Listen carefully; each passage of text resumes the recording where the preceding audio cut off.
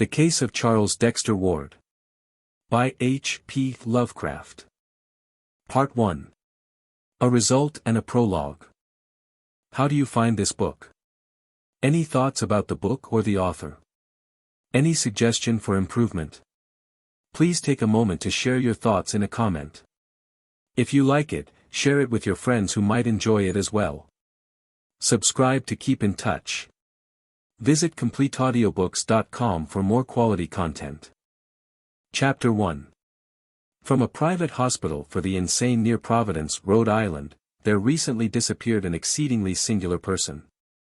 He bore the name of Charles Dexter Ward, and was placed under restraint most reluctantly by the grieving father who had watched his aberration grow from a mere eccentricity to a dark mania involving both a possibility of murderous tendencies and a profound and peculiar change in the apparent contents of his mind. Doctors confessed themselves quite baffled by his case, since it presented oddities of a general physiological as well as psychological character. In the first place, the patient seemed oddly older than his 26 years would warrant. Mental disturbance, it is true, will age one rapidly, but the face of this young man had taken on a subtle cast which only the very aged normally acquire. In the second place, his organic processes showed a certain queerness of proportion which nothing in medical experience can parallel. Respiration and heart action had a baffling lack of symmetry. The voice was lost, so that no sounds above a whisper were possible, digestion was incredibly prolonged and minimized, and neural reactions to standard stimuli bore no relation at all to anything heretofore recorded, either normal or pathological. The skin had a morbid chill and dryness, and the cellular structure of the tissue seemed exaggeratedly coarse and loosely knit. Even a large olive birthmark on the right hip had disappeared, whilst there had formed on the chest a very peculiar mole or blackish spot of which no trace existed before. In general, all physicians agree that in Ward the processes of metabolism had become retarded to a degree beyond precedent. Psychologically, too, Charles Ward was unique. His madness held no affinity to any sort recorded in even the latest and most exhaustive of treatises, and was conjoined to a mental force which would have made him a genius or a leader had it not been twisted into strange and grotesque forms. Dr. Willett, who was Ward's family physician, affirms that the patient's gross mental capacity, as gauged by his response to matters outside the sphere of his insanity, had actually increased since the seizure. Ward, it is true, was always a scholar and an antiquarian, but even his most brilliant early work did not show the prodigious grasp and insight displayed during his last examinations by the alienists. It was, indeed, a difficult matter to obtain a legal commitment to the hospital, so powerful and lucid did the youth's mind seem. And only on the evidence of others, and on the strength of many abnormal gaps in his stock of information as distinguished from his intelligence, was he finally placed in confinement. To the very moment of his vanishment he was an omnivorous reader and as great a conversationalist as his poor voice permitted. And shrewd observers, failing to foresee his escape, freely predicted that he would not be long in gaining his discharge from custody. Only Dr. Willett, who brought Charles Ward into the world and had watched his growth of body and mind ever since, seemed frightened at the thought of his future freedom. He had had a terrible experience and had made a terrible discovery which he dared not reveal to his skeptical colleagues. Willett, indeed, presents a minor mystery all his own in his connection with the case. He was the last to see the patient before his flight, and emerged from that final conversation in a state of mixed horror and relief which several recalled when Ward's escape became known 3 hours later. That escape itself is one of the unsolved wonders of Dr. Waite's hospital. A window open above a sheer drop of 60 feet could hardly explain it, yet after that talk with Willett the youth was undeniably gone. Willett himself has no public explanations to offer, though he seems strangely easier in mind than before the escape. Many, indeed, feel that he would like to say more if he thought any considerable number would believe him. He had found Ward in his room, but shortly after his departure the attendants knocked in vain. When they opened the door the patient was not there, and all they found was the open window with a chill April breeze blowing in a cloud of fine bluish-gray dust that almost choked them. True, the dogs howled some time before. But that was while Willett was still present, and they had caught nothing and shown no disturbance later on. Ward's father was told at once over the telephone, but he seemed more saddened than surprised. By the time Dr. Waite called in person, Dr. Willett had been talking with him, and both disavowed any knowledge or complicity in the escape. Only from certain closely confidential friends of Willett and the senior Ward have any clues been gained, and even these are too wildly fantastic for general credence. The one fact which remains is that up to the present time no trace of the missing madman has been unearthed. Charles Ward was an antiquarian from infancy, no doubt gaining his taste from the venerable town around him, and from the relics of the past which filled every corner of his parents' old mansion in Prospect Street on the crest of the hill. With the years his devotion to ancient things increased, so that history, genealogy, and the study of colonial architecture, furniture, and craftsmanship at length crowded everything else from his sphere of interests. These tastes are important to remember in considering his madness, for although they do not form its absolute nucleus, they play a prominent part in its superficial form. The gaps of information which the alienists noticed were all related to modern matters, and were invariably offset by a correspondingly excessive though outwardly concealed knowledge of bygone matters as brought out by adroit questioning. So that one would have fancied the patient literally transferred to a former age through some obscure sort of autohypnosis. The odd thing was that Ward seemed no longer interested in the antiquities he knew so well. He had, it appears, lost his regard for them through sheer familiarity, and all his final efforts were obviously bent toward mastering those common facts of the modern world which had been so totally and unmistakably expunged from his brain. That this wholesale deletion had occurred, he did his best to hide.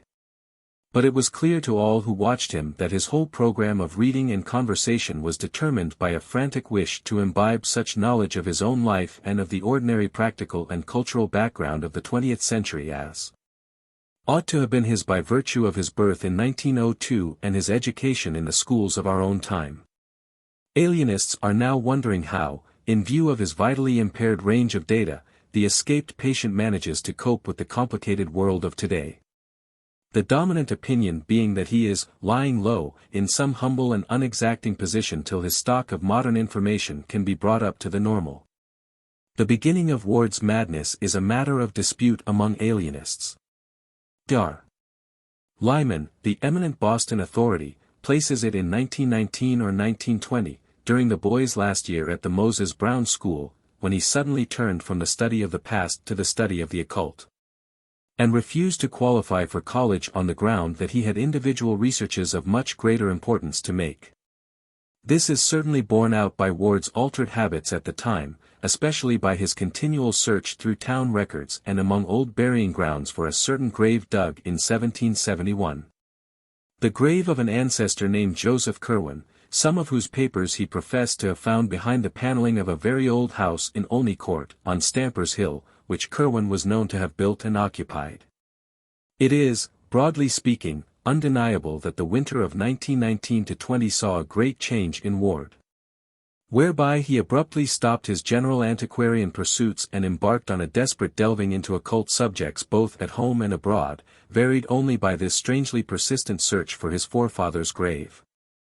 From this opinion, however, Dr. Willett substantially dissents, basing his verdict on his close and continuous knowledge of the patient, and on certain frightful investigations and discoveries which he made toward the last.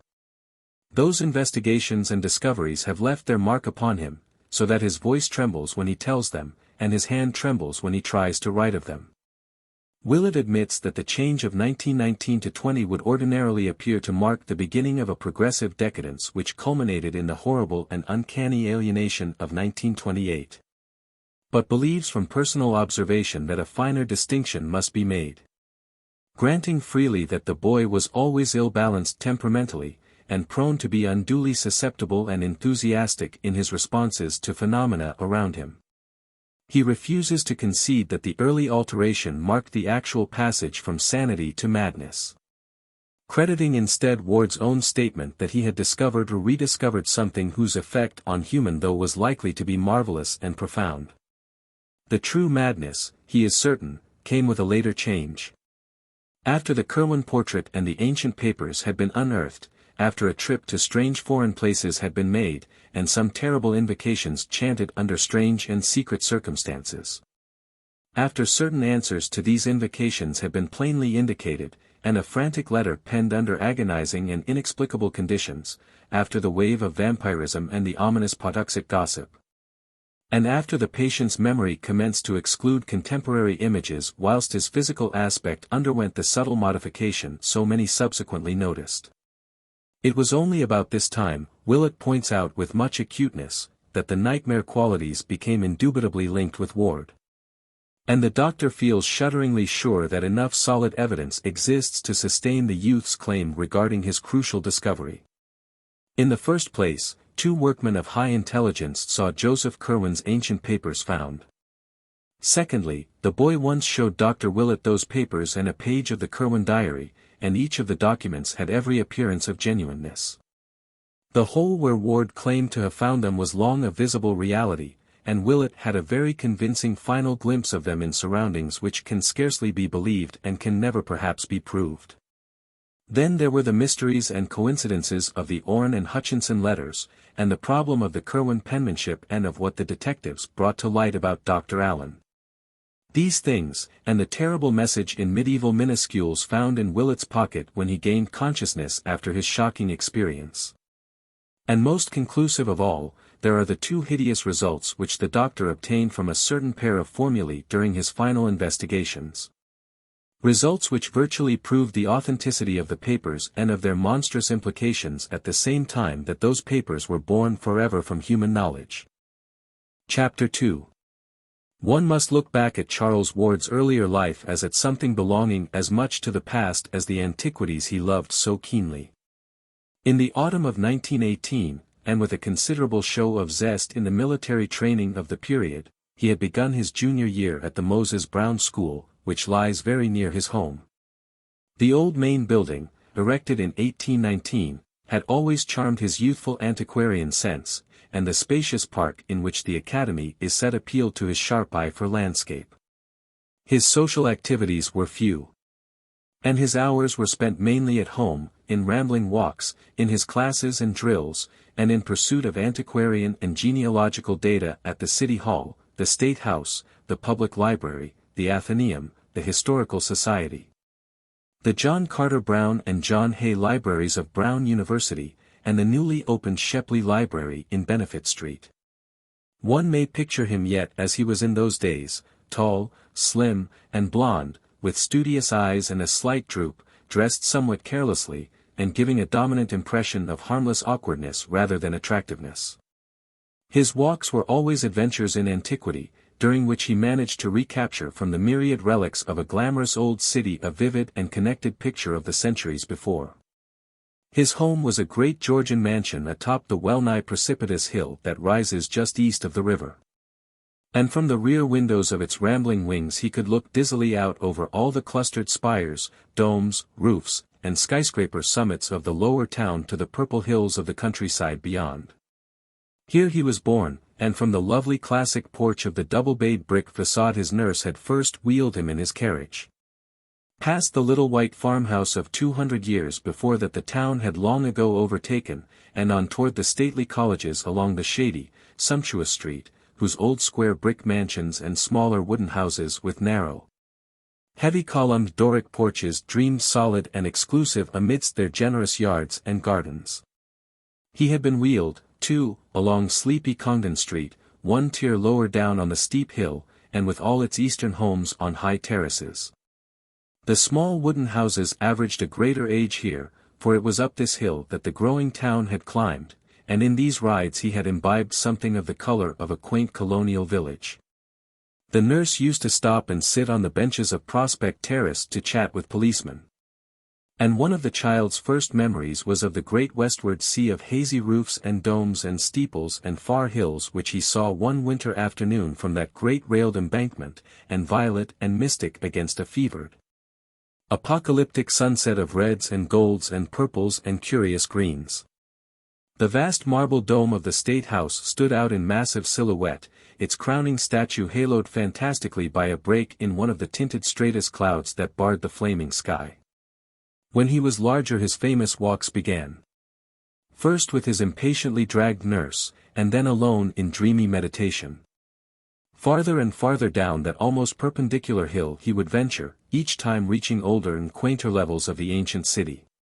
He would hesitate gingerly down vertical Jenks Street with its bank walls and colonial gables to the shady Benefit Street corner, where before him was a wooden antique with an Ionic pilastered pair of doorways. And beside him a prehistoric gambrel roofer with a bit of primal farmyard remaining, and the great Judge Durfee house with its fallen vestiges of Georgian grandeur. It was getting to be a slum here, but the Titan elms cast a restoring shadow over the place, and the boy used to stroll south past the long lines of the pre-revolutionary homes with their great central chimneys and classic portals. On the eastern side they were set high over basements with railed double flights of stone steps, and the young Charles could picture them as they were when the street was new. And red heels and periwigs set off the painted pediments whose signs of wear were now becoming so visible. Westward the hill dropped almost as steeply as above, down to the old town street that the founders had laid out at the river's edge in 1636. Here ran innumerable little lanes with leaning, huddled houses of immense antiquity. And fascinated though he was, it was long before he dared to thread their archaic verticality for fear they would turn out a dream or a gateway to unknown terrors. He found it much less formidable to continue along Benefit Street past the iron fence of St. John's hidden churchyard and the rear of the 1761 Colony House and the moldering bulk of the Golden Ball Inn where Washington stopped. At Meeting Street, the successive Jail Lane and King Street of other periods, he would look upward to the east and see the arched flight of steps to which the highway had to resort in climbing the slope, and downward to the west. Glimpsing the old brick colonial schoolhouse that smiles across the road at the ancient sign of Shakespeare's Head where the Providence Gazette and Country Journal was printed before the Revolution. Then came the exquisite First Baptist Church of 1775, luxurious with its matchless Gibbs steeple, and the Georgian roofs and cupolas hovering by. Here and to the southward the neighborhood became better, flowering at last into a marvelous group of early mansions. But still the little ancient lanes led off down the precipice to the west. Spectral in their many-gabled archaism and dipping to a riot of iridescent decay where the wicked old waterfront recalls its proud East India days amidst polyglot vice and squalor, rotting wharves, and blear-eyed ship chandleries. With such surviving alley names as packet, bullion, gold, silver, coin, doubloon, sovereign, guilder, dollar, dime, and cent. Sometimes, as he grew taller and more adventurous, young Ward would venture down into this maelstrom of tottering houses, broken transoms, tumbling steps, twisted balustrades, swarthy faces, and nameless odors. Winding from South Main to South Water, searching out the docks where the bay and sound steamers still touched, and returning northward at this lower level past the steep-roofed 1816 warehouses and the broad square at the Great Bridge, where the 1773 market house still stands firm on its ancient arches. In that square he would pause to drink in the bewildering beauty of the old town as it rises on its eastward bluff, decked with its two Georgian spires and crowned by the vast new Christian Science dome as London is crowned by St. Paul's. He liked mostly to reach this point in the late afternoon, when the slanting sunlight touches the market house and the ancient hill roofs and belfries with gold, and throws magic around the dreaming wharves where Providence Indiamen used to ride at anchor. After a long look he would grow almost dizzy with a poet's love for the sight. And then he would scale the slope homeward in the dusk past the old white church and up the narrow precipitous ways where yellow gleams would begin to peep out in small-paned windows and through fanlight set high over double flights of steps with curious wrought iron railings. At other times, and in later years, he would seek for vivid contrasts, spending half a walk in the crumbling colonial regions northwest of his home, where the hill drops to the lower eminence of Stamper's Hill with its ghetto and Negro quarter clustering round the place where the Boston stage coach used to start before the Revolution, and the other half in the gracious southerly realm about George, Benevolent, Power, and William Streets, where the old slope holds unchanged the fine estates and bits of walled garden and steep green lane in which so many fragrant memories linger. These rambles, together with the diligent studies which accompanied them, certainly account for a large amount of the antiquarian lore which at last crowded the modern world from Charles Ward's mind.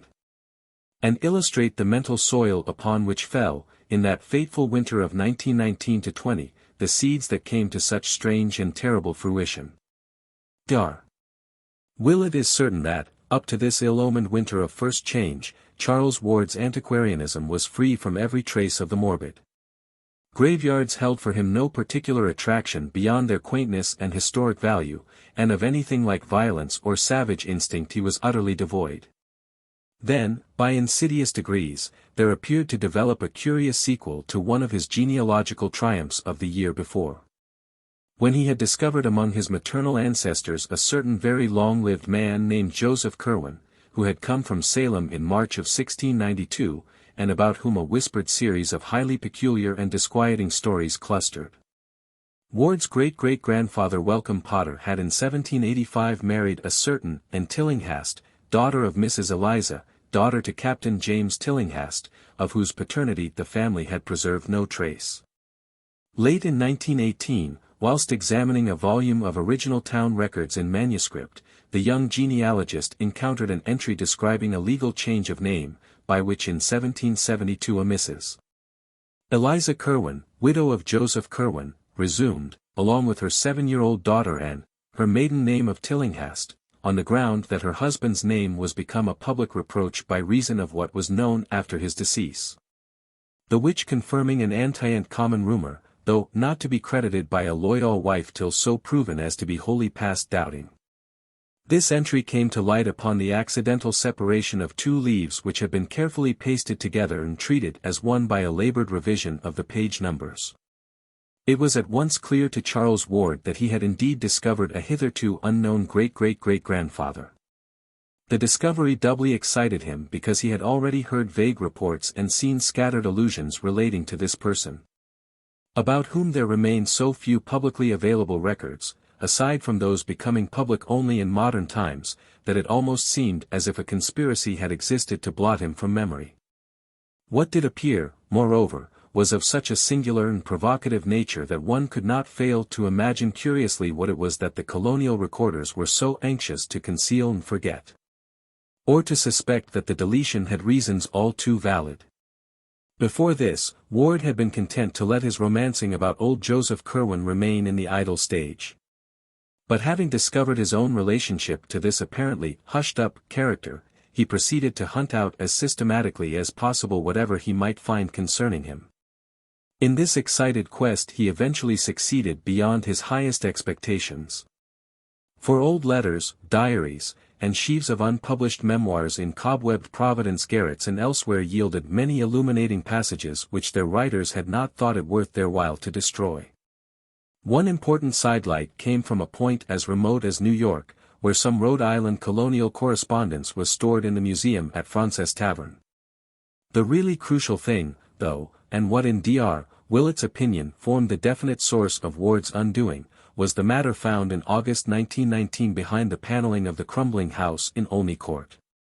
It was that, beyond a doubt, which opened up those black vistas whose end was deeper than the pit. Part 2. An Antecedent and a Horror. Chapter 1.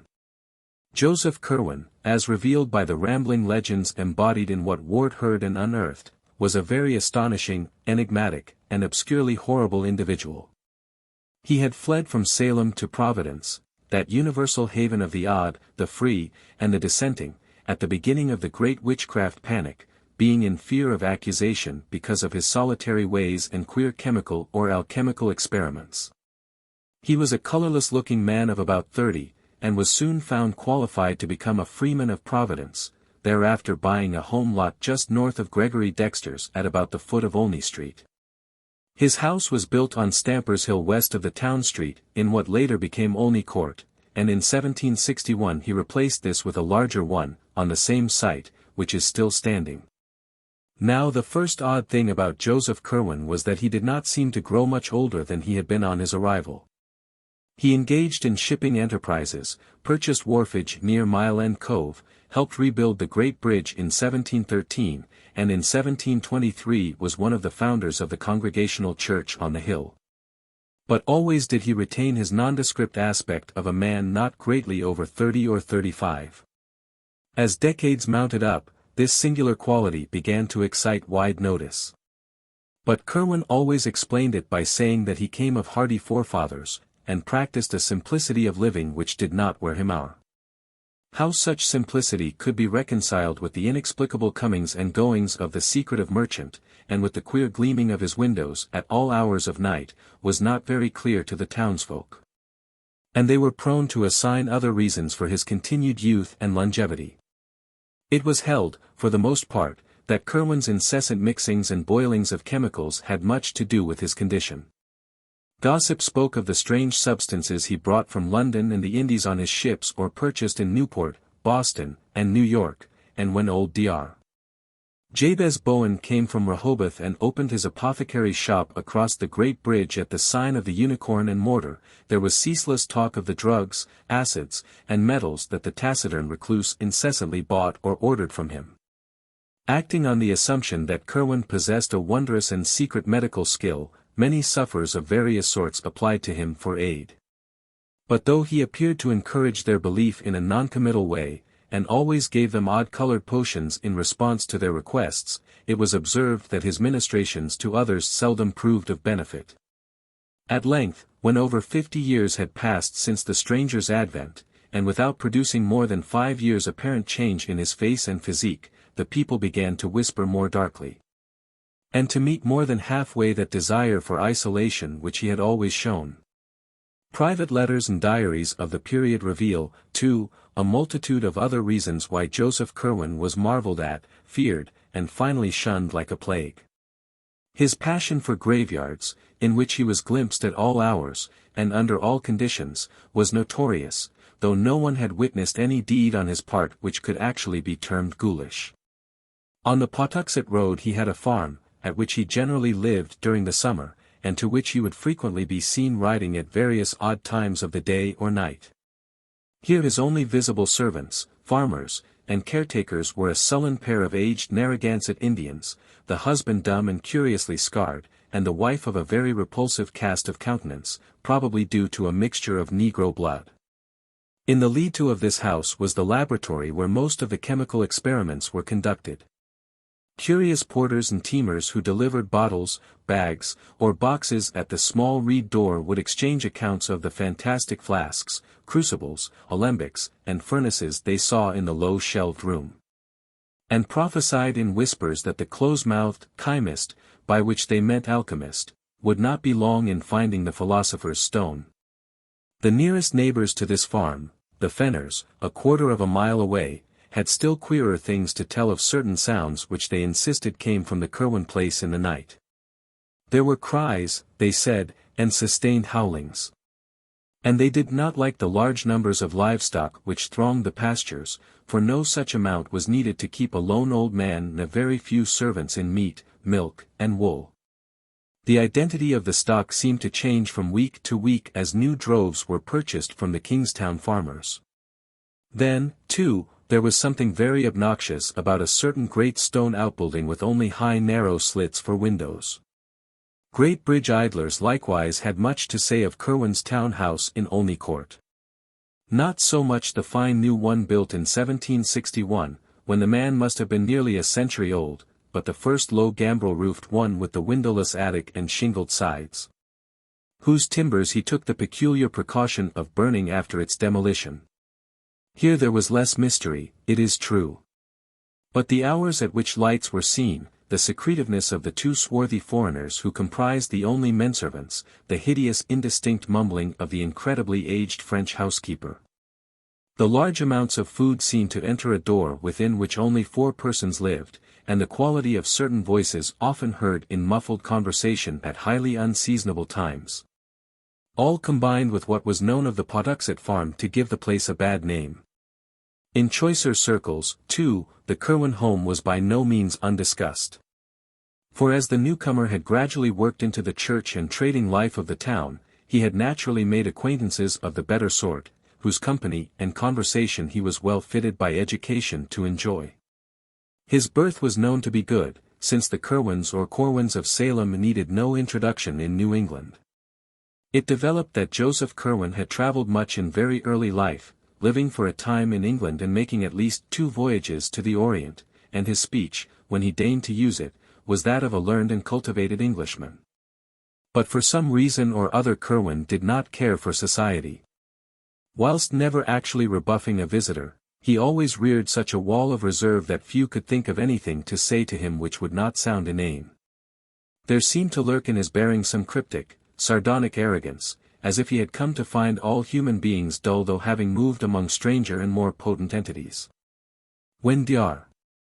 Checkley the famous wit came from Boston in 1738 to be rector of King's Church, he did not neglect calling on one of whom he soon heard so much. But left in a very short while because of some sinister undercurrent he detected in his host's discourse. Charles Ward told his father, when they discussed Curwen one winter evening, that he would give much to learn what the mysterious old man had said to the sprightly cleric, but that all diarists agree concerning Dr. Checkley's reluctance to repeat anything he had heard. The good man had been hideously shocked, and could never recall Joseph Curwen without a visible loss of the gay urbanity for which he was famed. More definite, however, was the reason why another man of taste and breeding avoided the haughty hermit. In 1746 Mr.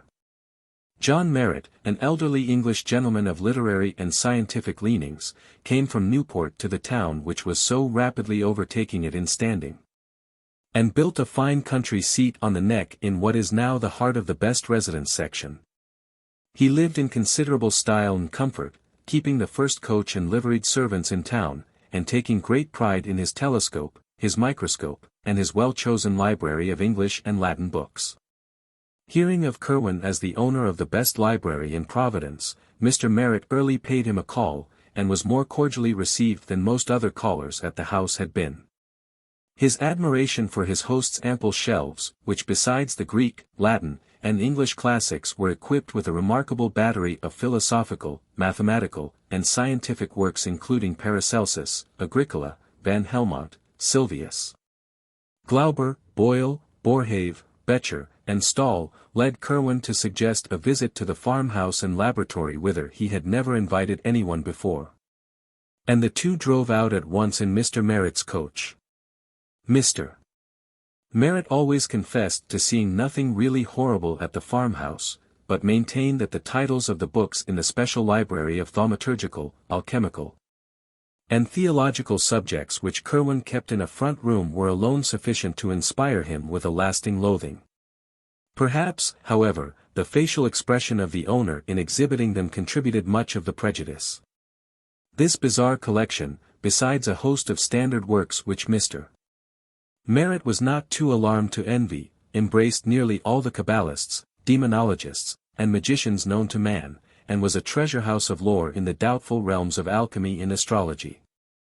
Hermes Trismegistus in Mesnard's edition, the Tuba Philosophorum, Geber's Liber Investigationis, and Artephius's Key of Wisdom all were there.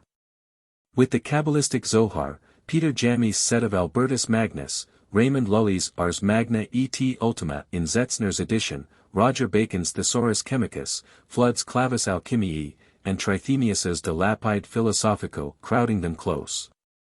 Medieval Jews and Arabs were represented in profusion, and Mr.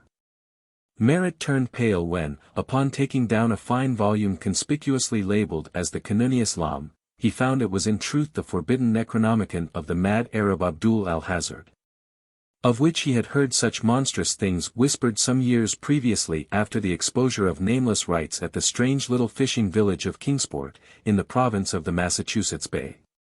But oddly enough, the worthy gentleman owned himself most impalpably disquieted by a mere minor detail. On the huge mahogany table there lay face downwards a badly worn copy of Borellus, bearing many cryptical marginalia and interlineations in Curwen's hand. The book was open at about its middle, and one paragraph displayed such thick and tremulous penstrokes beneath the lines of mystic blackletter that the visitor could not resist scanning it through. Whether it was the nature of the passage underscored, or the feverish heaviness of the strokes which formed the underscoring, he could not tell, but something in that combination affected him very badly and very peculiarly. He recalled it to the end of his days, writing it down from memory in his diary and once trying to recite it to his close friend Dr. Checkley till he saw how greatly it disturbed the urbane rector. It read: The essential salts of animals may be so prepared and preserved, that an ingenious man may have the whole ark of Noah in his own studi, and raise the fine shape of an animal out of its ashes at his pleasure. And by the like method from the essential salts of humane dust, a philosopher may, without any criminal necromancy, call up the shape of any dead ancestor from the dust whereinto his body has been incinerated. It was near the docks along the southerly part of the town street, however, that the worst things were muttered about Joseph Curwen. Sailors are superstitious folk. And the seasoned salts who manned the infinite rum, slave, and molasses sloops, the rakish privateers, and the great brigs of the Browns, Crawfords, and Tillinghasts, all made strange furtive signs of protection when they saw the slim, deceptively young-looking figure with its yellow hair and slight stoop entering the Curwen warehouse in Doubloon Street or talking with captains and supercargoes on the long quay where the Curwen ships rode restlessly. Curwen's own clerks and captains hated and feared him, and all his sailors were mongrel riff-raff from Martinique, St. Eustatius, Havana, or Port Royal. It was, in a way, the frequency with which these sailors were replaced which inspired the acutest and most tangible part of the fear in which the old man was held. A crew would be turned loose in the town on shore leave, some of its members perhaps charged with this errand or that, and when reassembled it would be almost sure to lack one or more men. That many of the errands had concerned the farm of Pawtuxet Road, and that few of the sailors had ever been seen to return from that place, was not forgotten. So that in time it became exceedingly difficult for Curwen to keep his oddly assorted hands. Almost invariably several would desert soon after hearing the gossip of the Providence wharves, and their replacement in the West Indies became an increasingly great problem to the merchant. By 1760 Joseph Curwen was virtually an outcast, suspected of vague horrors and demoniac alliances which seemed all the more menacing because they could not be named, understood, or even proved to exist. The last straw may have come from the affair of the missing soldiers in 1758, for in March and April of that year 2 royal regiments on their way to New France were quartered in Providence. And depleted by an inexplicable process far beyond the average rate of desertion.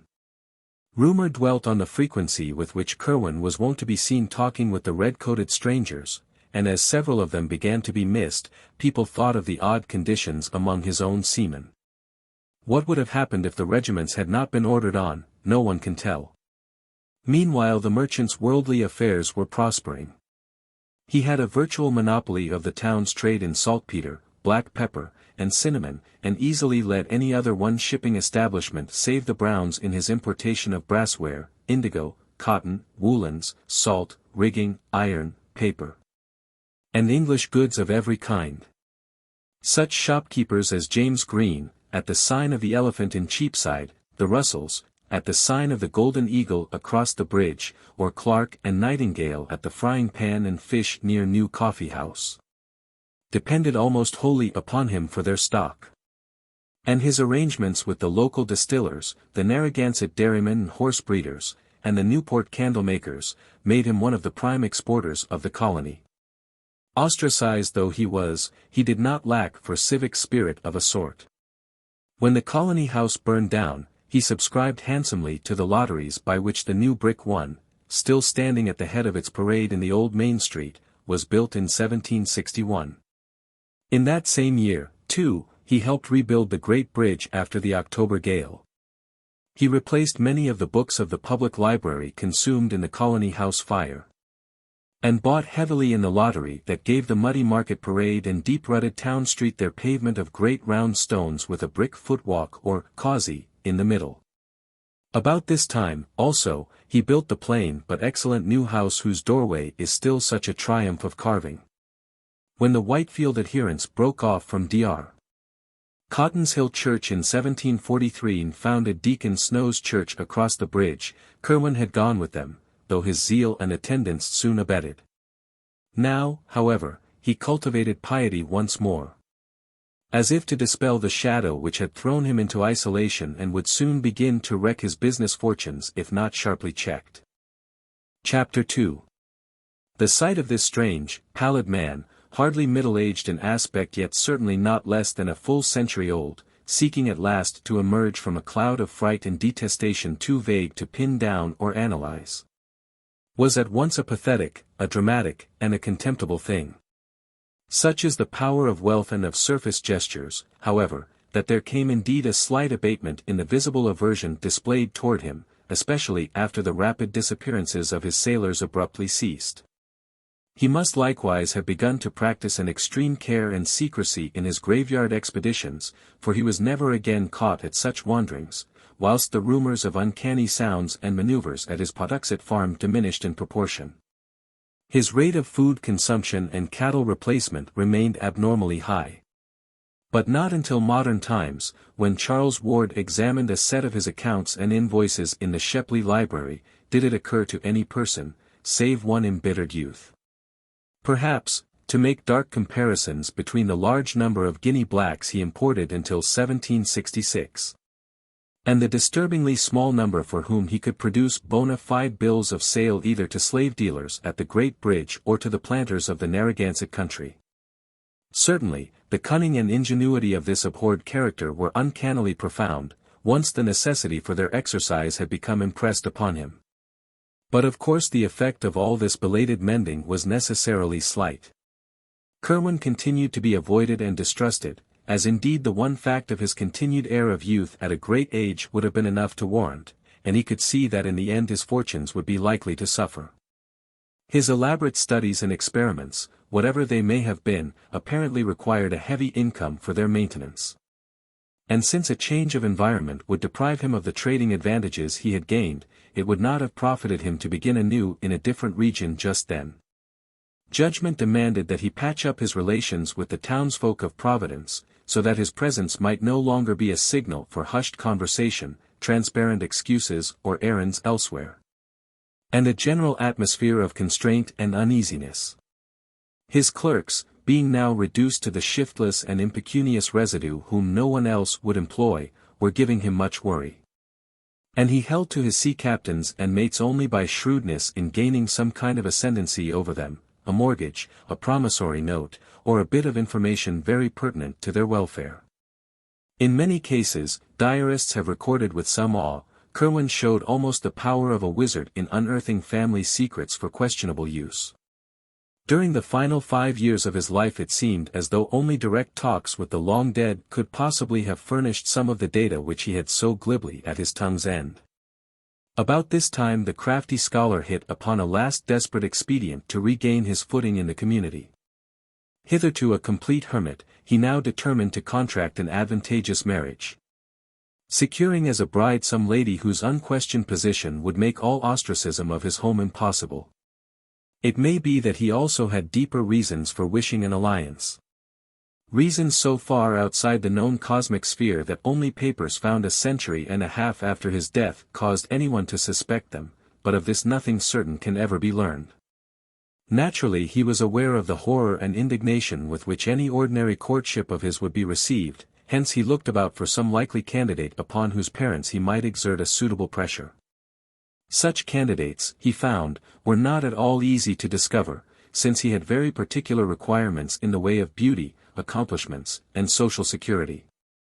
At length his survey narrowed down to the household of one of his best and oldest ship captains, a widower of high birth and unblemished standing named de T. Tillinghast, whose only daughter Eliza seemed dowered with every conceivable advantage save prospects as an heiress. Captain Tillinghast was completely under the domination of Curwen, and consented, after a terrible interview in his cupolat house on Powers Lane Hill, to sanction the blasphemous alliance. Eliza Tillinghast was at that time 18 years of age, and had been reared as gently as the reduced circumstances of her father permitted. She had attended Stephen Jackson's school opposite the courthouse parade, and had been diligently instructed by her mother, before the latter's death of smallpox in 1757, in all the arts and refinements of domestic life. A sampler of hers, worked in 1753 at the age of 9, may still be found in the rooms of the Rhode Island Historical Society. After her mother's death she had kept the house, aided only by one old black woman. Her arguments with her father concerning the proposed Curwen marriage must have been painful indeed, but of these we have no record. Certain it is that her engagement to young Ezra Wheaton, second mate of the Crawford Packet Enterprise, was dutifully broken off, and that her union with Joseph Curwen took place on the 7th of March, 1763, in the Baptist Church. In the presence of the most distinguished assemblages which the town could boast. The ceremony being performed by the younger Samuel Windsor. The Gazette mentioned the event very briefly. And in most surviving copies the item in question seems to be cut or torn out. Ward found a single intact copy after much search in the archives of a private collector of note, observing with amusement the meaningless urbanity of the language. Monday evening last, Mr. Joseph Curwen, of this town, merchant, was married to Miss Eliza Tillinghast, daughter of Captain de T. Tillinghast, a young lady who has real merit, added to a beautiful person, to grace the connubial state and perpetuate its felicity. The collection of Durfee Arnold letters, discovered by Charles Ward shortly before his first reputed madness in the private collection of Melville F. Peters, Esq., of George St. And covering this and a somewhat antecedent period, throws vivid light on the outrage done to public sentiment by this ill-assorted match. The social influence of the Tillinghasts, however, was not to be denied. And once more Joseph Curwen found his house frequented by persons whom he could never otherwise have induced to cross his threshold. His acceptance was by no means complete, and his bride was socially the sufferer through her forced venture. But at all events the wall of utter ostracism was somewhat torn down. In his treatment of his wife the strange bridegroom astonished both her and the community by displaying an extreme graciousness and consideration. The new house in Olney Court was now wholly free from disturbing manifestations, and although Curwen was much absent at the Pawtuxet farm which his wife never visited, he seemed more like a normal citizen than at any other time in his long years of residence.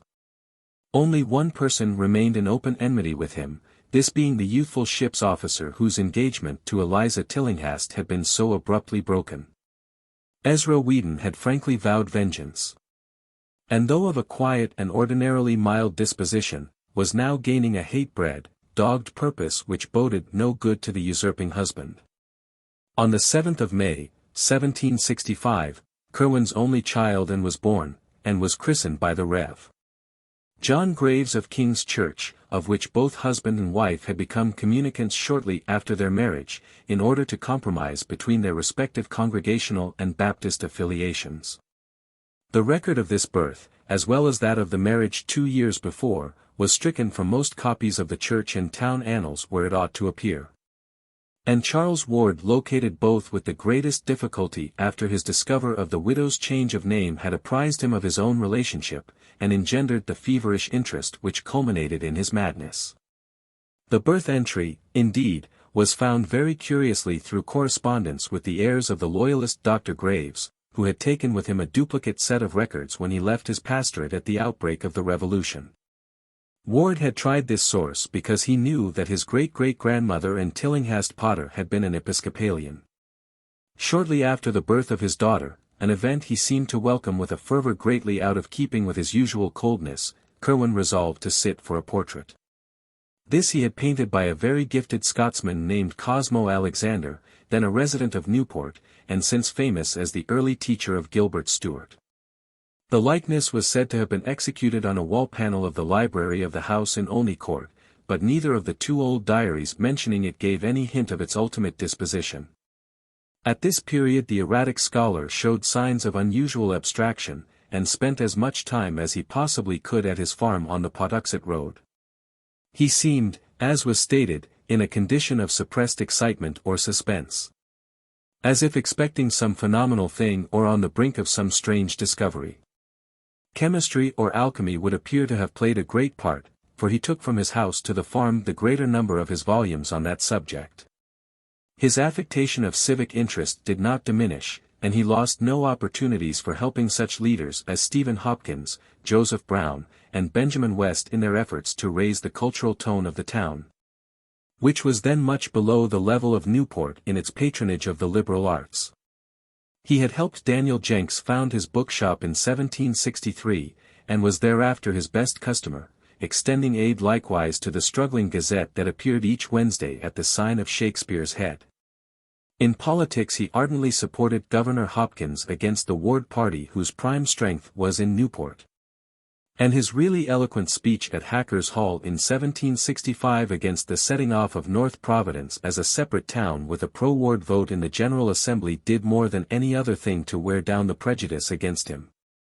But Ezra Whedon, who watched him closely, sneered cynically at all this outward activity, and freely swore it was no more than a mask for some nameless traffic with the blackest gulfs of Tartarus.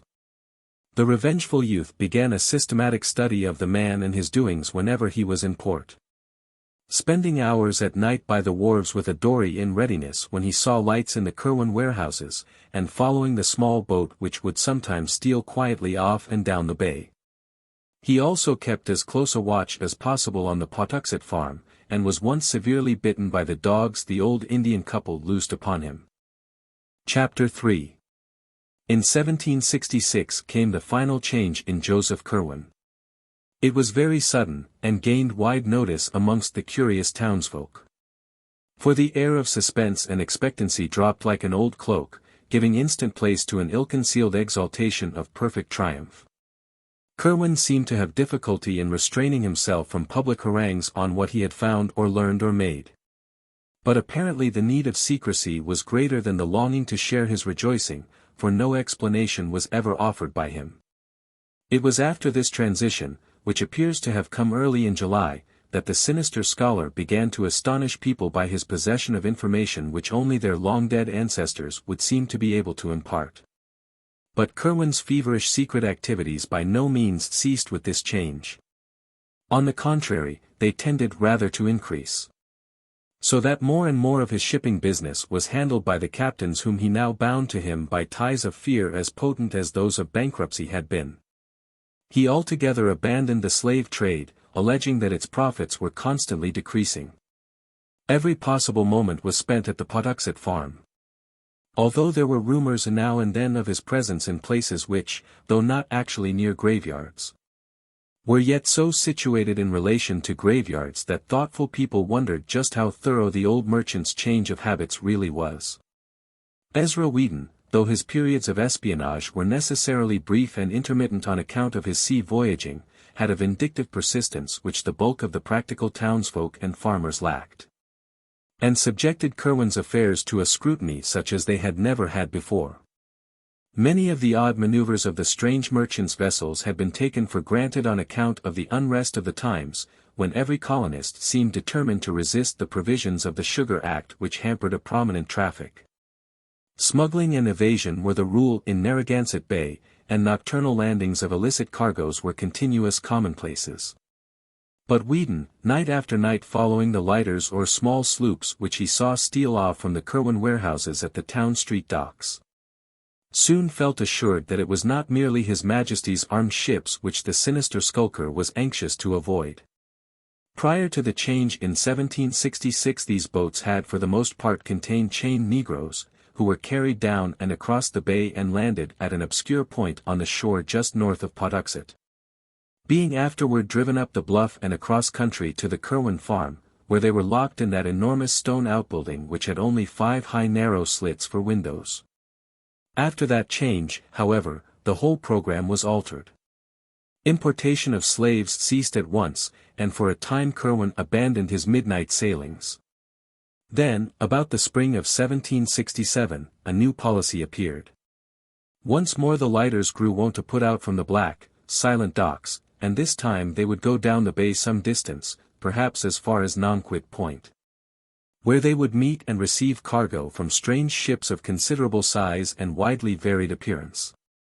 Curwen's sailors would then deposit this cargo at the usual point on the shore, and transport it overland to the farm, locking it in the same cryptical stone building which had formerly received the Negroes. The cargo consisted almost wholly of boxes and cases, of which a large proportion were oblong and heavy and disturbingly suggestive of coffins. Whedon always watched the farm with unremitting assiduity, visiting it each night for long periods, and seldom letting a week go by without a sight except when the ground bore a footprint revealing snow. Even then he would often walk as close as possible in the traveled road or on the ice of the neighboring river to see what tracks others might have left. Finding his own vigils interrupted by nautical duties, he hired a tavern companion named Eleazar Smith to continue the survey during his absence, and between them the two could have set in motion some extraordinary rumors. That they did not do so was only because they knew the effect of publicity would be to warn their quarry and make further progress impossible. Instead, they wished to learn something definite before taking any action. What they did learn must have been startling indeed, and Charles Ward spoke many times to his parents of his regret at Whedon's later burning of his notebooks. All that can be told of their discoveries is what Eleazar Smith jotted down in a none-too-coherent diary, and what other diarists and letter-writers have timidly repeated from the statements which they finally made, and according to which the farm was only the outer shell of some vast and revolting menace, of a scope and depth too profound and intangible for more than shadowy comprehension. It is gathered that Whedon and Smith became early convinced that a great series of tunnels and catacombs, inhabited by a very sizable staff of persons besides the old Indian and his wife, underlay the farm. The house was an old peaked relic of the middle 17th century with enormous stacked chimney and diamond-paned lattice windows, the laboratory being in a lean-to toward the north, where the roof came nearly to the ground. This building stood clear of any other, yet judging by the different voices heard at odd times within, it must have been accessible through secret passages beneath. These voices, before 1766, were mere mumblings and Negro whisperings and frenzied screams, coupled with curious chants or invocations.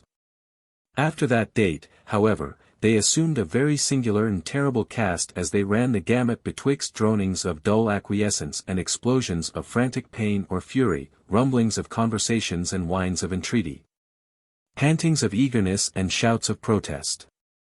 They appeared to be in different languages, all known to Curwen, whose rasping accents were frequently distinguishable in reply, reproof, or threatening. Sometimes it seemed that several persons must be in the house. Curwen, certain captives, and the guards of those captives. There were voices of a sort that neither Whedon nor Smith had ever heard before despite their wide knowledge of foreign parts, and many that they did seem to place as belonging to this or that nationality. The nature of the conversation seemed always a kind of catechism, as if Curwen were extorting some sort of information from terrified or rebellious prisoners.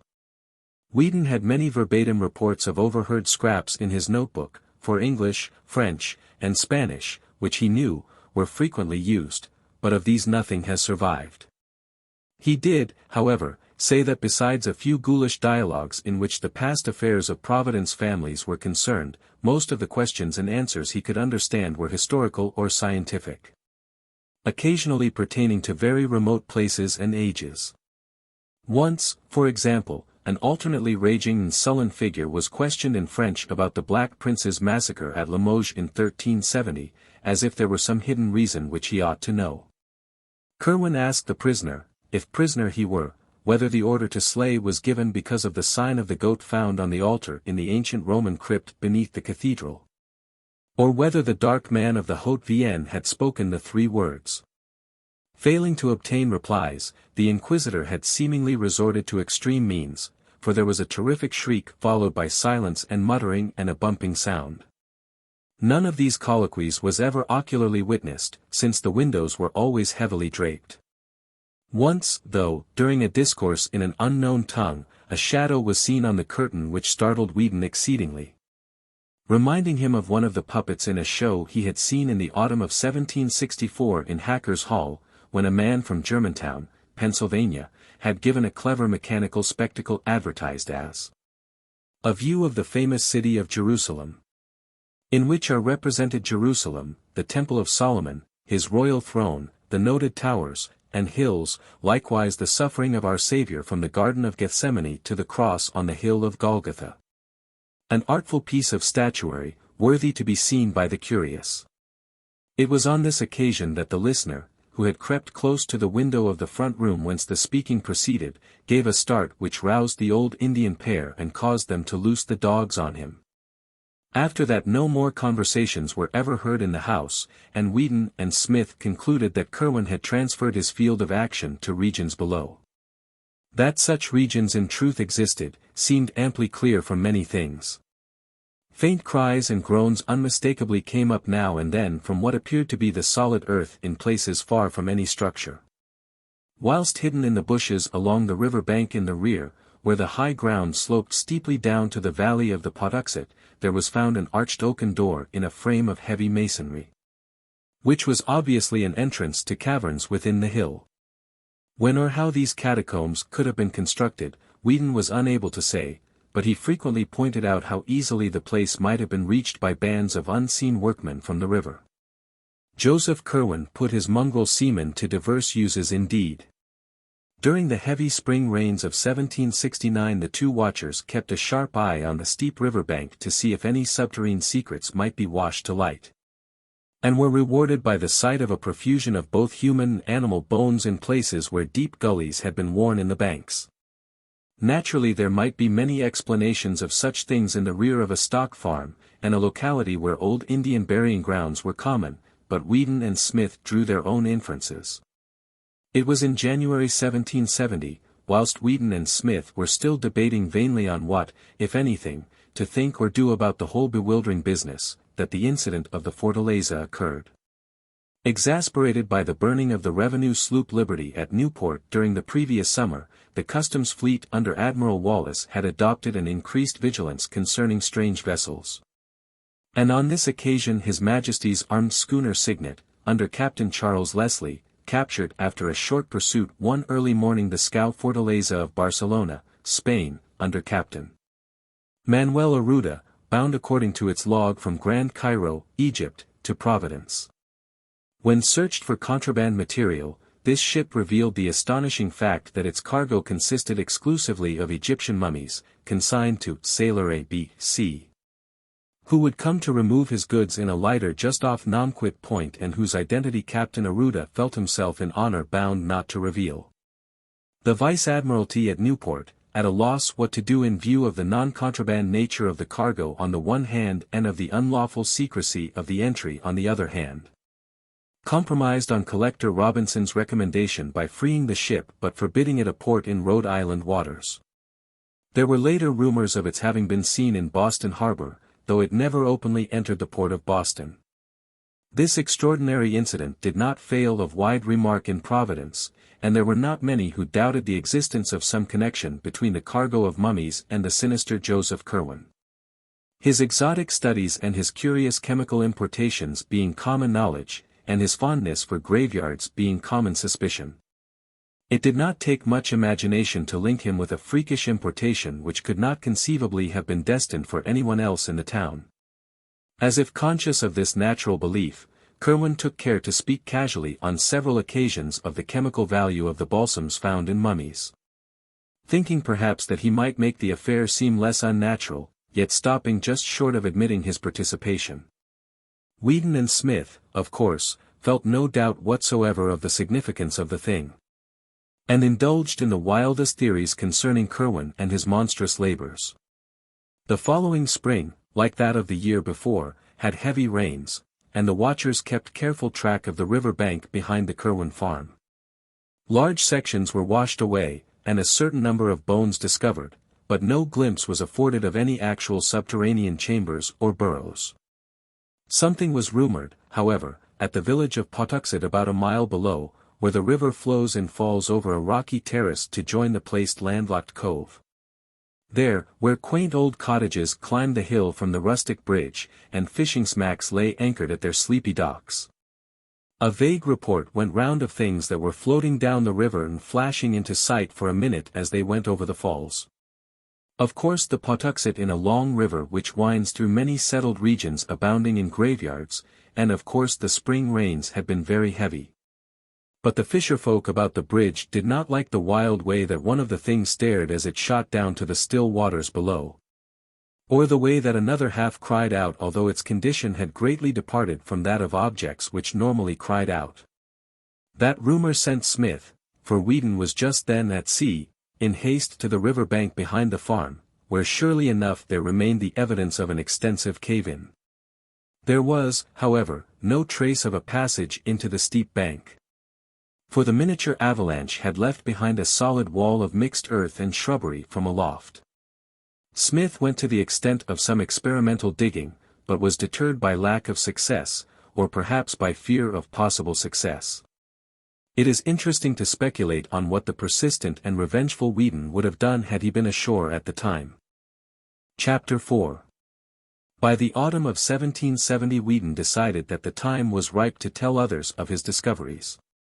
For he had a large number of facts to link together, and a second eyewitness to refute the possible charge that jealousy and vindictiveness had spurred his fancy. As his first confidant he selected Captain James Mathewson of the Enterprise, who on the one hand knew him well enough not to doubt his veracity, and on the other hand was sufficiently influential in the town to be heard in turn with respect. The colloquy took place in an upper room of Sabin's Tavern near the docks, with Smith present to corroborate virtually every statement, and it could be seen that Captain Mathewson was tremendously impressed. Like nearly everyone else in the town, he had had black suspicions of his own anent Joseph Curwen, hence it needed only this confirmation and enlargement of data to convince him absolutely. At the end of the conference he was very grave, and enjoined strict silence upon the two younger men.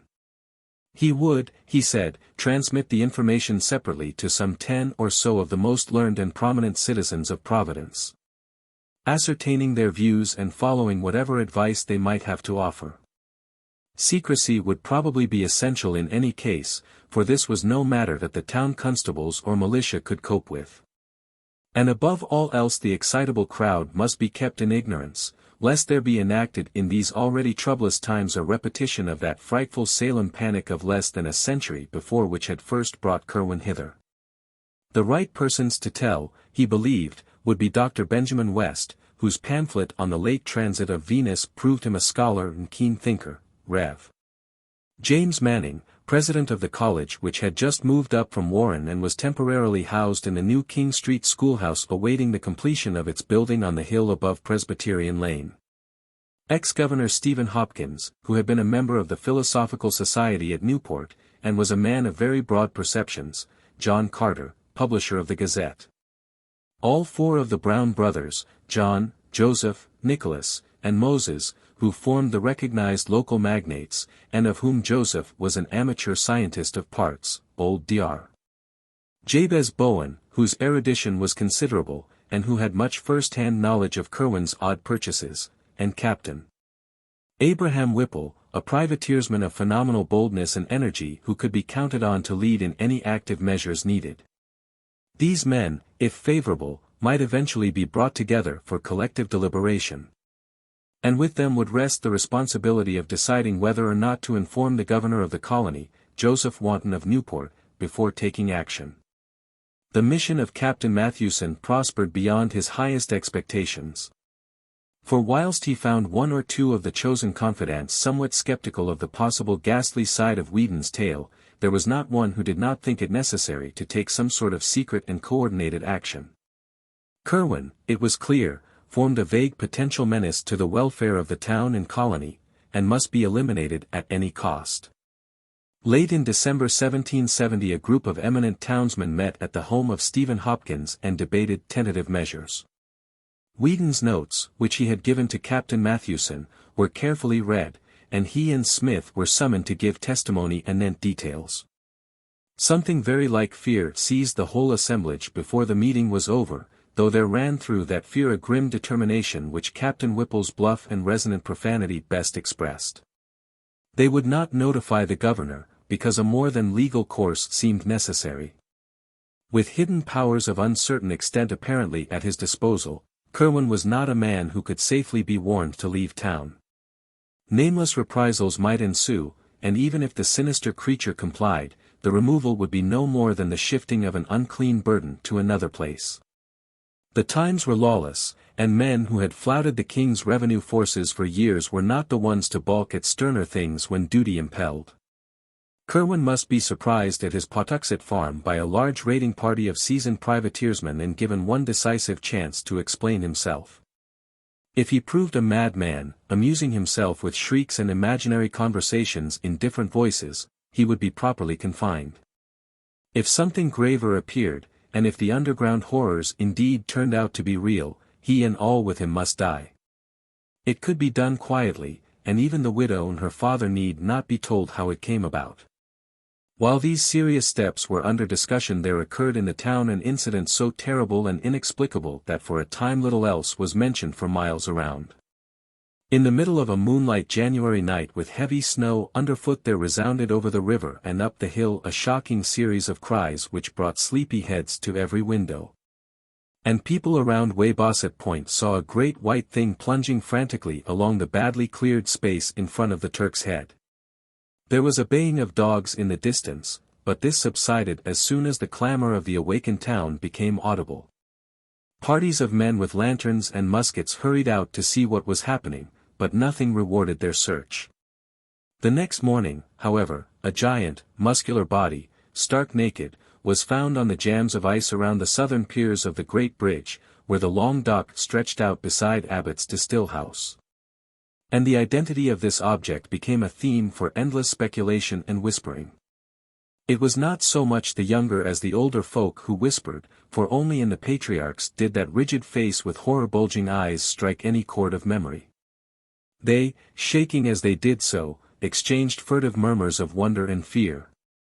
For in those stiff, hideous features lay a resemblance so marvelous as to be almost an identity, and that identity was with a man who had died full 50 years before. Ezra Whedon was present at the finding. And remembering the baying of the night before, set out along Weybosset Street and across Muddy Dock Bridge whence the sound had come. He had a curious expectancy, and was not surprised when, reaching the edge of the settled district where the street merged into the Pawtuxet Road, he came upon some very curious tracks in the snow. The naked giant had been pursued by dogs and many booted men, and the returning tracks of the hounds and their masters could be easily traced. They had given up the chase upon coming too near the town. Whedon smiled grimly, and as a perfunctory detail traced the footprints back to their source. It was the Pawtuxet farm of Joseph Curwen, as he well knew it would be, and he would have given much had the yard been less confusingly trampled. As it was, he dared not seem too interested in full daylight. Dr. Bowen, to whom Whedon went at once with his report, performed an autopsy on the strange corpse, and discovered peculiarities which baffled him utterly. The digestive tracts of the huge man seemed never to have been in use, whilst the whole skin had a coarse, loosely knit texture impossible to account for. Impressed by what the old men whispered of this body's likeness to the long-dead blacksmith Daniel Green, whose great-grandson Aaron Hoppin was a supercargo in Curwen's employ, Whedon asked casual questions till he found where Green was buried. That night a party of 10 visited the Old North burying ground opposite Herndon's Lane and opened the grave. They found it vacant, precisely as they had expected. Meanwhile arrangements had been made with the post riders to intercept Joseph Curwen's mail. And shortly before the incident of the naked body there was found a letter from one Jedediah Orne of Salem which made the cooperating citizens think deeply. Parts of it, copied and preserved in the private archives of the Smith family where Charles Ward found it, ran as follows. I delight that you continue in ye get ye at old matters in your way, and do not think better was done at Mr. Hutchinson's in Salem village. Certainly, there was naught ye but ye liveliest awfulness in that which H. rised up from what he could gather only a part of. What you sente, did not work, whether because of anything miss G, or because ye wards were not right from my speak G or your copy G. I alone am at a loss. I have not ye chimical art to follow Borellus, and own myself confounded by ye 7. Book of ye Necronomicon that you recommend. But I wowed have you observe what was told to us about tak ye care whom to caye up, for you are sensible what Mr. Mather writ in ye Magnalia of, and can judge how truly that horrendous thing is reported. I say to you again, do not call up any that you cannot put down. By the which I mean, any that can in turn call up somewhat against you, whereby your powerfulest devices may not be of use. Ask of the lesser, lest the greater shall not wish to answer, and shall command more than you. I was fright when I read of your no G what Ben Zeriot Notmic had in his ebony box, for I was conscious who must have told it you. And again I ask that you shall write me as Jedediah and not Simon. In this community a man may not live too long, and you know my plan by which I came back as my son. I am desirous you will acquaint me with what ye black man learnt from Sylvanus Cocidius in ye vault, under ye Roman wall, and will be obliged for ye lend ye of ye ms you speak of. Another and unsigned letter from Philadelphia provoked equal thought, especially for the following passage. I will observe what you say respecting the sending of accounts only by your vessels, but cannot always be certain when to expect them. In the matter spoke of, I require on my one more thing, but wish to be sure I apprehend you exactly. You inform me, that no part must be missing if the finest effects are to be had, but you cannot but know how hard it is to be sure. It seems a great hazard and burthen to take away the whole box, and in town, i.e. St. Peter's, St. Paul's, St. Mary's, or Christ Church, it can scarce be done at all. But I know what imperfections were in the one I riced up October last, and how many live specimens you were forked to employ before you hit upon the right mode in the year 1766, so will be guided by you in all matters. I am impatient for your brig, and inquire daily at Mr. Biddle's wharf. A third suspicious letter was in an unknown tongue and even an unknown alphabet. In the Smith diary found by Charles Ward a single oft-repeated combination of characters is clumsily copied, and authorities at Brown University have pronounced the alphabet Amharic or Abyssinian, although they do not recognize the word. None of these epistles was ever delivered to Curwen, though the disappearance of Jedediah Orne from Salem as recorded shortly afterwards showed that the Providence men took certain quiet steps. The Pennsylvania Historical Society also has some curious letters received by Dr. Shippen regarding the presence of an unwholesome character in Philadelphia. But more decisive steps were in the air, and it is in the secret assemblages of sworn and tested sailors and faithful old privateersmen in the brown warehouses by night that we must look for the main fruits of Whedon's disclosures. Slowly and surely a plan of campaign was under development which would leave no trace of Joseph Curwen's noxious mysteries. Curwen, despite all precautions, apparently felt that something was in the wind. For he was now remarked to wear an unusually worried look. His coach was seen at all hours in the town and on the Pawtuxet Road, and he dropped little by little the air of forced geniality with which he had latterly sought to combat the town's prejudice. The nearest neighbors to his farm, the Fenners, one night remarked a great shaft of light shooting into the sky from some aperture in the roof of that cryptical stone building with the high, excessively narrow windows. An event which they quickly communicated to John Brown in Providence. Mr. Brown had become the executive leader of the select group bent on Curwen's extirpation, and had informed the Fenners that some action was about to be taken. This he deemed needful because of the impossibility of their not witnessing the final raid. And he explained his course by saying that Curwen was known to be a spy of the customs officers at Newport, against whom the hand of every Providence skipper, merchant, and farmer was openly or clandestinely raised. Whether the ruse was wholly believed by neighbors who had seen so many queer things is not certain, but at any rate the Fenners were willing to connect any evil with a man of such queer ways. To them Mr. Brown had entrusted the duty of watching the Curwen farmhouse, and of regularly reporting every incident which took place there. Chapter 5. The probability that Curwen was on guard and attempting unusual things, as suggested by the odd shaft of light, precipitated at last the action so carefully devised by the band of serious citizens. According to the Smith diary, a company of about 100 men met at 10 p.m. on Friday, April 12, 1771, in the great room of Thurston's Tavern at the sign of the Golden Lion on Weybosset Point across the bridge. Of the guiding group of prominent men in addition to the leader John Brown there were present Dr. Bowen, with his case of surgical instruments, President Manning without the great periwig, the largest in the colonies, for which he was noted, Governor Hopkins, wrapped in his dark cloak and accompanied by his seafaring brother Ezek, whom he had initiated at the last moment with the permission of the rest, John Carter, Captain Mathewson, and Captain Whipple, who was to lead the actual raiding party. These chiefs conferred apart in a rear chamber, after which Captain Whipple emerged to the great room and gave the gathered seamen their last oaths and instructions. Eleazar Smith was with the leaders as they sat in the rear apartment awaiting the arrival of Ezra Wheaton, whose duty was to keep track of Curwen and report the departure of his coach for the farm. About 10:30 a.m. heavy rumble was heard on the great bridge, followed by the sound of a coach in the street outside. And at that hour there was no need of waiting for Whedon in order to know that the doomed man had set out for his last night of unhallowed wizardry. A moment later, as the receding coach clattered faintly over the muddy dock bridge, Whedon appeared. And the raiders fell silently into military order in the street, shouldering the firelocks, fowling pieces, or whaling harpoons which they had with them. Whedon and Smith were with the party, and of the deliberating citizens there were present for active service Captain Whipple, the leader, Captain Isaac Hopkins, John Carter, President Manning, Captain Mathewson, and Dr. Bowen. Together with Moses Brown, who had come up at the 11th hour though absent from the preliminary session in the tavern. All these freemen and their 100 sailors began the long march without delay, grim and a trifle apprehensive as they left the muddy dock behind and mounted the gentle rise of Broad Street toward the Pawtuxet Road. Just beyond Elder Snow's church some of the men turned back to take a parting look at Providence lying outspread under the early spring stars.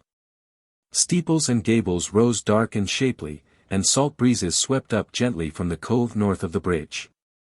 Vega was climbing above the great hill across the water, whose crest of trees was broken by the roof line of the unfinished college edifice. At the foot of that hill, and along the narrow mounting lanes of its side, the old town dreamed. Old Providence, for whose safety and sanity so monstrous and colossal a blasphemy was about to be wiped out. An hour and a quarter later the raiders arrived, as previously agreed, at the Fenner farmhouse, where they heard a final report on their intended victim. He had reached his farm over half an hour before, and the strange light had soon afterward shot once more into the sky, but there were no lights in any visible windows. This was always the case of late. Even as this news was given another great glare arose toward the south, and the party realized that they had indeed come close to the scene of awesome and unnatural wonders. Captain Whipple now ordered his force to separate into 3 divisions.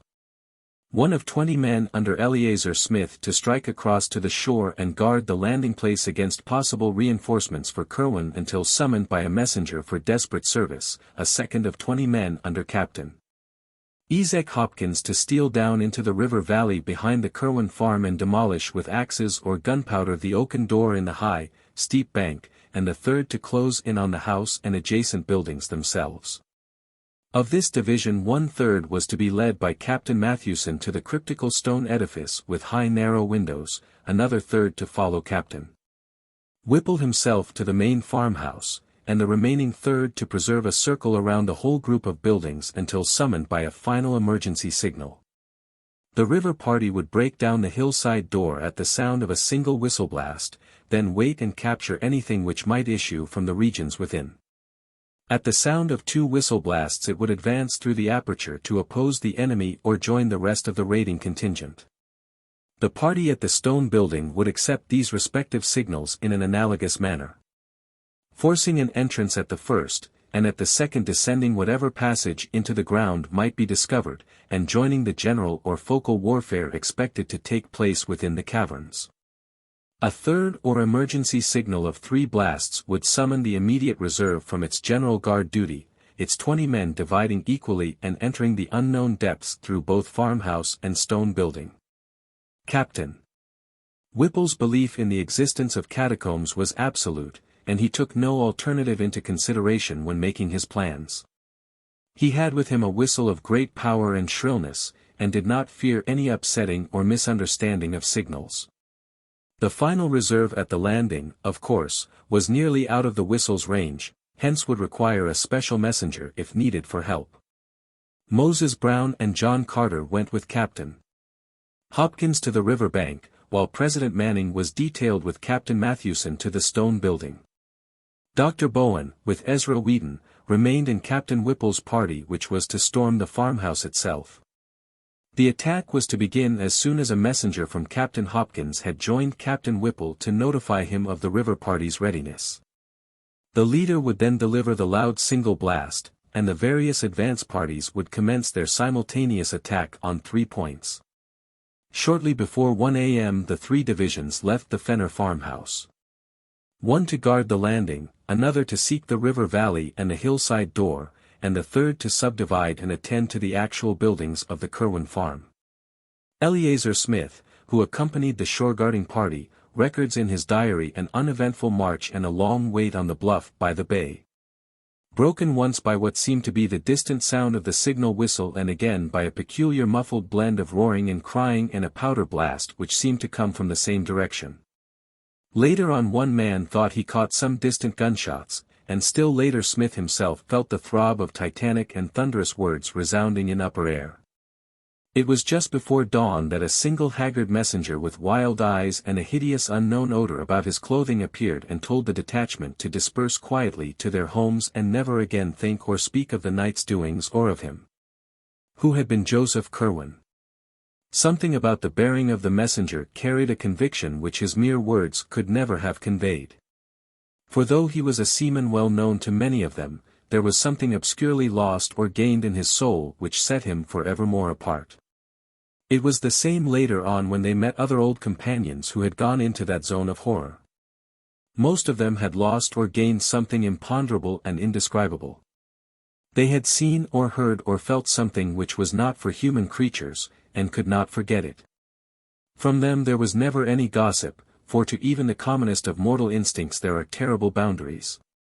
And from that single messenger the party at the shore caught a nameless awe which almost sealed their own lips. Very few are the rumors which ever came from any of them, and Eleazar Smith's diary is the only written record which has survived from that whole expedition which set forth from the sign of the Golden Lion under the stars. Charles Ward, however, discovered another vague sidelight in some Fenner correspondence which he found in New London, where he knew another branch of the family had lived. It seems that the Fenners, from whose house the doomed farm was distantly visible, had watched the departing columns of raiders, and had heard very clearly the angry barking of the Curwen dogs, followed by the first shrill blast which precipitated the attack. This blast had been followed by a repetition of the great shaft of light from the stone building, and in another moment, after a quick sounding of the second signal ordering a general invasion, there had come a subdued prattle of musketry followed by a horrible roaring cry which the correspondent Luke Fenner had represented in his epistle by the characters Weiror, War. This cry, however, had possessed a quality which no mere writing could convey, and the correspondent mentions that his mother fainted completely at the sound. It was later repeated less loudly, and further but more muffled evidences of gunfire ensued, together with a loud explosion of powder from the direction of the river. About an hour afterward all the dogs began to bark frightfully, and there were vague ground rumblings so marked that the candlesticks tottered on the mantelpiece. A strong smell of sulphur was noted. And Luke Fenner's father declared that he heard the third or emergency whistle signal, though the others failed to detect it. Muffled musketry sounded again, followed by a deep scream less piercing but even more horrible than those which had preceded it. A kind of throaty, nastily plastic cough or gurgle whose quality as a scream must have come more from its continuity and psychological import than from its actual acoustic value. Then the flaming thing burst into sight at a point where the Curwen farm ought to lie, and the human cries of desperate and frightened men were heard. Muskets flashed and cracked, and the flaming thing fell to the ground. A second flaming thing appeared, and a shriek of human origin was plainly distinguished. Fenner wrote that he could even gather a few words belched in frenzy: "Almighty, protect thy lamb." Then there were more shots, and the second flaming thing fell. After that came silence for about 3/4 of an hour, at the end of which time little Arthur Fenner, Luke's brother, exclaimed that he saw a red fog going up to the stars from the accursed farm in the distance. No one but the child can testify to this, but Luke admits the significant coincidence implied by the panic of almost convulsive fright which at the same moment arched the backs and stiffened the fur of the 3 cats then within the room.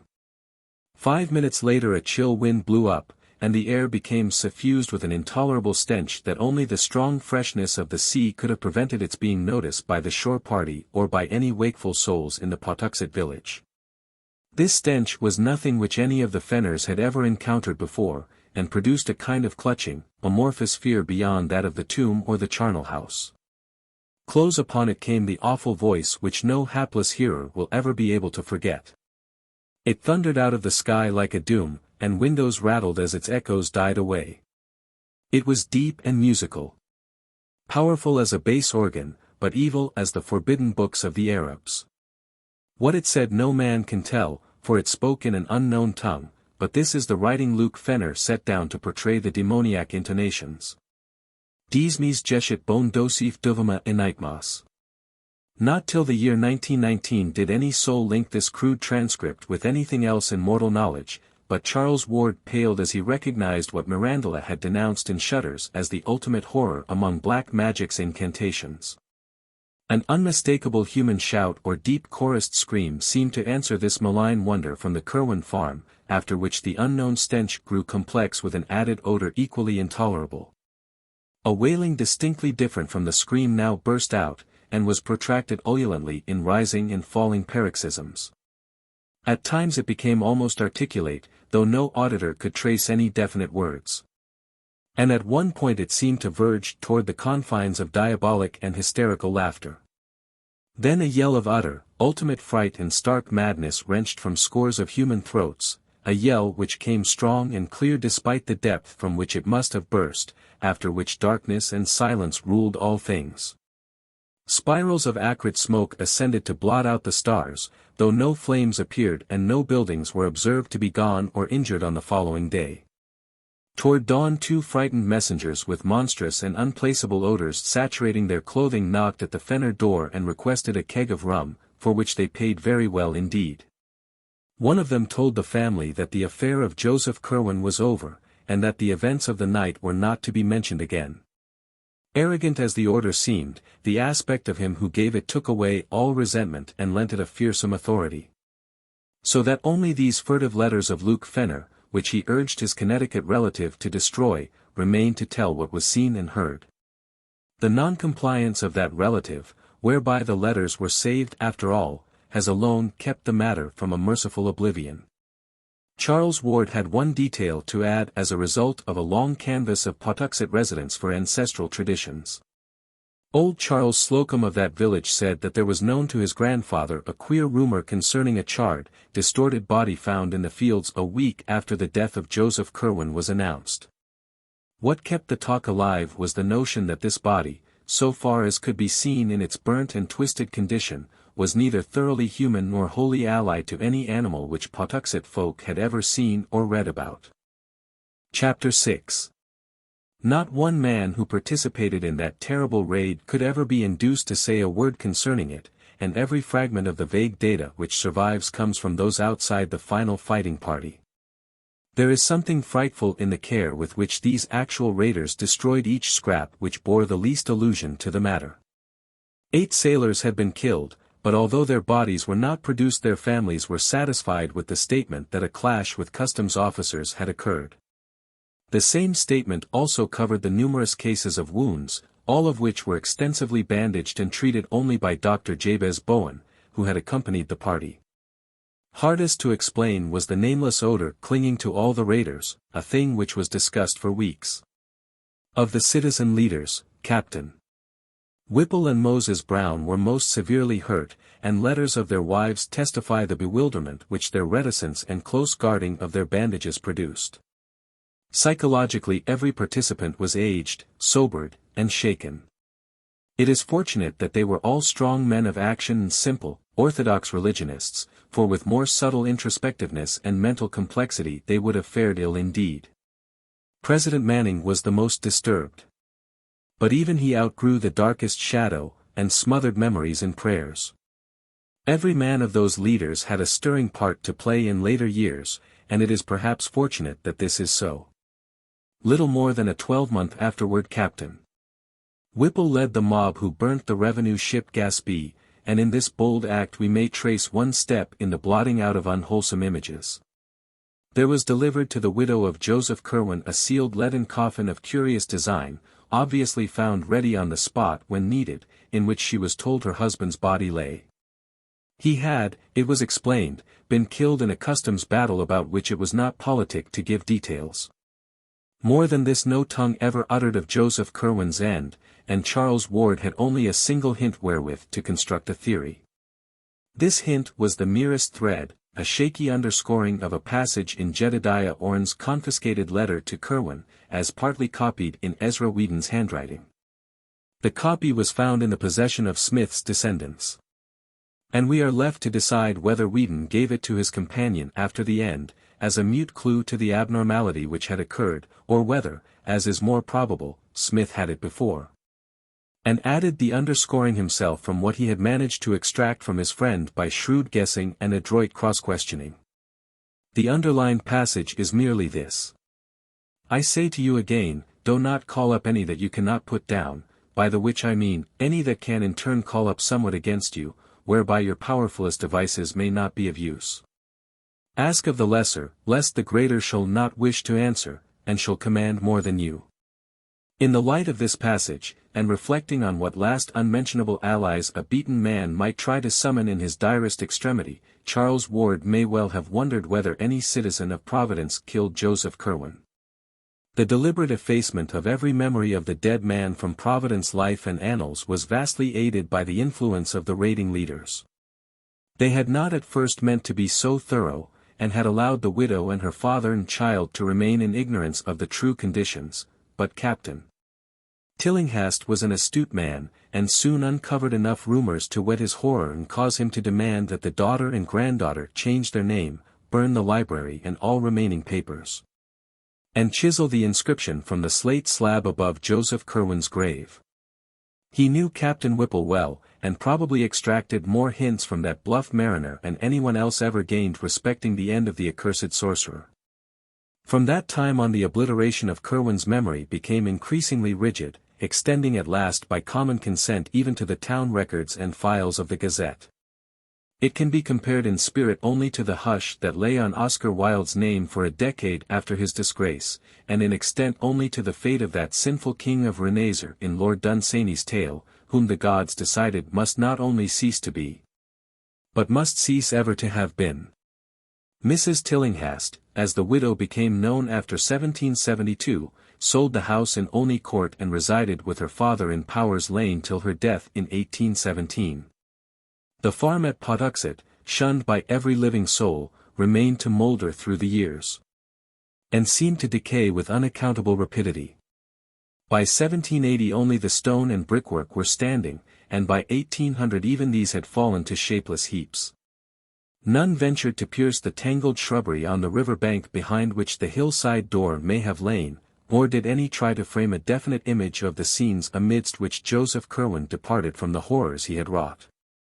Only robust old Captain Whipple was heard by alert listeners to mutter once in a while to himself, "Pox on that," but he had no business to laugh while he screamed.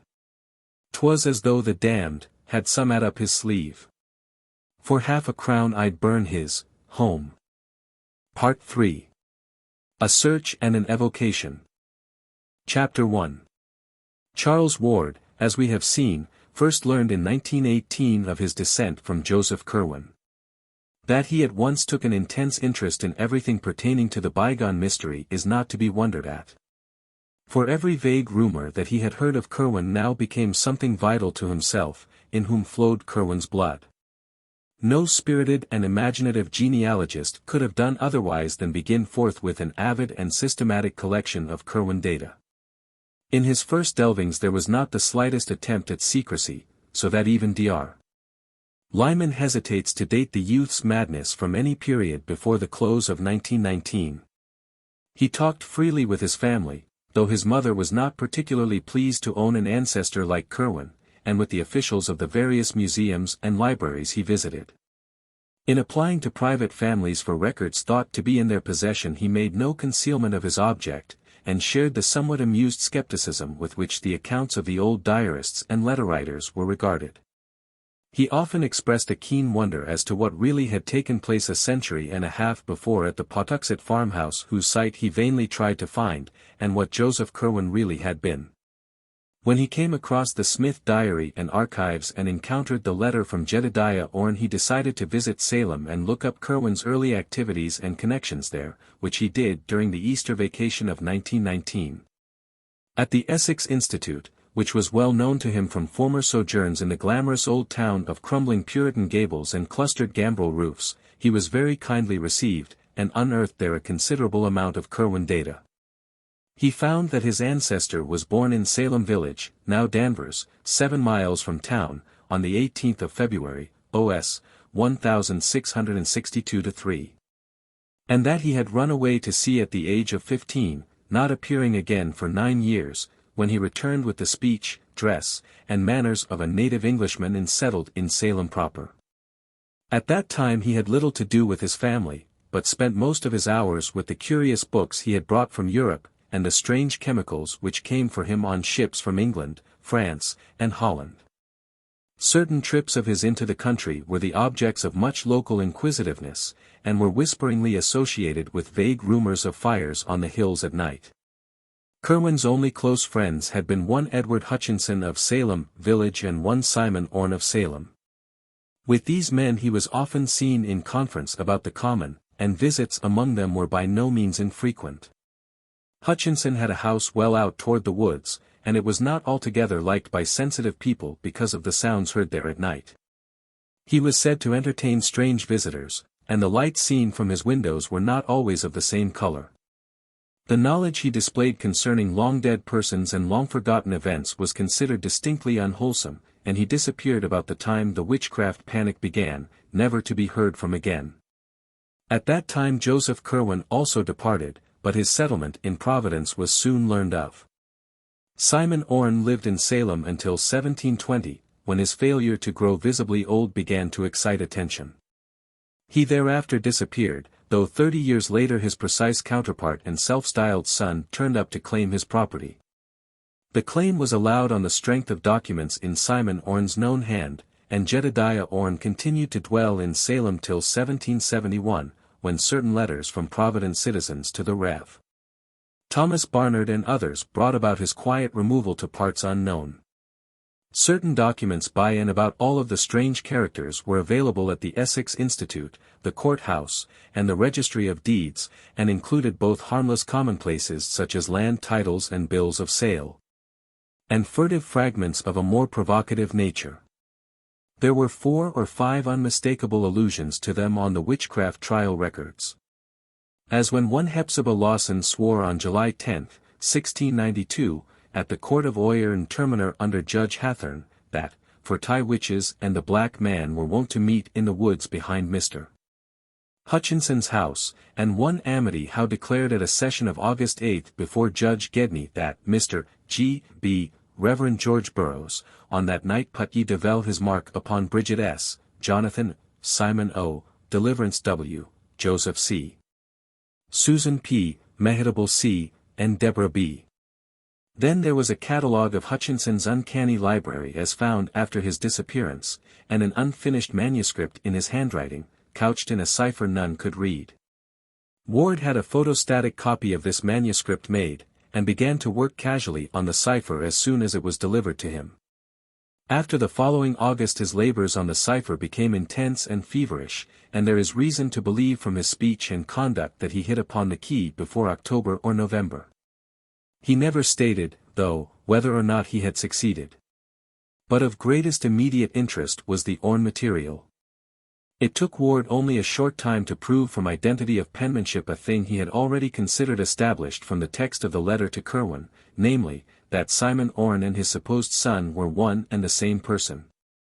As Orne had said to his correspondent, it was hardly safe to live too long in Salem, hence he resorted to a 30-year sojourn abroad, and did not return to claim his lands except as a representative of a new generation. Orne had apparently been careful to destroy most of his correspondence, but the citizens who took action in 1771 found and preserved a few letters and papers which excited their wonder. There were cryptic formulae and diagrams in his and other hands which Ward now either copied with care or had photographed. And one extremely mysterious letter in a chirography that the searcher recognized from items in the Registry of Deeds as positively Joseph Curwen's. This Curwen letter, though undated as to the year, was evidently not the one in answer to which Orne had written the confiscated missive, and from internal evidence Ward placed it not much later than 1750.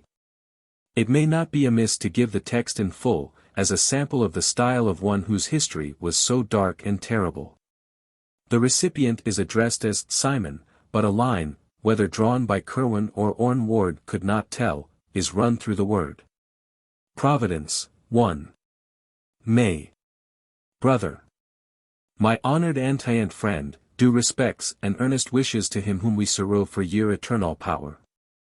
I am just come upon that which you ought to know, concern ye the matter of the last extremity and what to do regard gyt. I am not disposed to follow you and go ye away on acct. Of my years, for Providence hath not ye sharpness of ye bay and hunt ye at uncommon things and bring ye to trial. I am tied up in ships and goods, and could not do as you did, besides the wish my farm at Patuxet hath under it what you know, and wowed not wait for my calm ye back as another.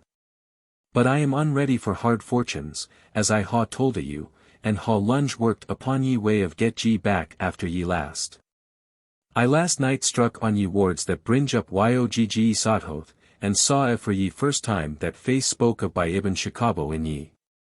And it said, that ye 3 psalm in ye liber damnatus holds ye cloacal. With sun in v house, Saturn in trine, draw ye pentagram of fire, and say ye 9th Eurus thrice. This Eurus repeat each rudimas and hallows eue, and ye thing will breed in ye outside spheres. And of ye seed of old shall one be born who shall look back, though know ye not what he seeks. Yet will this avail nothing if there be no air, and if the salts, or the way to make the salts, be not ready for his hand. And here I will own, I ha not taken needed steps nor found much. Ye process is plaguey hard to come near, and it used up such a store of specimens, I am hard putty to it to get enough, notwithstand ye the sailors I ha from ye Indies. Ye people aboot are become curious, but I can stand them off.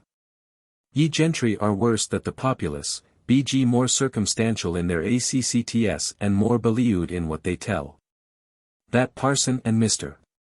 Merritt ha talked some, I am fearful, but no thing so far is dangerous.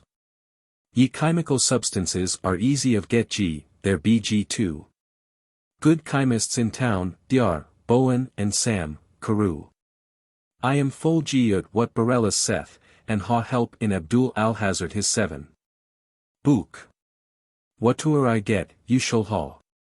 And in ye meanwhile, do not neglect to make use of ye wards I ha here juin. I ha them right, but if you desire to see him, employ the writings on ye piece of, that I am put ye in this packet. Say ye Eurus's Uri Rudmas and hallows eue. And if ye line run out not, one shall be in years to come that shall look back and use what salts or stuff for salts you shall low him. Job 14. 14. I rejoice you are again at Salem, and hope I may see you not lunge hence.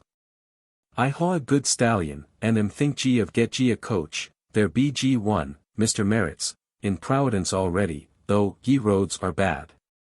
If you are disposed to trowel, do not pass me by. From Boston take ye post road. Through Dedham, Wrentham, and Attleboro, good tarns be ye at all these towns. Stop at Mr. Balcom's in Wrentham, where ye beds are finer than Mr. Hatch's, but eat at ye other house for their cook is better. Turn into Prow. By Pawtucket Falls, and ye rode past Mr. Sales's torn. My house op. Mr. Epinetus Olney's torn off ye Town Street, ist on ye side of Olney's Court. Distance from Boston Stone about xliv miles. Sir, I am ye old and true friend and Serret. In Almonson Metroton. Joseph S. C. To Mr. Simon Orne, Williams Lane, in Salem. This letter, oddly enough, was what first gave Ward the exact location of Curwen's Providence home.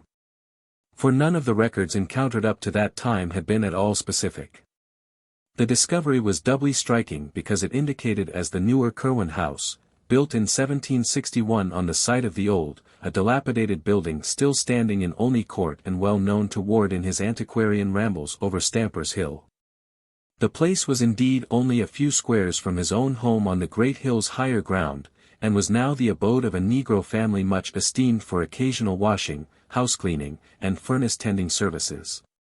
To find, in distant Salem, such sudden proof of the significance of this familiar rookery in his own family history, was a highly impressive thing to Ward, and he resolved to explore the place immediately upon his return. The more mystical phases of the letter, which he took to be some extravagant kind of symbolism, frankly baffled him. Though he noted with a thrill of curiosity that the biblical passage referred to, Job 14:14, was the familiar verse, "If a man die, shall he live again? All the days of my appointed time will I wait, until my change come." Chapter 2. Young Ward came home in a state of pleasant excitement, and spent the following Saturday in a long and exhaustive study of the house in Olney Court. The place, now crumbling with age, had never been a mansion, but was a modest 2.5-story wooden town house of the familiar Providence colonial type, with plain peaked roof, large central chimney, an artistically carved doorway with rayed fanlight, triangular pediment, and trim Doric pilasters. It had suffered but little alteration externally, and Ward felt he was gazing on something very close to the sinister matters of his quest. The present Negro inhabitants were known to him, and he was very courteously shown about the interior by old Asa and his stout wife Hannah.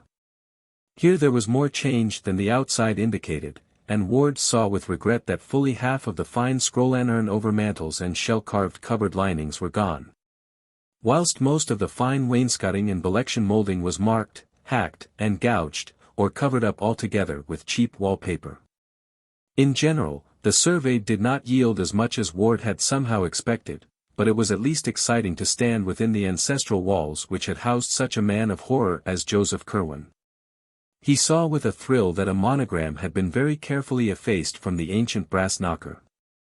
From then until after the close of school Ward spent his time on the photostatic copy of the Hutchinson cipher and the accumulation of local Curwen data.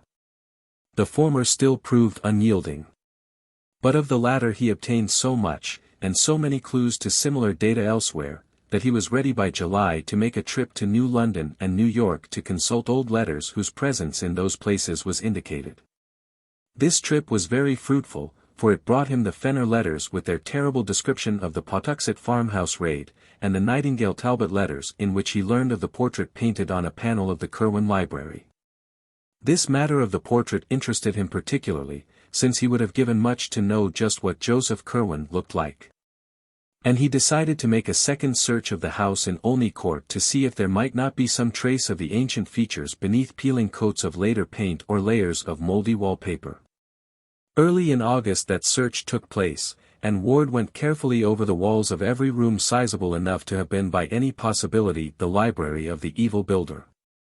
He paid especial attention to the large panels of such overmantels as still remained, and was keenly excited after about an hour, when on a broad area above the fireplace in a spacious ground-floor room he became certain that the surface brought out by the peeling of several coats of paint was sensibly darker than any ordinary interior paint or the wood beneath it was likely to have been. A few more careful tests with a thin knife, and he knew that he had come upon an oil portrait of great extent. With truly scholarly restraint the youth did not risk the damage which an immediate attempt to uncover the hidden picture with the knife might have been, but just retired from the scene of his discovery to enlist expert help. In 3 days he returned with an artist of long experience, Mr. Walter C. Dwight, whose studio is near the foot of College Hill, and that accomplished restorer of paintings set to work at once with proper methods and chemical substances. Old Asa and his wife were duly excited over their strange visitors, and were properly reimbursed for this invasion of their domestic hearth. As day by day the work of restoration progressed, Charles Ward looked on with growing interest at the lines and shades gradually unveiled after their long oblivion. Dwight had begun at the bottom. Hence, since the picture was a 3/4 length one, the face did not come out for some time.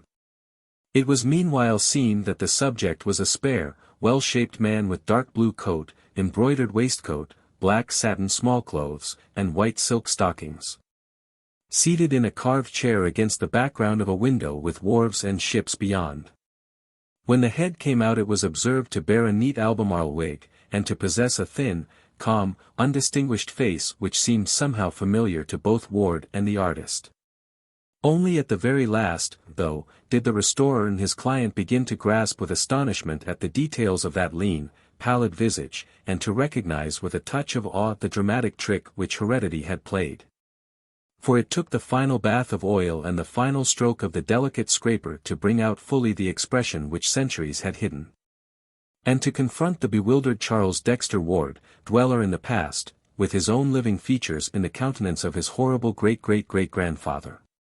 Ward brought his parents to see the marvel he had uncovered, and his father at once determined to purchase the picture despite its execution on stationary paneling. The resemblance to the boy, despite an appearance of rather great age, was marvelous, and it could be seen that through some trick of atavism the physical contours of Joseph Curwen had found precise duplication after a century and a half. Mrs. Ward's resemblance to her ancestor was not at all marked, though she could recall relatives who had some of the facial characteristics shared by her son and by the bygone Curwen. She did not relish the discovery, and told her husband that he had better burn the picture instead of bringing it home. There was, she averred, something unwholesome about it, not only intrinsically, but in its very resemblance to Charles. Mr. Ward, however, was a practical man of power and affairs, a cotton manufacturer with extensive mills at Riverpoint in the Pawtuxet Valley, and not one to listen to feminine scruples. The picture impressed him mightily with its likeness to his son, and he believed the boy deserved it as a present. In this opinion, it is needless to say, Charles most heartily concurred, and a few days later Mr. Ward located the owner of the house, a small rodent-featured person with a guttural accent, and obtained the whole mantle and overmantle bearing the picture at a curtly fixed price which cut short the impending torrent of unctuous haggling. It now remained to take off the paneling and remove it to the Ward home, where provisions were made for its thorough restoration and installation with an electric mock fireplace in Charles's third-floor study or library. To Charles was left the task of superintending this removal, and on the 28th of August he accompanied 2 expert workmen from the Crooker decorating firm to the house in Olney Court, where the mantle and portrait-bearing overmantle were detached with great care and precision for transportation in the company's motor truck. There was left a space of exposed brickwork marking the chimney's course, and in this young Ward observed a cubical recess about a foot square, which must have lain directly behind the head of the portrait. Curious as to what such a space might mean or contain, the youth approached and looked within. Finding beneath the deep coatings of dust and soot some loose yellowed papers, a crude, thick copybook, and a few moldering textile shreds which may have formed the ribbon binding the rest together. Blowing away the bulk of the dirt and cinders, he took up the book and looked at the bold inscription on its cover. It was in a hand which he had learned to recognize at the Essex Institute, and proclaimed the volume as the Journal and Notes of Jos. Curwen, Gent. Of Providence Plantations, late of Salem. Excited beyond measure by his discovery, Ward showed the book to the 2 curious workmen beside him. Their testimony is absolute as to the nature and genuineness of the finding, and Dr. Willett relies on them to help establish his theory that the youth was not mad when he began his major eccentricities. All the other papers were likewise in Curwen's handwriting, and one of them seemed especially portentous because of its inscription, "To him who shall come after, and how he may get beyond time and ye spheres." Another was in a cipher. The same, Ward hoped, as the Hutchinson cipher which had hitherto baffled him. A third, and here the searcher rejoiced, seemed to be a key to the cipher. Whilst the 4th and 5th were addressed respectively to E.D.W., Hutchinson, Armiger, and Jedediah Orne, Esq., or their heir or heirs, or those represent G. them. The 6th and last was inscribed, Joseph Curwen his life and travels bet ye years 1678 and 1687, of whither he voyaged, where he stayed, whom he saw, and what he learnt. Chapter 3. We have now reached the point from which the more academic school of alienists date Charles Ward's madness. Upon his discovery the youth had looked immediately at a few of the inner pages of the book and manuscripts, and had evidently seen something which impressed him tremendously. Indeed, in showing the titles to the workmen, he appeared to guard the text itself with peculiar care, and to labor under a perturbation for which even the antiquarian and genealogical significance of the find could hardly account. Upon returning home he broke the news with an almost embarrassed air, as if he wished to convey an idea of its supreme importance without having to exhibit the evidence itself. He did not even show the titles to his parents, but simply told them that he had found some documents in Joseph Curwen's handwriting, mostly in cipher, which would have to be studied very carefully before yielding up their true meaning. It is unlikely that he would have shown what he did to the workmen, had it not been for their unconcealed curiosity. As it was, he doubtless wished to avoid any display of peculiar reticence which would increase their discussion of the matter. That night Charles Ward sat up in his room reading the newfound book and papers, and when day came he did not desist. His meals, on his urgent request when his mother called to see what was amiss, were sent up to him. And in the afternoon he appeared only briefly when the men came to install the Curwen picture and mantelpiece in his study. The next night he slept in snatches in his clothes, meanwhile wrestling feverishly with the unraveling of the cipher manuscript. In the morning his mother saw that he was at work on the photostatic copy of the Hutchinson cipher, which he had frequently shown her before, but in response to her query he said that the Curwen key could not be applied to it. That afternoon he abandoned his work and watched the men fascinatedly as they finished their installation of the picture with its woodwork above a cleverly realistic electric log. Setting the mock fireplace and overmantel a little out from the north wall as if a chimney existed, and boxing in the sides with paneling to match the rooms. The front panel holding the picture was sawn and hinged to allow cupboard space behind it. After the workman went he moved his work into the study and sat down before it with his eyes half on the cipher and half on the portrait which stared back at him like a year-adding and century-recalling mirror. His parents, subsequently recalling his conduct at this period, give interesting details anent the policy of concealment which he practiced. Before servants he seldom hid any paper which he might by studying, since he rightly assumed that Curwen's intricate and archaic chirography would be too much for them. With his parents, however, he was more circumspect.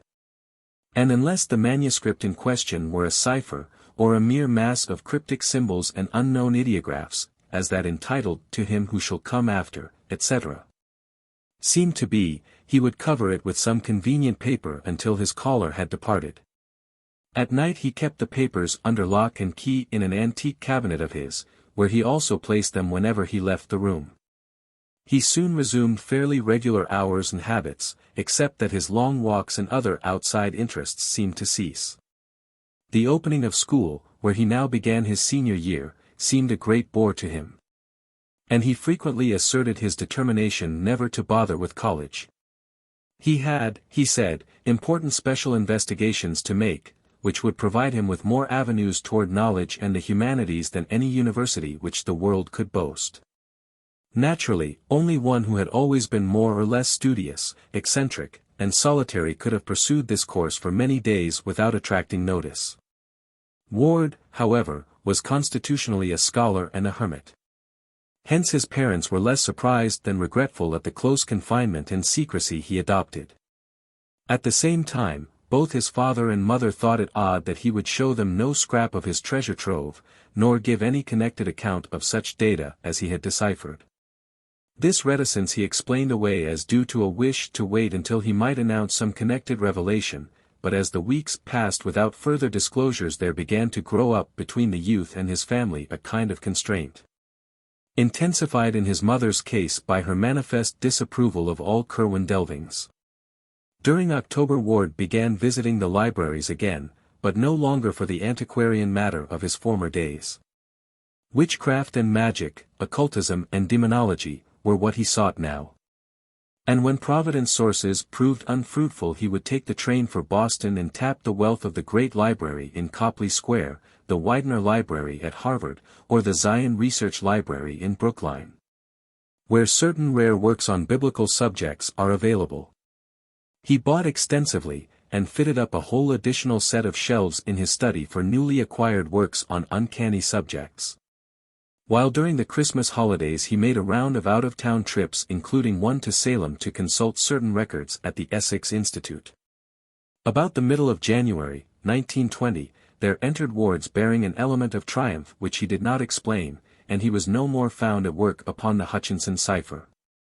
Instead, he inaugurated a dual policy of chemical research and record scanning, fitting up for the one a laboratory in the unused attic of the house, and for the latter haunting all the sources of vital statistics in Providence. Local dealers in drugs and scientific supplies, later questioned, gave astonishingly queer and meaningless catalogues of the substances and instruments he purchased. But clerks at the State House, the City Hall, and the various libraries agree as to the definite object of his second interest. He was searching intensely and feverishly for the grave of Joseph Curwen, from whose slate slab an older generation had so wisely blotted the name. Little by little there grew upon the Ward family the conviction that something was wrong. Charles had had freaks and changes of minor interests before, but this growing secrecy and absorption in strange pursuits was unlike even him. His school work was the merest pretense. And although he failed in no test, it could be seen that the older application had all vanished. He had other concernments now. And when not in his new laboratory with a score of obsolete alchemical books, could be found either poring over old burial records downtown or glued to his volumes of occult lore in his study. Where the startlingly, one almost fancied increasingly, similar features of Joseph Curwen stared blandly at him from the great overmantel on the north wall. Late in March Ward added to his archive searching a ghoulish series of rambles about the various ancient cemeteries of the city. The cause appeared later, when it was learned from City Hall clerks that he had probably found an important clue. His quest had suddenly shifted from the grave of Joseph Curwen to that of one Naphtali Field. And this shift was explained when, upon going over the files that he had been over, the investigators actually found a fragmentary record of Curwen's burial which had escaped the general obliteration. And which stated that the curious leaden coffin had been interred 10 foot S and 5 feet W of Naphtali Field's grave in Y. The lack of a specified burying ground in the surviving entry greatly complicated the search, and Naphtali Field's grave seemed as elusive as that of Curwen. But here no systematic effacement had existed, and one might reasonably be expected to stumble on the stone itself even if its record had perished. Hence the rambles, from which St. John's, the former King's, churchyard and the ancient congregational burying ground in the midst of Swan Point Cemetery were excluded. Since other statistics had shown that the only Naphtali Field, by its 1729, whose grave could have been meant had been a Baptist. Chapter 4. It was toward May when Dr. Willett, at the request of the senior Ward, and fortified with all the Curwen data which the family had gleaned from Charles in his non-secretive days, talked with the young man. The interview was of little value or conclusiveness, for Willett felt at every moment that Charles was thorough master of himself and in touch with matters of real importance. But it at least forced the secretive youth to offer some rational explanation of his recent demeanor. Of a pallid, impassive type not easily showing embarrassment, Ward seemed quite ready to discuss his pursuits, though not to reveal their object. He stated that the papers of his ancestor had contained some remarkable secrets of early scientific knowledge, for the most part in cipher, of an apparent scope comparable only to the discoveries of Friar Bacon and perhaps surpassing even those. They were, however, meaningless except when correlated with a body of learning now wholly obsolete, so that their immediate presentation to a world equipped only with modern science would rob them of all impressiveness and dramatic significance. To take their vivid place in the history of human thought they must first be correlated by one familiar with the background out of which they evolved, and to this task of correlation Ward was now devoting himself. He was seeking to acquire as fast as possible those neglected arts of old which a true interpreter of the Curwen data must possess. And hoped in time to make a full announcement and presentation of the utmost interest to mankind and to the world of thought. Not even Einstein, he declared, could more profoundly revolutionize the current conception of things. As to his graveyard search, whose object he freely admitted, but the details of whose progress he did not relate. He said he had reason to think that Joseph Curwen's mutilated headstone bore certain mystic symbols, carved from directions in his will and ignorantly spared by those who had effaced the name, which were absolutely essential to the final solution of his cryptic system. Curwen, he believed, had wished to guard his secret with care, and had consequently distributed the data in an exceedingly curious fashion. When Dr. Willett asked to see the mystic documents, Ward displayed much reluctance and tried to put him off with such things as photostatic copies of the Hutchinson cipher and Orne formulae in diagrams. But finally showed him the exteriors of some of the real Curwen finds, the journal and notes, the cipher, title in cipher also. And the formula-filled message, to him who shall come after, and let him glance inside such as were in obscure characters. He also opened the diary at a page carefully selected for its innocuousness and gave Willett a glimpse of Curwen's connected handwriting in English. The doctor noted very closely the crabbed and complicated letters, and the general aura of the 17th century which clung round both penmanship and style despite the writer's survival into the 18th century. And became quickly certain that the document was genuine. The text itself was relatively trivial, and Willett recalled only a fragment. When 16 October 1754, my sloop the wakeful this day put in from London with XX new men picked up in ye Indies, Spaniards from Martinico and 2 Dutch men from Suriname. Ye Dutch men are like to desert from have ye hard somewhat ill of these ventures, but I will see to ye inducing of them to stay. For Mr. Knight Dexter of ye Bay and book 120 pieces camblets, 100 pieces assert.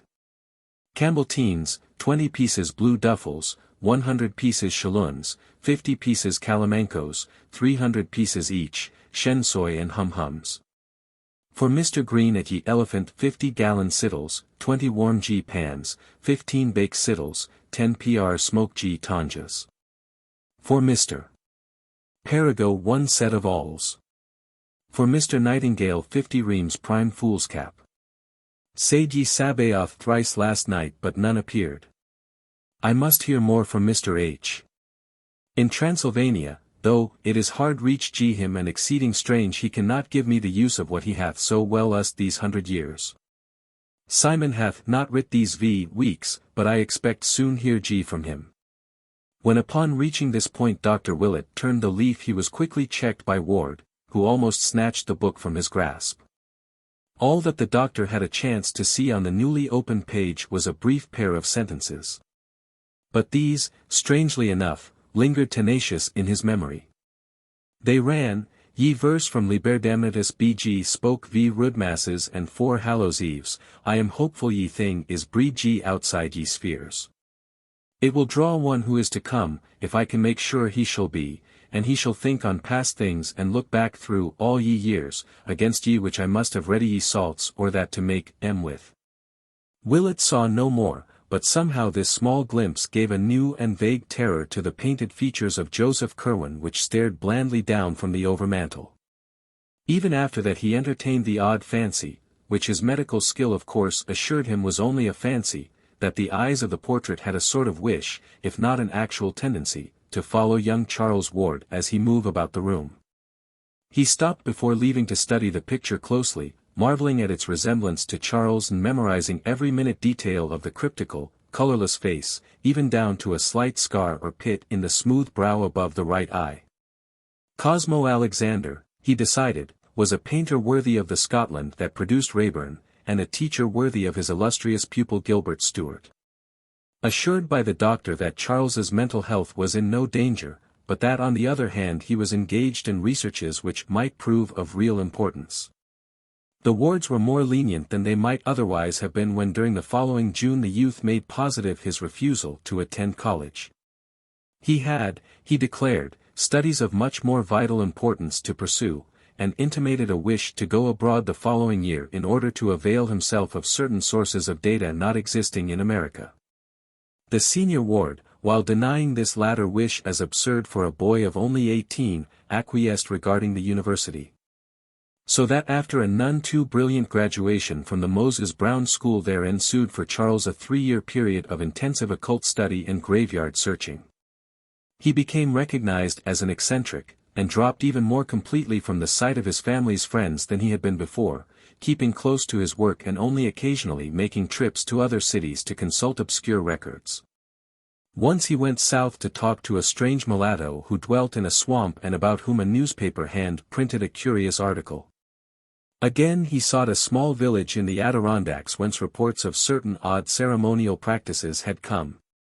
But still his parents forbade him the trip to the old world which he desired. Coming of age in April, 1923, and having previously inherited a small competence from his maternal grandfather, Ward determined at last to take the European trip hitherto denied him. Of his proposed itinerary he would say nothing save that the needs of his studies would carry him to many places, but he promised to write his parents fully and faithfully. When they saw he could not be dissuaded, they ceased all opposition and helped as best they could.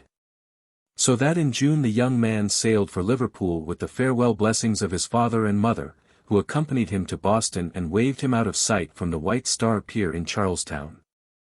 Letters soon told of his safe arrival, and of his securing good quarters in Great Russell Street, London, where he proposed to stay, shunning all family friends, till he had exhausted the resources of the British Museum in a certain direction. Of his daily life he wrote by little, for there was little to write. Study and experiment consumed all his time, and he mentioned a laboratory which he had established in one of his rooms. That he said nothing of antiquarian rambles in the glamorous old city with its luring skyline of ancient domes and steeples and its tangles of roads and alleys whose mystic convolutions and sudden vistas alternately beckon and surprise, was taken by his parents as a good index of the degree to which his new interests had engrossed his mind. In June, 1924, a brief note told of his departure for Paris, to which he had before made 1 or 2 flying trips for material in the Bibliothèque Nationale. For 3 months thereafter he sent only postal cards, giving an address in the Rue Street, Jacques and referring to a special search among rare manuscripts in the library of an unnamed private collector. He avoided acquaintances, and no tourists brought back reports of having seen him. Then came a silence, and in October the Wards received a picture card from Prague, Czechoslovakia, stating that Charles was in that ancient town for the purpose of conferring with a certain very aged man supposed to be the last living possessor of some very curious medieval information. He gave an address in the Neustadt, and announced no move till the following January, when he dropped several cards from Vienna telling of his passage through that city on the way toward a more easterly region whither one of his correspondents and fellow delvers into the occult had invited him. The next card was from Klausenburg in Transylvania, and told of Ward's progress toward his destination. He was going to visit a Baron Ferenczi, whose estate lay in the mountains east of Rakus, and was to be addressed at Rakus in the care of that nobleman. Another card from Rakus a week later, saying that his host's carriage had met him and that he was leaving the village for the mountains, was his last message for a considerable time.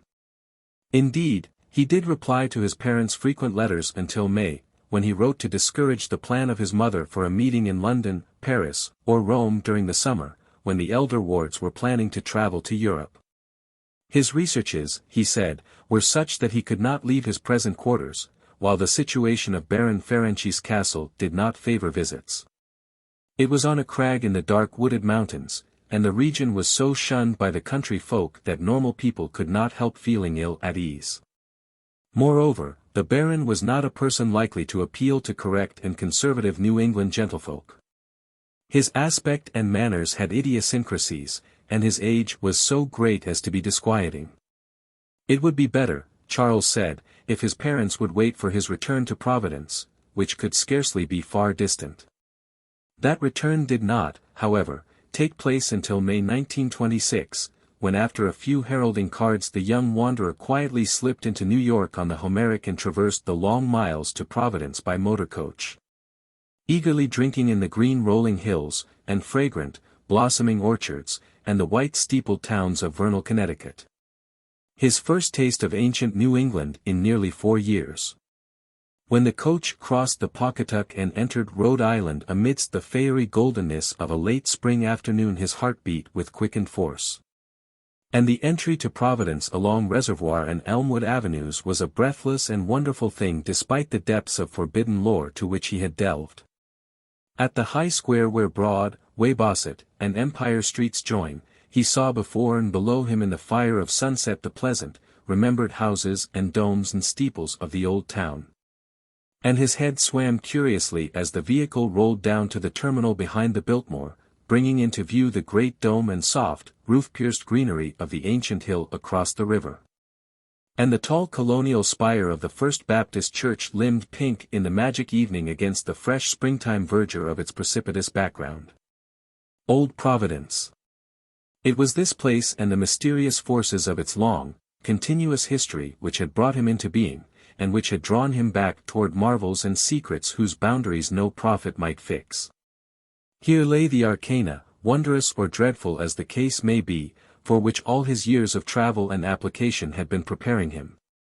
A taxicab whirled him through Post Office Square with its glimpse of the river, the old market house, and the head of the bay, and up the steep curved slope of Waterman Street to Prospect, where the vast gleaming dome and sunset-flushed Ionic columns of the Christian Science Church beckoned northward. Then 8 squares past the fine old estates his childish eyes had known, and the quaint brick sidewalks so often trodden by his youthful feet.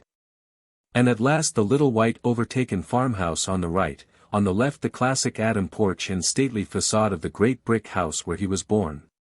It was twilight, and Charles Dexter Ward had come home. Chapter 5. A school of alienists slightly less academic than Dr. Lyman's assigned to Ward's European trip the beginning of his true madness.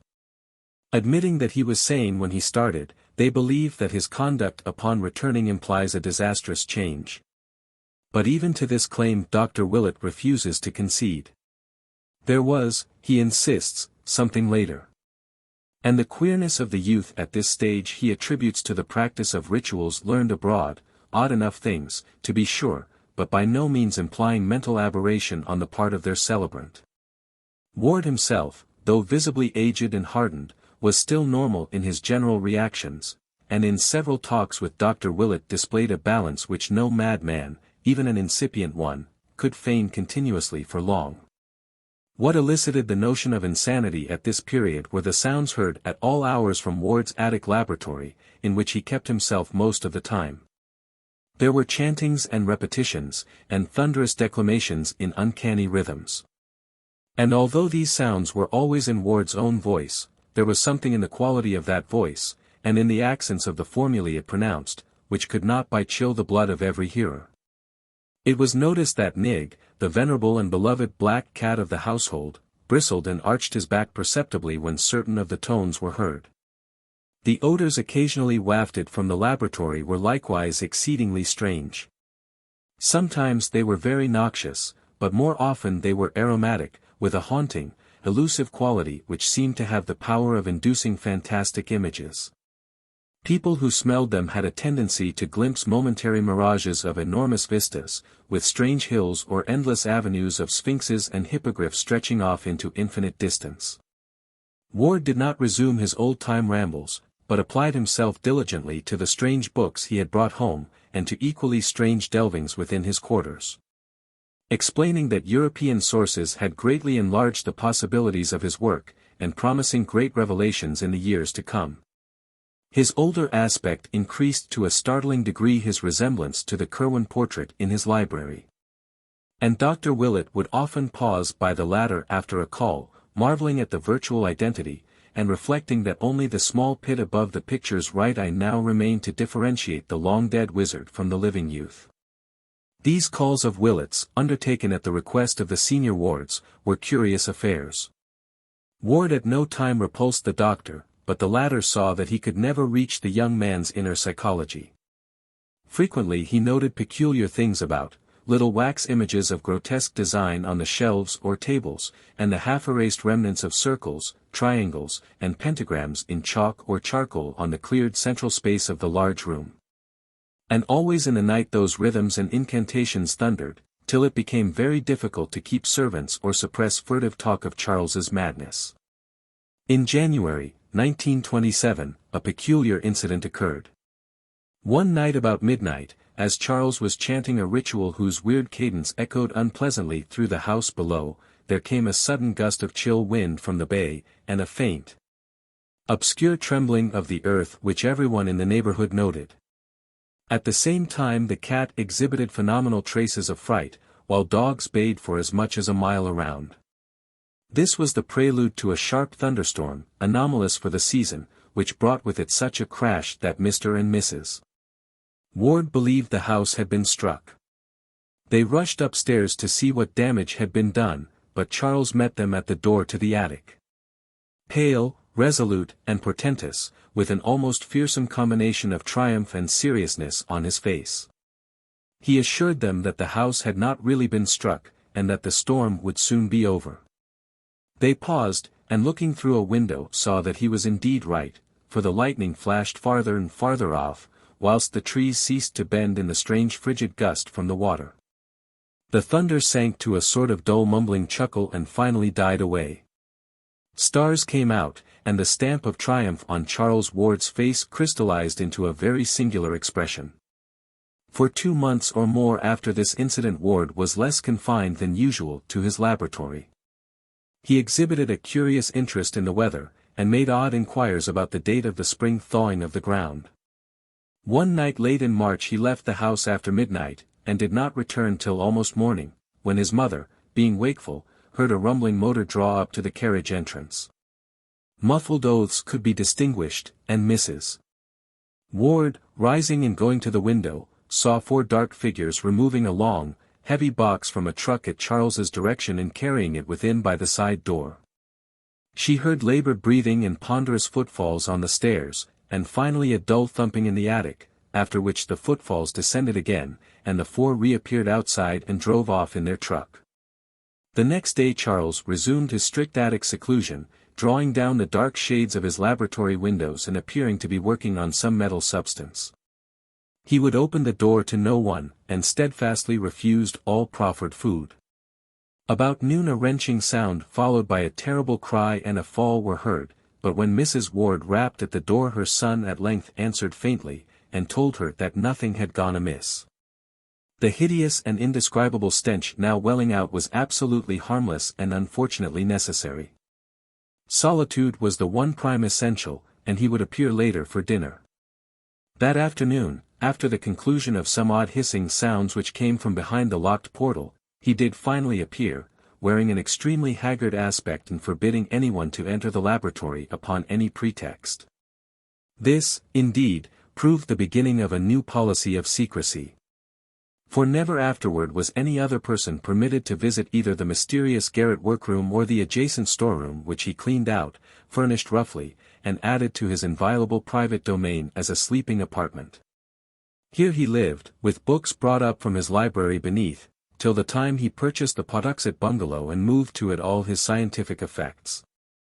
In the evening Charles secured the paper before the rest of the family and damaged part of it through an apparent accident. Later on Dr. Willett, having fixed the date from statements by various members of the household, looked up an intact copy at the journal office and found that in the destroyed section the following small item had occurred. Nocturnal diggers surprised in North Burial Ground. Robert Hart, night watchman at the North Burial Ground, this morning discovered a party of several men with a motor truck in the oldest part of the cemetery, but apparently frightened them off before they had accomplished whatever their object may have been. The discovery took place at about 4 o'clock, when Hart's attention was attracted by the sound of a motor outside his shelter. Investigating, he saw a large truck on the main drive several rods away, but could not reach it before the noise of his feet on the gravel had revealed his approach. The men hastily placed a large box in the truck and drove away toward the street before they could be overtaken. And since no known grave was disturbed, Hart believes that this box was an object which they wished to bury. The diggers must have been at work for a long while before detection, for Hart found an enormous hole dug at a considerable distance back from the roadway in the lot of Amasa Field, where most of the old stones have long ago disappeared. The hole, a place as large and deep as a grave, was empty, and did not coincide with any interment mentioned in the cemetery records. Circt. Riley of the second station viewed the spot and gave the opinion that the hole was dug by bootleggers rather gruesomely and ingeniously seeking a safe cache for liquor in a place not likely to be disturbed. In reply to questions Hart said though the escaping truck had headed up Rochambeau Avenue, though he could not be sure. During the next few days Charles Ward was seldom seen by his family. Having added sleeping quarters to his attic realm, he kept closely to himself there, ordering food brought to the door and not taking it in until after the servant had gone away. The droning of monotonous formulae and the chanting of bizarre rhythms recurred at intervals, while at other times occasional listeners could detect the sound of tinkling glass, hissing chemicals, running water, or roaring gas flames. Odors of the most unplaceable quality, wholly unlike any before noted, hung at times around the door, and the air of tension observable in the young recluse whenever he did venture briefly forth was such as to excite the keenest speculation. Once he made a hasty trip to the Athenaeum for a book he required, and again he hired a messenger to fetch him a highly obscure volume from Boston. Suspense was written portentously over the whole situation, and both the family and Dr. Willett confessed themselves wholly at a loss what to do or think about it. Chapter 6. Then on the 15th of April a strange development occurred. While nothing appeared to grow different in kind, there was certainly a very terrible difference in degree, and Dr. Willett somehow attaches great significance to the change. The day was Good Friday, a circumstance of which the servants made much, but which others quite naturally dismiss as an irrelevant coincidence. Late in the afternoon young Ward began repeating a certain formula in a singularly loud voice, at the same time burning some substance so pungent that its fumes escaped over the entire house. The formula was so plainly audible in the hall outside the locked door that Mrs. Ward could not help memorizing it as she waited and listened anxiously, and later on she was able to write it down at Dr. Willett's request.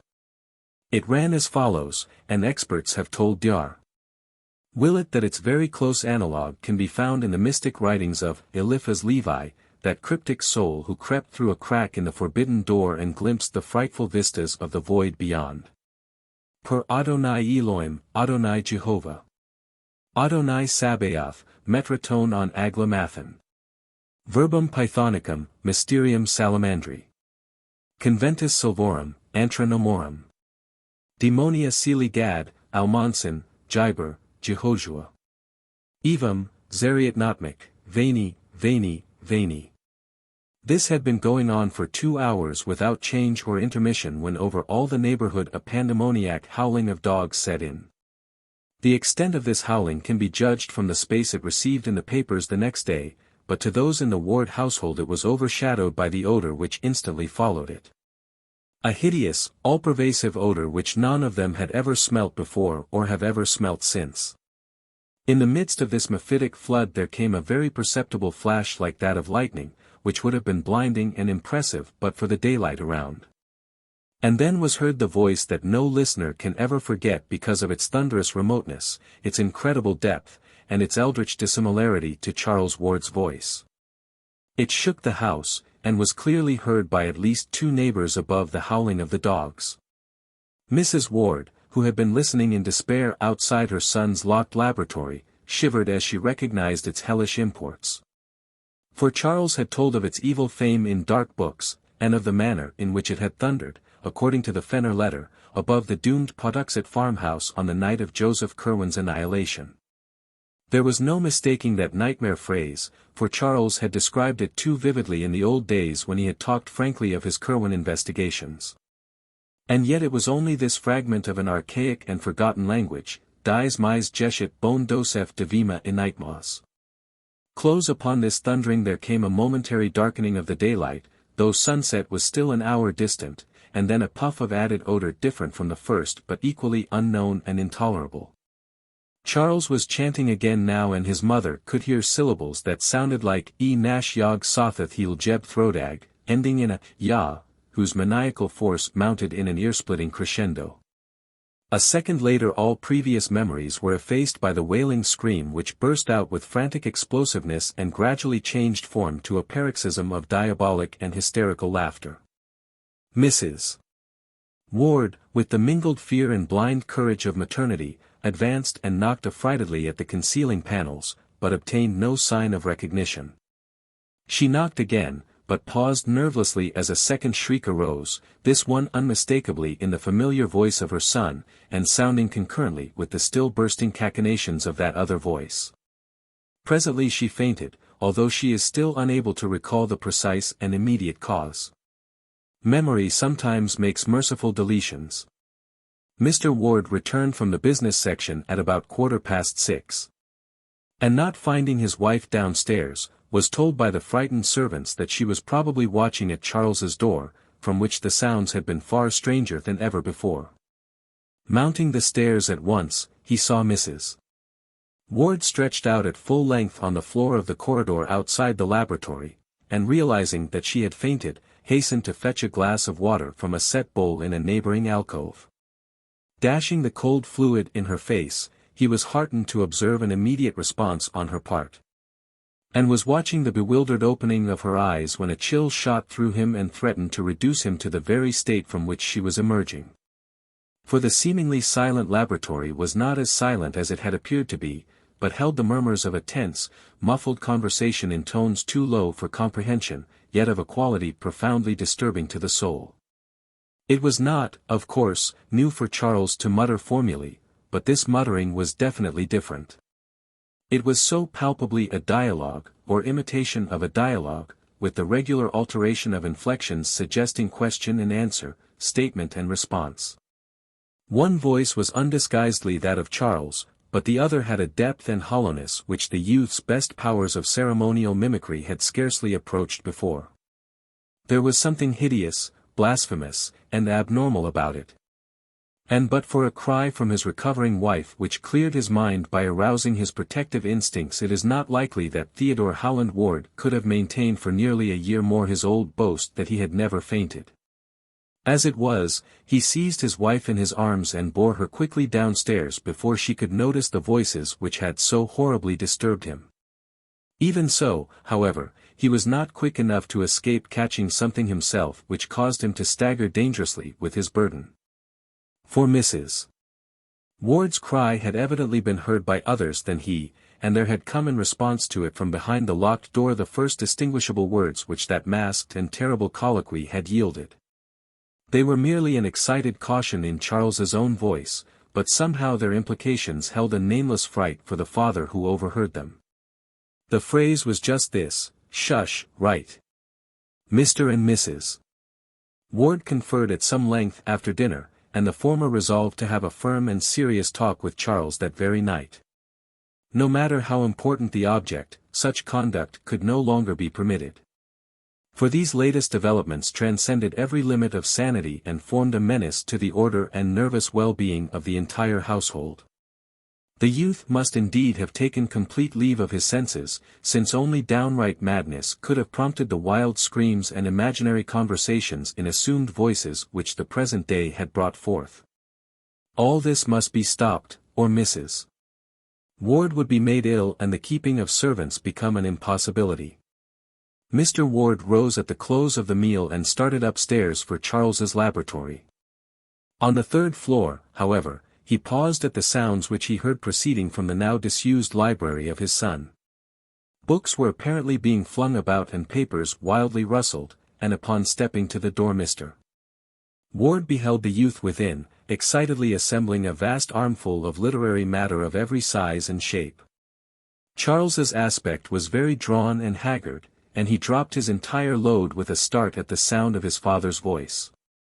At the elder man's command he sat down, and for some time listened to the admonitions he had so long deserved. There was no scene. At the end of the lecture he agreed that his father was right, and that his noises, mutterings, incantations, and chemical odors were indeed inexcusable nuisances. He agreed to a policy of great quiet, though insisting on a prolongation of his extreme privacy. Much of his future work, he said, was in any case purely book research. And he could obtain quarters elsewhere for any such vocal rituals as might be necessary at a later stage. For the fright and fainting of his mother he expressed the keenest contrition, and explained that the conversation later heard was part of an elaborate symbolism designed to create a certain mental atmosphere. His use of abstruse technical terms somewhat bewildered Mr. Ward, but the parting impression was one of undeniable sanity and poise despite a mysterious tension of the utmost gravity. The interview was really quite inconclusive, and as Charles picked up his armful and left the room Mr. Ward hardly knew what to make of the entire business. It was as mysterious as the death of poor old Nig, whose stiffening form had been found an hour before in the basement, with staring eyes and fear-distorted mouth. Driven by some vague detective instinct, the bewildered parent now glanced curiously at the vacant shelves to see what his son had taken up to the attic. The youth's library was plainly and rigidly classified, so that one might tell at a glance the books or at least the kind of books which had been withdrawn. On this occasion Mr. Ward was astonished to find that nothing of the occult or the antiquarian, beyond what had been previously removed, was missing. These new withdrawals were all modern items. Histories, scientific treatises, geographies, manuals of literature, philosophic works, and certain contemporary newspapers and magazines. It was a very curious shift from Charles Ward's recent run of reading, and the father paused in a growing vortex of perplexity and an engulfing sense of strangeness. The strangeness was a very poignant sensation, and almost clawed at his chest as he strove to see just what was wrong around him. Something was indeed wrong, and tangibly as well as spiritually so. Ever since he had been in this room he had known that something was amiss, and at last it dawned upon him what it was. On the north wall rose still the ancient carved-over mantel from the house in Olney Court, but to the cracked and precariously restored oils of the large Curwen portrait disaster had come. Time and unequal heating had done their work at last, and at some time since the room's last cleaning the worst had happened. Peeling clear of the wood, curling tighter and tighter, and finally crumbling into small bits with what must have been malignly silent suddenness. The portrait of Joseph Curwen had resigned forever its staring surveillance of the youth it so strangely resembled, and now lay scattered on the floor as a thin coating of fine blue-gray dust. Part 4. A Mutation and a Madness. Chapter 1. In the week following that memorable Good Friday Charles Ward was seen more often than usual, and was continually carrying books between his library and the attic laboratory. His actions were quiet and rational, but he had a furtive, hunted look which his mother did not like, and developed an incredibly ravenous appetite as gauged by his demands upon the cook. Dr. Willett had been told of those Friday noises and happenings, and on the following Tuesday had a long conversation with the youth in the library where the picture stared no more. The interview was, as always, inconclusive. But Willett is still ready to swear that the youth was sane and himself at the time. He held out promises of an early revelation, and spoke of the need of securing a laboratory elsewhere. At the loss of the portrait he grieved singularly little considering his first enthusiasm over it, but seemed to find something of positive humor in its sudden crumbling. About the second week Charles began to be absent from the house for long periods, and one day when good old Black Hannah came to help with the spring cleaning she mentioned his frequent visits to the old house in Olney Court, where he would come with a large valise and perform curious delvings in the cellar. He was always very liberal to her and to old Asa, but seemed more worried than he used to be, which grieved her very much, since she had watched him grow up from birth. Another report of his doings came from Patuxet, where some friends of the family saw him at a distance a surprising number of times. He seemed to haunt the resort and canoe house of Rhodes on the Patuxet, and subsequent inquiries by Dr. Willett at that place brought out the fact that his purpose was always to secure access to the rather hedged-in river bank, along which he would walk toward the north, usually not reappearing for a very long while. Late in May came a momentary revival of ritualistic sounds in the attic laboratory which brought a stern reproof from Mr. Ward and a somewhat distracted promise of amendment from Charles. It occurred one morning, and seemed to form a resumption of the imaginary conversation noted on that turbulent Good Friday. The youth was arguing or remonstrating hotly with himself, for there suddenly burst forth a perfectly distinguishable series of clashing shouts in differentiated tones like alternate demands and denials which caused Mrs. Ward to run upstairs and listen at the door. She could hear no more than a fragment whose only plain words were, "Must have it read for 3 months," and upon her knocking all sound ceased at once. When Charles was later questioned by his father he said that there were certain conflicts of spheres of consciousness which only great skill could avoid, but which he would try to transfer to other realms. About the middle of June a queer nocturnal incident occurred. In the early evening there had been some noise and thumping in the laboratory upstairs, and Mr. Ward was on the point of investigating when it suddenly quieted down. That midnight, after the family had retired, the butler was night-locking the front door when according to his statement Charles appeared somewhat blunderingly and uncertainly at the foot of the stairs with a large suitcase and made signs that he wished egress. The youth spoke no word, but the worthy Yorkshireman caught one sight of his fevered eyes and trembled causelessly. He opened the door and young Ward went out, but in the morning he presented his resignation to Mrs. Ward. There was, he said, something unholy in the glance Charles had fixed on him. It was no way for a young gentleman to look at an honest person, and he could not possibly stay another night. Mrs. Ward allowed the man to depart, but she did not value his statement highly. To fancy Charles in a savage state that night was quite ridiculous, for as long as she had remained awake she had heard faint sounds from the laboratory above. Sounds as if of sobbing and pacing, and of a sighing which told only of despair's profoundest depths. Mrs. Ward had grown used to listening for sounds in the night, for the mystery of her son was fast driving all else from her mind.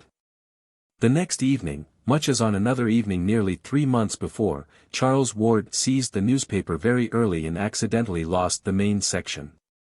This matter was not recalled till later, when Dr. Willett began checking up loose ends and searching out missing links here and there. In the journal office he found the section which Charles had lost, and marked 2 items as of possible significance. They were as follows. More cemetery delving. It was this morning discovered by Robert Hart, night watchman at the North Burial Ground, that ghouls were again at work in the ancient portion of the cemetery. The grave of Ezra Whedon, who was born in 1740 and died in 1824 according to his uprooted and savagely splintered slate headstone, was found excavated and rifled, the work being evidently done with a spade stolen from an adjacent toolshed. Whatever the contents may have been after more than a century of burial, all was gone except a few slivers of decayed wood. There were no will tracks, but the police have measured a single set of footprints which they found in the vicinity, and which indicate the boots of a man of refinement. Hart is inclined to link this incident with the digging discovered last March, when a party in a motor truck were frightened away after making a deep excavation, but Cert. Riley of the second station discounts this theory and points to vital differences in the 2 cases. In March the digging had been in a spot where no grave was known. But this time a well-marked and cared-for grave had been rifled with every evidence of deliberate purpose, and with a conscious malignity expressed in the splintering of the slab which had been intact up to the day before. Members of the Whedon family, notified of the happening, expressed their astonishment and regret, and were wholly unable to think of any enemy who would care to violate the grave of their ancestor. Hazard Whedon of 598, Angel Street recalls a family legend according to which Ezra Whedon was involved in some very peculiar circumstances, not dishonorable to himself, shortly before the Revolution. But of any modern feud or mystery he is frankly ignorant. Inspector Cunningham has been assigned to the case, and hopes to uncover some valuable clues in the near future. Dogs noisy in Pawtuxet. Residents of Pawtuxet were aroused about 3 a.m. today by a phenomenal baying of dogs which seemed to center near the river just north of Rhodes on the Pawtuxet. The volume and quality of the howling were unusually odd, according to most who heard it.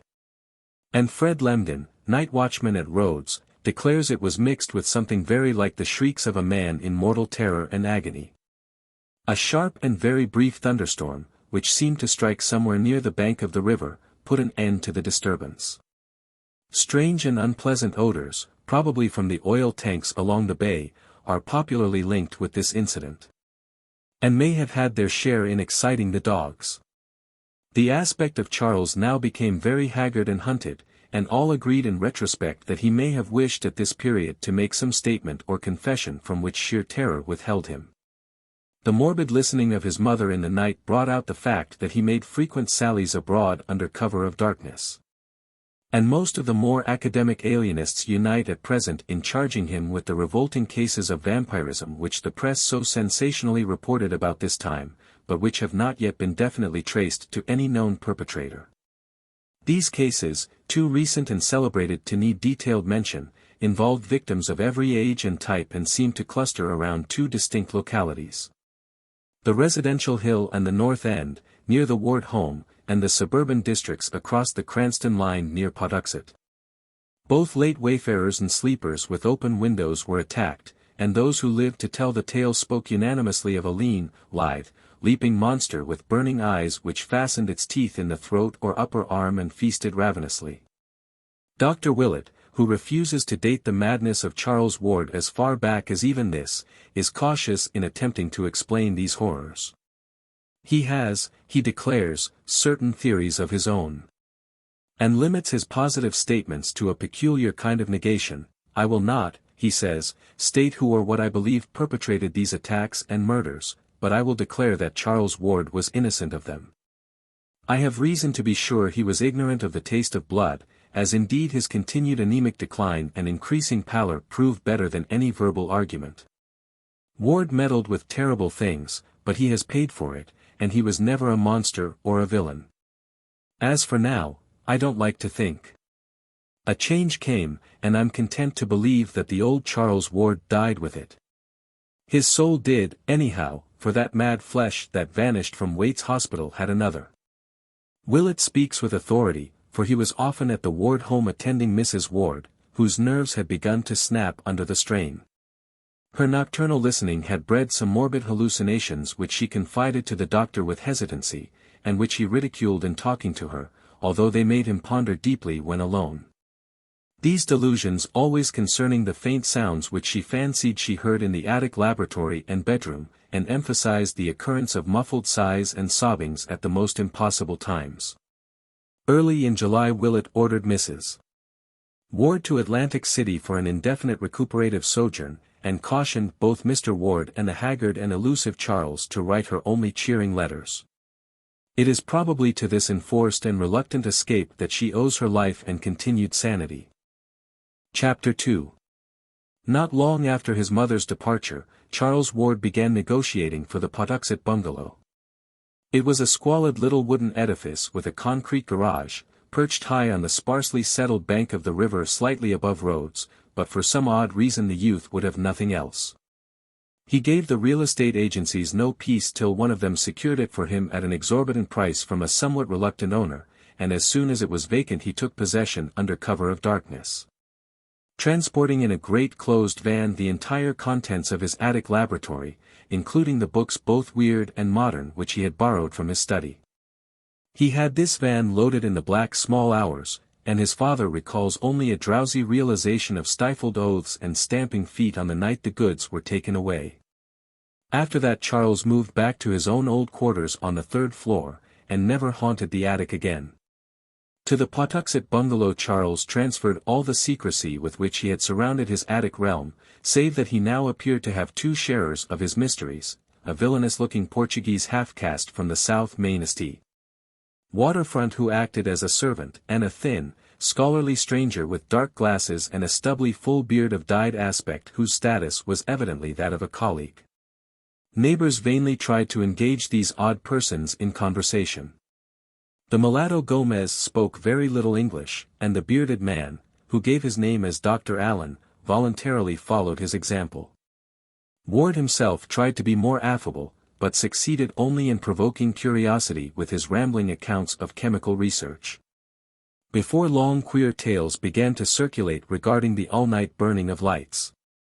And somewhat later, after this burning had suddenly ceased, there rose still queerer tales of disproportionate orders of meat from the butchers and of the muffled shouting, declamation, rhythmic chanting, and screaming supposed to come from some very cellar below the place. Most distinctly the new and strange household was bitterly disliked by the honest bourgeoisie of the vicinity. And it is not remarkable that dark hints were advanced connecting the hated establishment with the current epidemic of vampiristic attacks and murders. Especially since the radius of that plague seemed now confined wholly to Patuxet and the adjacent streets of Edgewood. Ward spent most of his time at the bungalow, but slept occasionally at home and was still reckoned a dweller beneath his father's roof. Twice he was absent from the city on week-long trips, whose destinations have not yet been discovered. He grew steadily paler and more emaciated even than before, and lacked some of his former assurance when repeating to Dr. Willett his old story of vital research and future revelations.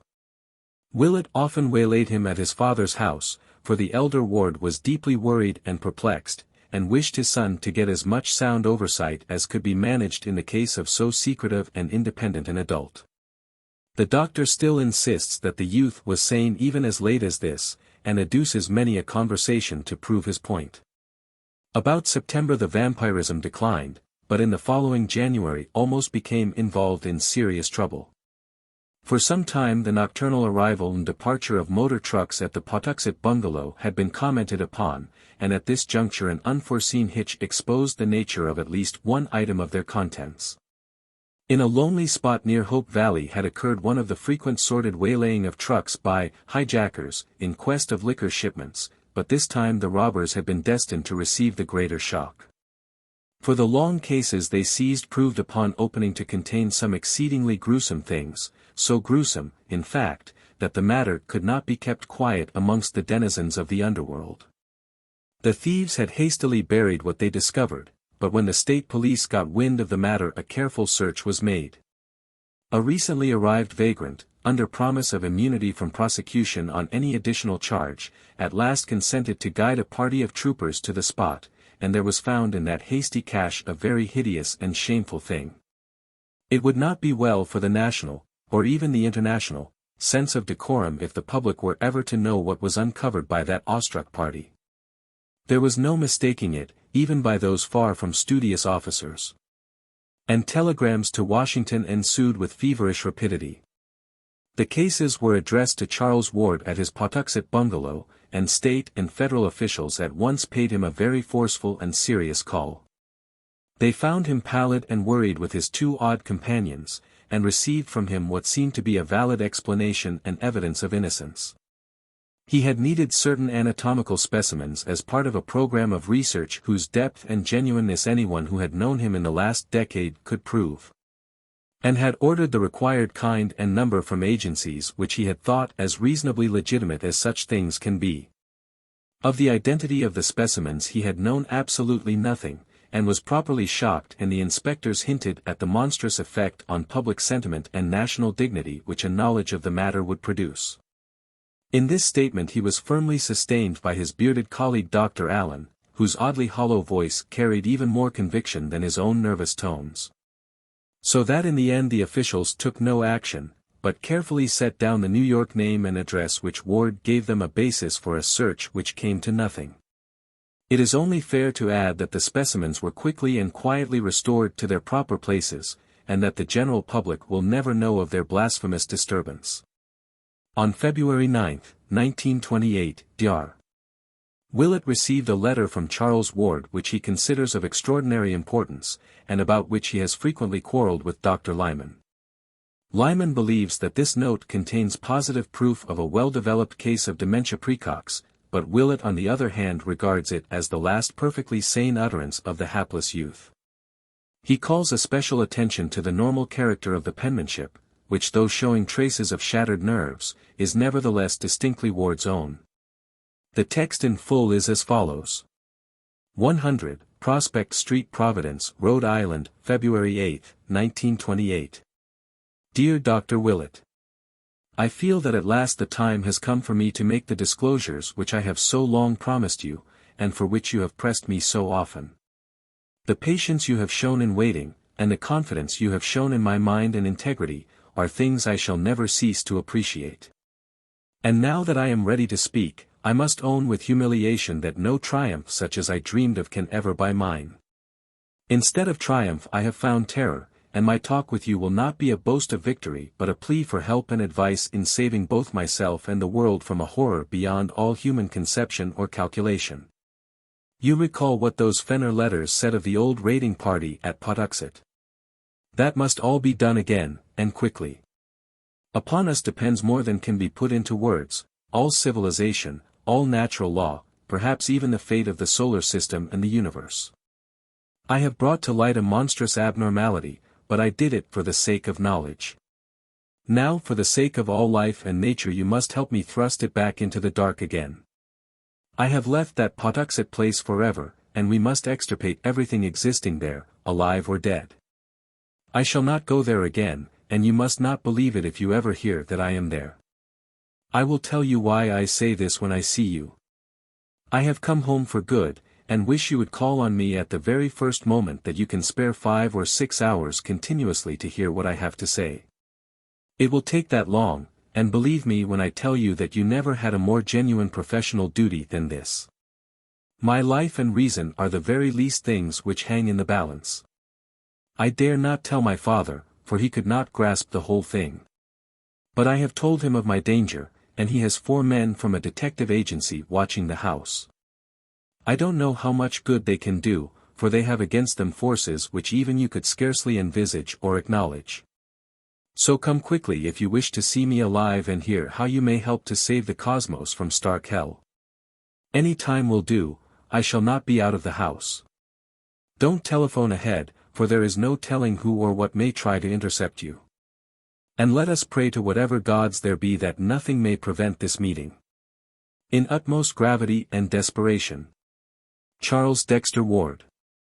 P.S. Shoot Dr. Allen on sight and dissolve his body in acid. Don't burn it. Dr. Willett received this note about 10:30 a.m. and immediately arranged to spare the whole late afternoon and evening for the momentous talk, letting it extend on into the night as long as might be necessary. He planned to arrive about 4 o'clock, and through all the intervening hours was so engulfed in every sort of wild speculation that most of his tasks were very mechanically performed. Maniacal as the letter would have sounded to a stranger, Willett had seen too much of Charles Ward's oddities to dismiss it as sheer raving. That something very subtle, ancient, and horrible was hovering about he felt quite sure, and the reference to Dr. Allen could almost be comprehended in view of what Patuxet gossip said of Ward's enigmatical colleague. Willett had never seen the man, but had heard much of his aspect and bearing, and could not but wonder what sort of eyes those much-discussed dark glasses might conceal. Promptly at 4 Willett presented himself at the Ward residence, but found to his annoyance that Charles had not adhered to his determination to remain indoors. The guards were there, but said that the young man seemed to have lost part of his timidity. He had that morning done much apparently frightened arguing and protesting over the telephone, one of the detectives said, replying to some unknown voice with phrases such as, "I am very tired and must rest a while. I can't receive anyone for some time, you'll have to excuse me, please postpone decisive action till we can arrange some sort of compromise," or, "I am very sorry, but I must take a complete vacation from everything. I'll talk with you later." Then, apparently gaining boldness through meditation, he had slipped out so quietly that no one had seen him depart or knew that he had gone until he returned about 1 o'clock and entered the house without a word. He had gone upstairs, where a bit of his fear must have surged back, for he was heard to cry out in a highly terrified fashion upon entering his library, afterward trailing off into a kind of choking gasp. When, however, the butler had gone to inquire what the trouble was, he had appeared at the door with a great show of boldness, and had silently gestured the man away in a manner that terrified him unaccountably. Then he had evidently done some rearranging of his shelves, for a great clattering, thumping and creaking ensued, after which he had reappeared and left at once.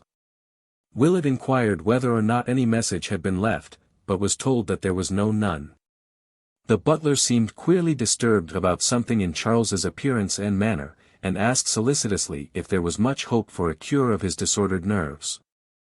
For almost 2 hours Willett waited vainly in Charles Ward's library, watching the dusty shelves with their wide gaps where books had been removed, and smiling grimly at the panelled overmantel on the north wall, whence a year before the suave features of old Joseph Curwen had looked mildly down. After a time the shadows began to gather, and the sunset cheer gave place to a vague growing terror which flew shadow-like before the night. Mr. Ward finally arrived, and showed much surprise and anger at his son's absence after all the pains which had been taken to guard him. He had not known of Charles's appointment, and promised to notify Willett when the youth returned. In bidding the doctor good night he expressed his utter perplexity at his son's condition, and urged his caller to do all he could to restore the boy to normal poise. Willett was glad to escape from that library, for something frightful and unholy seemed to haunt it, as if the vanished picture had left behind a legacy of evil. He had never liked that picture.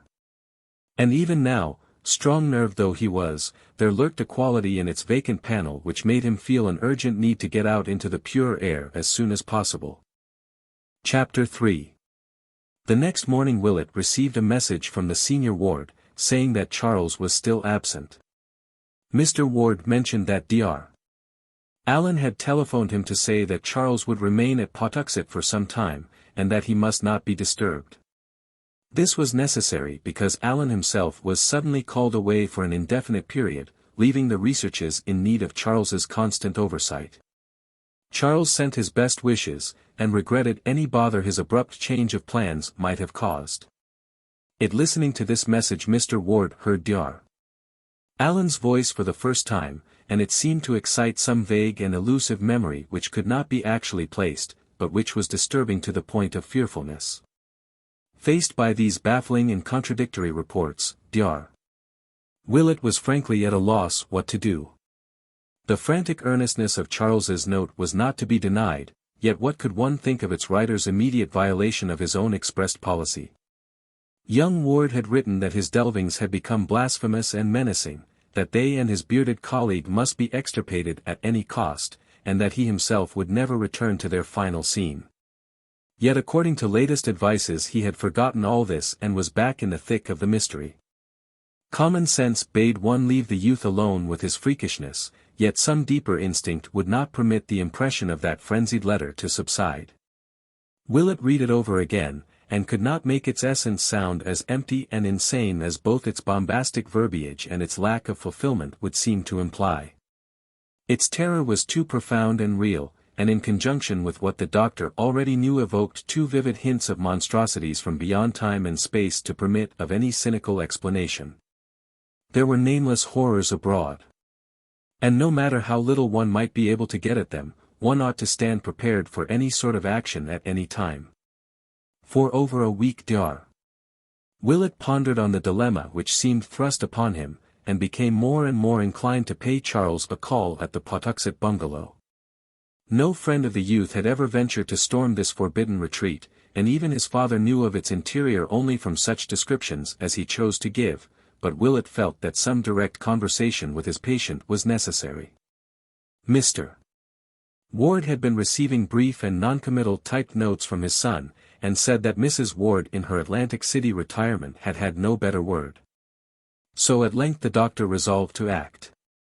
And despite a curious sensation inspired by old legends of Joseph Curwen, and by more recent revelations and warnings from Charles Ward, set boldly out for the bungalow on the bluff above the river. Willett had visited the spot before through sheer curiosity, though of course never entering the house or proclaiming his presence, hence knew exactly the route to take. Driving out Broad Street one early afternoon toward the end of February in his small motor, he thought oddly of the grim party which had taken that selfsame road 157 years before on a terrible errand which none might ever comprehend. The ride through the city's decaying fringe was short, and trim Edgewood and sleepy Pawtuxet presently spread out ahead. Willett turned to the right down Lockwood Street and drove his car as far along that rural road as he could, then alighted and walked north to where the bluff towered above the lovely bends of the river and the sweep of misty downlands beyond. Houses were still few here, and there was no mistaking the isolated bungalow with its concrete garage on a high point of land at his left. Stepping briskly up the neglected gravel walk, he rapped at the door with a firm hand, and spoke without a tremor to the evil Portuguese mulatto who opened it to the width of a crack. He must, he said, see Charles Ward at once on vitally important business. No excuse would be accepted, and a repulse would mean only a full report of the matter to the elder Ward. The mulatto still hesitated, and pushed against the door when Willett attempted to open it, but the doctor merely raised his voice and renewed his demands. Then there came from the dark interior a husky whisper which somehow chilled the hearer through and through, though he did not know why he feared it. "Let him in, Tony," it said, "we may as well talk now as ever." But disturbing as was the whisper, the greater fear was that which immediately followed. The floor creaked and the speaker hove in sight, and the owner of those strange and resonant tones was seen to be no other than Charles Dexter Ward.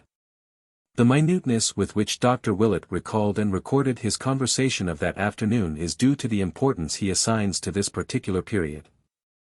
For at last he concedes a vital change in Charles Dexter Ward's mentality, and believes that the youth now spoke from a brain hopelessly alien to the brain whose growth he had watched for 26 years. Controversy with Dr. Lyman has compelled him to be very specific, and he definitely dates the madness of Charles Ward from the time the typewritten notes began to reach his parents. Those notes are not in Ward's normal style. Not even in the style of that last frantic letter to Willett. Instead, they are strange and archaic, as if the snapping of the writer's mind had released a flood of tendencies and impressions picked up unconsciously through boyhood antiquarianism. There is an obvious effort to be modern, but the spirit and occasionally the language are those of the past. The past, too, was evident in Ward's every tone and gesture as he received the doctor in that shadowy bungalow. He bowed, motioned Willett to a seat, and began to speak abruptly in that strange whisper which he sought to explain at the very outset. "I am grown tisical," he began, "from this cursed river air. You must excuse my speech. I suppose you are come from my father to see what ails me, and I hope you will say nothing to alarm him." Willett was studying these scraping tones with extreme care, but studying even more closely the face of the speaker. Something, he felt, was wrong, and he thought of what the family had told him about the fright of that Yorkshire butler one night. He wished it were not so dark, but did not request that the blind be opened. Instead, he merely asked Ward why he had so belied the frantic note of little more than a week before. "I was coming to that," the host replied. "You must know, I am in a very bad state of nerves, and do and say queer things I cannot account for. As I have told you often, I am on the edge of great matters, and the bigness of them has a way of making me light-headed. Any man might well be frightened of what I have found, but I am not to be put off for long. I was a dunce to have that guard and stick at home, for having gone this far, my place is here. I am not well spoke of my prying neighbors, and perhaps I was led by weakness to believe myself what they say of me. There is no evil to any in what I do, so long as I do it rightly. Have the goodness to wait 6 months, and I'll show you what will pay your patience well. You may as well know I have a way of learning old matters from things surer than books, and I'll leave you to judge the importance of what I can give to history, philosophy, and the arts by reason of the doors I have access to. My ancestor had all this when those witless peeping Toms came and murdered him. I now have it again, or am coming very imperfectly to have a part of it. This time nothing must happen, and least of all though any idiot fears of my own. Pray forget all I writ you, sir, and have no fear of this place or any in it. Dr. Allen is a man of fine parts, and I owe him an apology for anything ill I have said of him. I wish I had no need to spare him, but there were things he had to do elsewhere. His zeal is equal to mine in all those matters, and I suppose that when I feared the work I feared him too as my greatest helper in it." Ward paused, and the doctor hardly knew what to say or think. He felt almost foolish in the face of this calm repudiation of the letter. And yet there clung to him the fact that while the present discourse was strange and alien and indubitably mad, the note itself had been tragic in its naturalness and likeness to the Charles Ward he knew. Willett now tried to turn the talk on early matters, and recall to the youth some past events which would restore a familiar mood, but in this process he obtained only the most grotesque results. It was the same with all the alienists later on. Important sections of Charles Ward's store of mental images, mainly those touching modern times and his own personal life, had been unaccountably expunged. Whilst all the massed antiquarianism of his youth had welled up from some profound subconsciousness to engulf the contemporary and the individual. The youth's intimate knowledge of elder things was abnormal and unholy, and he tried his best to hide it. When Willett would mention some favorite object of his boyhood archaistic studies he often shed by pure accident such a light as no normal mortal could conceivably be expected to possess, and the doctor shuddered as the glib allusion glided by. It was not wholesome to know so much about the way the fat sheriff's wig fell off as he leaned over at the play in Mr. Douglas's Histrionic Academy in King Street on the 11th of February, 1762, which fell on a Thursday. Or about how the actors cut the text of Steele's Conscious Lover so badly that one was almost glad the Baptist-ridden legislature closed the theater a fortnight later. That Thomas Sabin's Boston coach was damned uncomfortable, bold letters may well have told. But what healthy antiquarian could recall how the creaking of Epaenetus Olney's new signboard, the gaudy crown he set up after he took to calling his tavern the Crown Coffee House, was exactly like the first few notes of the new jazz piece all the radios in Pawtuxet were playing. Ward, however, would not be quizzed long in this vein. Modern and personal topics he waved aside quite summarily, whilst regarding antique affairs he soon showed the plainest boredom. What he wished clearly enough was only to satisfy his visitor enough to make him depart without the intention of returning. To this end he offered to show Willett the entire house, and at once proceeded to lead the doctor through every room from cellar to attic. Willett looked sharply, but noted that the visible books were far too few and trivial to have ever filled the wide gaps on Ward's shelves at home, and that the meager so-called laboratory was the flimsiest sort of a blind. Clearly, there were a library and a laboratory elsewhere, but just where, it was impossible to say. Essentially defeated in his quest for something he could not name, Willett returned to town before evening and told the senior Ward everything which had occurred. They agreed that the youth must be definitely out of his mind, but decided that nothing drastic need be done just then. Above all, Mrs. Ward must be kept in as complete an ignorance as her son's own strange typed notes would permit. Mr. Ward now determined to call in person upon his son, making it wholly a surprise visit. Dr. Willett took him in his car one evening, guiding him to within sight of the bungalow and waiting patiently for his return. The session was a long one, and the father emerged in a very saddened and perplexed state. His reception had developed much like Willett's, save that Charles had been an excessively long time in appearing after the visitor had forced his way into the hall and sent the Portuguese away with an imperative demand. And in the bearing of the altered son there was no trace of filial affection. The lights had been dim, yet even so the youth had complained that they dazzled him outrageously. He had not spoken out loud at all, averring that his throat was in very poor condition, but in his hoarse whisper there was a quality so vaguely disturbing that Mr. Ward could not banish it from his mind.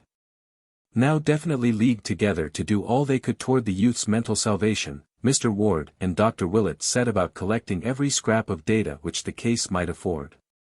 Pawtuxet gossip was the first item they studied, and this was relatively easy to glean since both had friends in that region. Dr.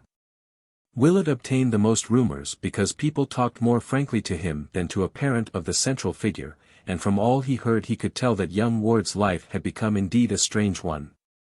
Common tongues would not dissociate his household from the vampirism of the previous summer, while the nocturnal comings and goings of the motor trucks provided their share of dark speculations. Local tradesmen spoke of the queerness of the orders brought them by the evil-looking mulatto, and in particular of the inordinate amounts of mean and fresh blood secured from the 2 butcher shops in the immediate neighborhood. For a household of only 3, these quantities were quite absurd. Then there was the matter of the sounds beneath the earth. Reports of these things were harder to point down, but all the vague hints tallied in certain basic essentials. Noises of a ritual nature positively existed, and at times when the bungalow was dark. They might, of course, have come from the known cellar, but rumor insisted that there were deeper and more spreading crypts. Recalling the ancient tales of Joseph Curwen's catacombs, and assuming for granted that the present bungalow had been selected because of its situation on the old Curwen site as revealed in one of another of the documents found behind the picture. Willett and Mr. Ward gave this phase of the gossip much attention, and searched many times without success for the door in the river bank which old manuscripts mentioned. As to popular opinions of the bungalow's various inhabitants, it was soon plain that the brava Portuguese was loathed, the bearded and spectacled Dr. Allen feared, and the pallid young scholar disliked to a profound degree. During the last week or 2 Ward had obviously changed much, abandoning his attempts at affability and speaking only in hoarse but oddly repellent whispers on the few occasions that he ventured forth. Such were the shreds and fragments gathered here and there, and over these Mr. Ward and Dr. Willett held many long and serious conferences. They strove to exercise deduction, induction, and constructive imagination to their utmost extent. And to correlate every known fact of Charles's later life, including the frantic letter which the doctor now showed the father, with the meager documentary evidence available concerning old Joseph Curwen. They would have given much for a glimpse of the papers Charles had found, for very clearly the key to the youth's madness lay in what he had learned of the ancient wizard and his doings. Chapter 4. And yet, after all, it was from no step of Mr. Ward's or Dr. Willett's that the next move in this singular case proceeded. The father and the physician, rebuffed and confused by a shadow too shapeless and intangible to combat, had rested uneasily on their oars while the typed notes of young Ward to his parents grew fewer and fewer. Then came the first of the month with its customary financial adjustments, and the clerks at certain banks began a peculiar shaking of heads and telephoning from one to the other. Officials who knew Charles Ward by sight went down to the bungalow to ask why every check of his appearing at this juncture was a clumsy forgery, and were reassured less than they ought to have been when the youth hoarsely explained that his hand had lately been so much affected by a nervous shock as to make normal writing impossible. He could, he said, from no written characters at all except with great difficulty, and could prove it by the fact that he had been forced to type all his recent letters, even those to his father and mother, who would bear out the assertion. What made the investigators pause in confusion was not this circumstance alone, for that was nothing unprecedented or fundamentally suspicious, nor even the Patuxet gossip, of which one or two of them had caught echoes. It was the muddled discourse of the young man which nonplussed them, implying as it did a virtually total loss of memory concerning important monetary matters which he had had at his fingertips only a month or two before. Something was wrong. For despite the apparent coherence and rationality of his speech, there could be no normal reason for this ill-concealed blankness on vital points. Moreover, although none of these men knew Ward well, they could not help observing the change in his language and manner. They had heard he was an antiquarian, but even the most hopeless antiquarians do not make daily use of obsolete phraseology and gestures. Altogether, this combination of hoarseness, palsied hands, bad memory, and altered speech and bearing must represent some disturbance or malady of genuine gravity, which no doubt formed the basis of the prevailing odd rumors. And after their departure the party of officials decided that a talk with the senior Ward was imperative. So on the 6th of March, 1928, there was a long and serious conference in Mr. Ward's office, after which the utterly bewildered father summoned Dr. Willett in a kind of helpless resignation. Willett looked over the strained and awkward signatures of the check, and compared them in his mind with the penmanship of that last frantic note. Certainly, the change was radical and profound, and yet there was something damnably familiar about the new writing. It had crabbed and archaic tendencies of a very curious sort, and seemed to result from a type of stroke utterly different from that which the youth had always used. It was strange, but where had he seen it before? On the whole, it was obvious that Charles was insane. Of that there could be no doubt. And since it appeared unlikely that he could handle his property or continue to deal with the outside world much longer, something must quickly be done toward his oversight and possible cure. It was then that the alienists were called in, Drs. Peck and Wade of Providence and Dr. Lyman of Boston, to whom Mr. Ward and Dr. Willett gave the most exhaustive possible history of the case, and who conferred at length in the now unused library of their young patient. Examining what books and papers of his were left in order to gain some further notion of his habitual mental cast. After scanning this material and examining the ominous note to Willett, they all agreed that Charles Ward's studies had been enough to unseat or at least to warp any ordinary intellect. And wished most heartily that they could see his more intimate volumes and documents.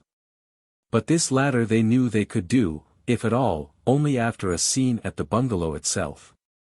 Willett now reviewed the whole case with febrile energy.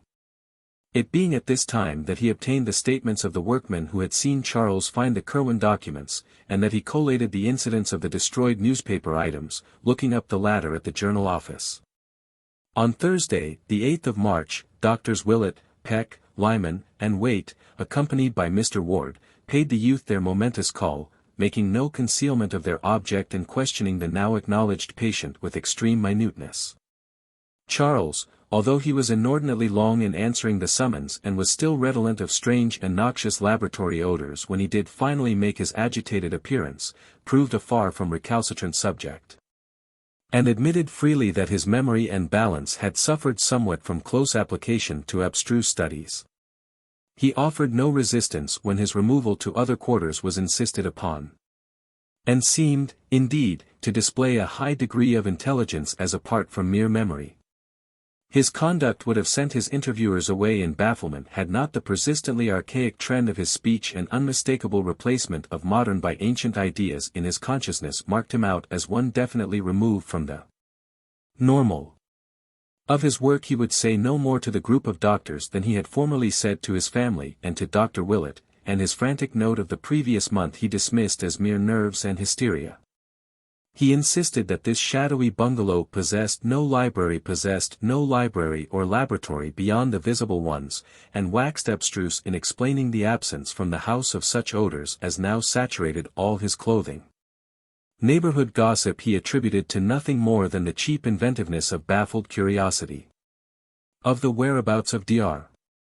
Allen he said he did not feel at liberty to speak definitely, but assured his inquisitors that the bearded and spectacled man would return when needed.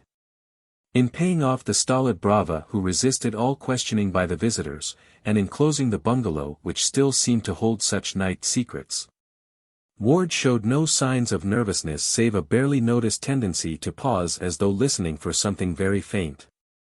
He was apparently animated by a calmly philosophic resignation, as if his removal were the merest transient incident which would cause the least trouble if facilitated and disposed of once and for all. It was clear that he trusted to his obviously unimpaired keenness of absolute mentality to overcome all the embarrassments into which his twisted memory, his lost voice and handwriting, and his secretive and eccentric behavior had led him.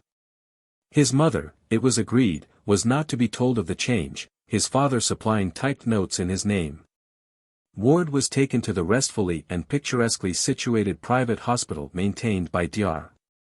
Wade on Connecticut Island in the Bay, and subjected to the closest scrutiny and questioning by all the physicians connected with the case. It was then that the physical oddities were noticed. The slackened metabolism, the altered skin, and the disproportionate neural reactions. Dr. Willett was the most perturbed of the various examiners, for he had attended Ward all his life and could appreciate with terrible keenness the extent of his physical disorganization. Even the familiar olive mark on his hip was gone, while on his chest was a great black mole or cicatrice which had never been there before, and which made Willett wonder whether the youth had ever submitted to any of the witch markings reputed to be inflicted at certain unwholesome and nocturnal meetings in wild and lonely places. The doctor could not keep his mind off a certain transcribed witch trial record from Salem which Charles had shown him in the old non-secretive days, and which read, Mr. G. B. on that night put ye devil his mark upon Bridget S., Jonathan A. Simon O., Deliverance W., Joseph C., Susan P., Mehatable C., and Deborah B. Ward's face, too, troubled him horribly, till at length he suddenly discovered why he was horrified. For above the young man's right eye was something which he had never previously noticed, a small scar or pit precisely like that in the crumbled painting of old Joseph Curwen, and perhaps attesting some hideous ritualistic inoculation to which both had submitted at a certain stage of their occult careers. While Ward himself was puzzling all the doctors at the hospital, a very strict watch was kept on all mail addressed either to him or to Dr. Allen, which Mr. Ward had ordered delivered at the family home. Willett had predicted that very little would be found, since any communications of a vital nature would probably have been exchanged by messenger, but in the latter part of March there did come a letter from Prague for Dr. Allen which gave both the doctor and the father deep thought. It was in a very crabbed and archaic hand, and though clearly not the effort of a foreigner, showed almost as singular a departure from modern English as the speech of young Ward himself. It read: Kleinstrasse 11, Altstadt, Prague, 11th Feb. 1928. Brother in Almonson Metroton. I this day received your mention of what came up from the salts I sent you. It was wrong, and means clearly that ye headstones had been chonged when Barnabas got me the specimen. It is often so, as you must be sensible of from the thing you got from ye King's Chapel ground in 1769 and what H. got from old Barry G. Point in 1690, that was like to endy him. I got such a thing in Egypt 75 years gone, from the which came that scar ye boys saw on me here in 1924. As I told you long ago, do not kaye up that which you cannot put down. Either from dead salts or out of ye spheres beyond. Have ye wards for laying at all times ready, and stop not to be sure when there is any doubt of whom you have. Stones are all chonged now in 9 grounds out of 10. You are never sure till you question. I this day heard from H, who has had trouble with the soldiers. He is like to be sorry Transylvania is passed from Hungary to Romania, and wow'd change his seat if the castle weren't so full of what we know. But of this he hath doubtless writ you. In my next Senji there will be somewhat from a hill tomb from ye east that will delight you greatly. Meanwhile forget not I am desirous of B.F. if you can possibly get him for me. You know G. in Philada. Better than I. Have him up first if you will, but do not use him so hard he will be difficult, for I must speak to him in ye end. Yog Sotheth Neblod Zin Simon O. To Mr. J. C. in Providence. Mr. Ward and Dr. Willett paused in utter chaos before this apparent bit of unrelieved insanity. Only by degrees did they absorb what it seemed to imply. So the absent Dr. Allen, and not Charles Ward, had come to be the leading spirit at Patuxet? That must explain the wild reference and denunciation in the youth's last frantic letter. And what of this addressing of the bearded and spectacled stranger as Mr. J. C.? There was no escaping the inference, but there are limits to possible monstrosity. Who was Simon O., the old man Ward had visited in Prague for years previously? Perhaps, but in the centuries behind there had been another Simon O. Simon Orne, alias Jedediah, of Salem, who vanished in 1771 and whose peculiar handwriting Dr. Willett now unmistakably recognized from the photostatic copies of the Orne formulae which Charles had once shown him. What horrors and mysteries! What contradictions and contraventions of nature, had come back after a century and a half to harass old Providence with her clustered spires and domes. The father and the old physician, virtually at a loss what to do or think, went to see Charles at the hospital and questioned him as delicately as they could about Dr. Allen, about the Prague visit, and about what he had learned of Simon or Jedediah Orne of Salem. To all these inquiries the youth was politely non-committal, merely barking in his hoarse whisper that he had found Dr. Allen to have a remarkable spiritual rapport with certain souls from the past, and that any correspondent the bearded man might have in Prague would probably be similarly gifted. When they left, Mr. Ward and Dr. Willett realized to their chagrin that they had really been the ones under catechism, and that without imparting anything vital himself, the confined youth had adroitly pumped them of everything the Prague letter had contained. Drs. Peck, Waite, and Lyman were not inclined to attach much importance to the strange correspondence of young Ward's companion. For they knew the tendency of kindred eccentrics and monomaniacs to band together.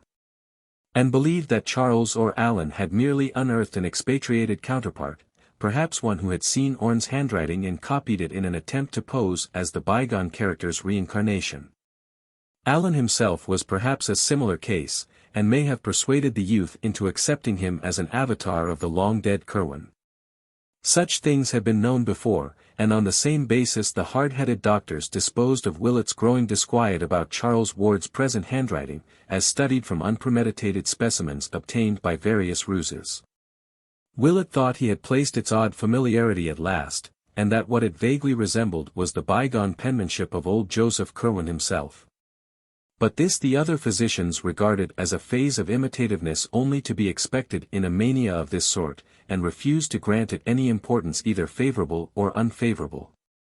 Recognizing this prosaic attitude in his colleagues, Willett advised Mr. Ward to keep to himself the letter which arrived for Dr.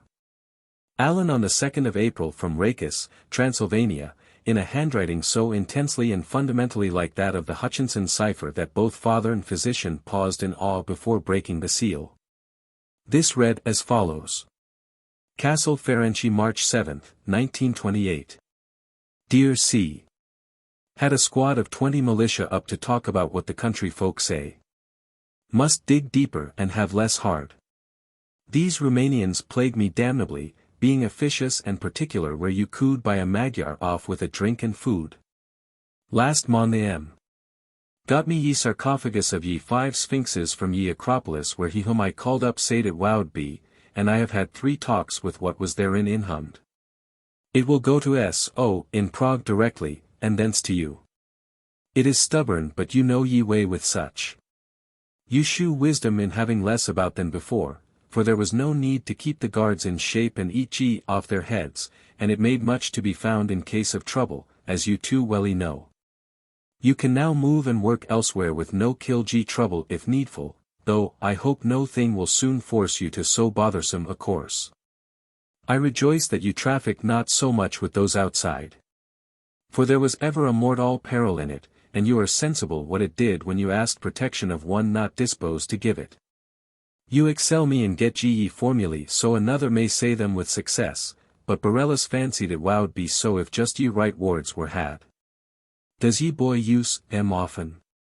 I regret that he grows squeamish, as I feared he wowed when I had him here nigh 15 months, but am sensible you know how to deal with him. You can't say him down with ye formula, for that will work only upon such as ye other formula hath called up from salts, but you still have strong hands and knife and pistol, and graves are not hard to dig, nor acids loath to burn. Oh. Says you have promised him B.F. I must have him after. B. goes to you soon, and may he give you what you wish of that dark thing below Memphis. Employ care in what you calle up, and beware of ye boy. It will be ripe in a year's time to have up ye legions from underneath, and then there are no bounds to what shall be ours. Have confidence in what I say, for you know and I have had these 150 years more than you to consult these matters in. Nefru, ka and I had oth edwh. For J. Curwen, Esq. Providence. But if Willett and Mr.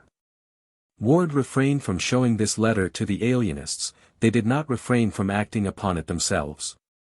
No amount of learned sophistry could controvert the fact that the strangely bearded and spectacled Dr. Allen, of whom Charles's frantic letter had spoken as such a monstrous menace, was in close and sinister correspondence with 2 inexplicable creatures whom Ward had visited in his travels and who plainly claimed to be survivals or avatars of Curwen's old Salem colleagues. That he was regarding himself as the reincarnation of Joseph Curwen, and that he entertained, or was at least advised to entertain, murderous designs against a boy who could scarcely be other than Charles Ward. There was organized horror afoot. And no matter who had started it, the missing Allen was by this time at the bottom of it. Therefore, thanking heaven that Charles was now safe in the hospital, Mr.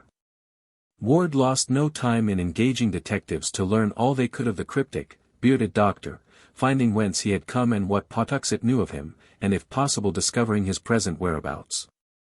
Supplying the men with one of the bungalow keys which Charles yielded up, he urged them to explore Allen's vacant room which had been identified when the patient's belongings had been packed.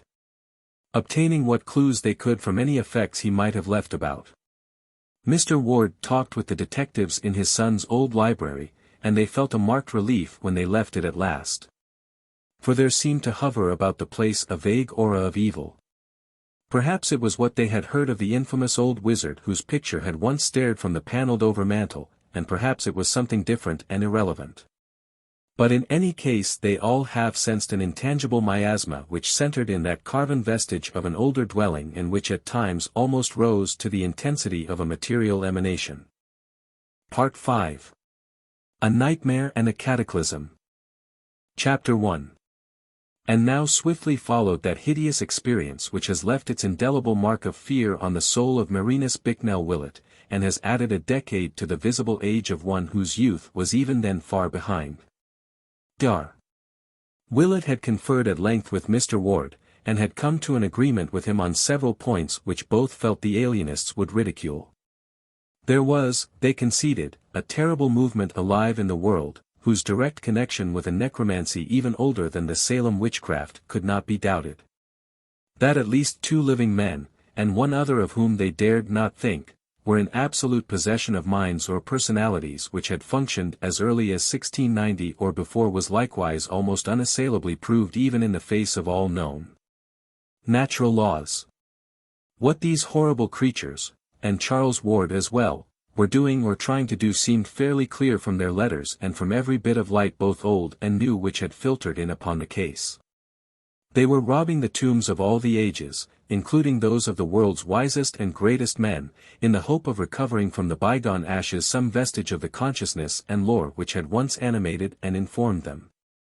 A hideous traffic was going on among these nightmare ghouls, whereby illustrious bones were bartered with the calm calculativeness of schoolboys swapping books.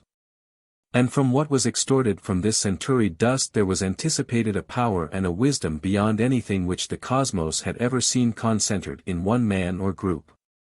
They had found unholy ways to keep their brains alive, either in the same body or different bodies, and had evidently achieved a way of tapping the consciousness of the dead whom they gathered together.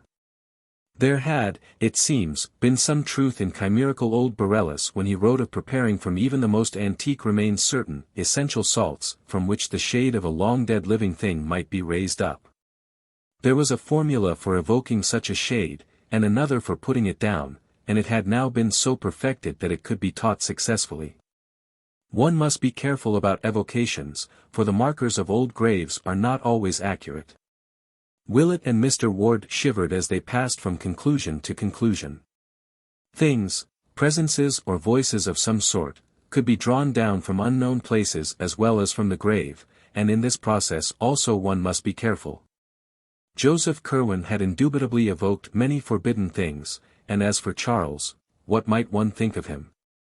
What forces, outside the spheres, had reached him from Joseph Curwen's day and turned his mind on forgotten things? He had been led to find certain directions, and he had used them. He had talked with the man of horror in Prague and stayed long with the creature in the mountains of Transylvania. And he must have found the grave of Joseph Curwen at last. That newspaper item and what his mother had heard in the night were too significant to overlook. Then he had summoned something, and it must have come. That mighty voice aloft on Good Friday, and those different tones in the locked attic laboratory. What were they like, with their depth and hollowness? Was there not here some awful foreshadowing of the dreaded stranger Dr. Allen with his spectral bass? Yes, that was what Mr. Ward had felt with vague horror in his single talk with the man, if man it were, over the telephone. What hellish consciousness or voice, what morbid shade or presence, had come to answer Charles Ward's secret rites behind that locked door? Those voices heard in argument, must have it read for 3 months, good God. Was not that just before the vampirism broke out? The rifling of Ezra Whedon's ancient grave, and the cries later at Patuxet, whose mind had planned the vengeance and rediscovered the shunned seat of elder blasphemies. And then the bungalow and the bearded stranger, and the gossip, and the fear.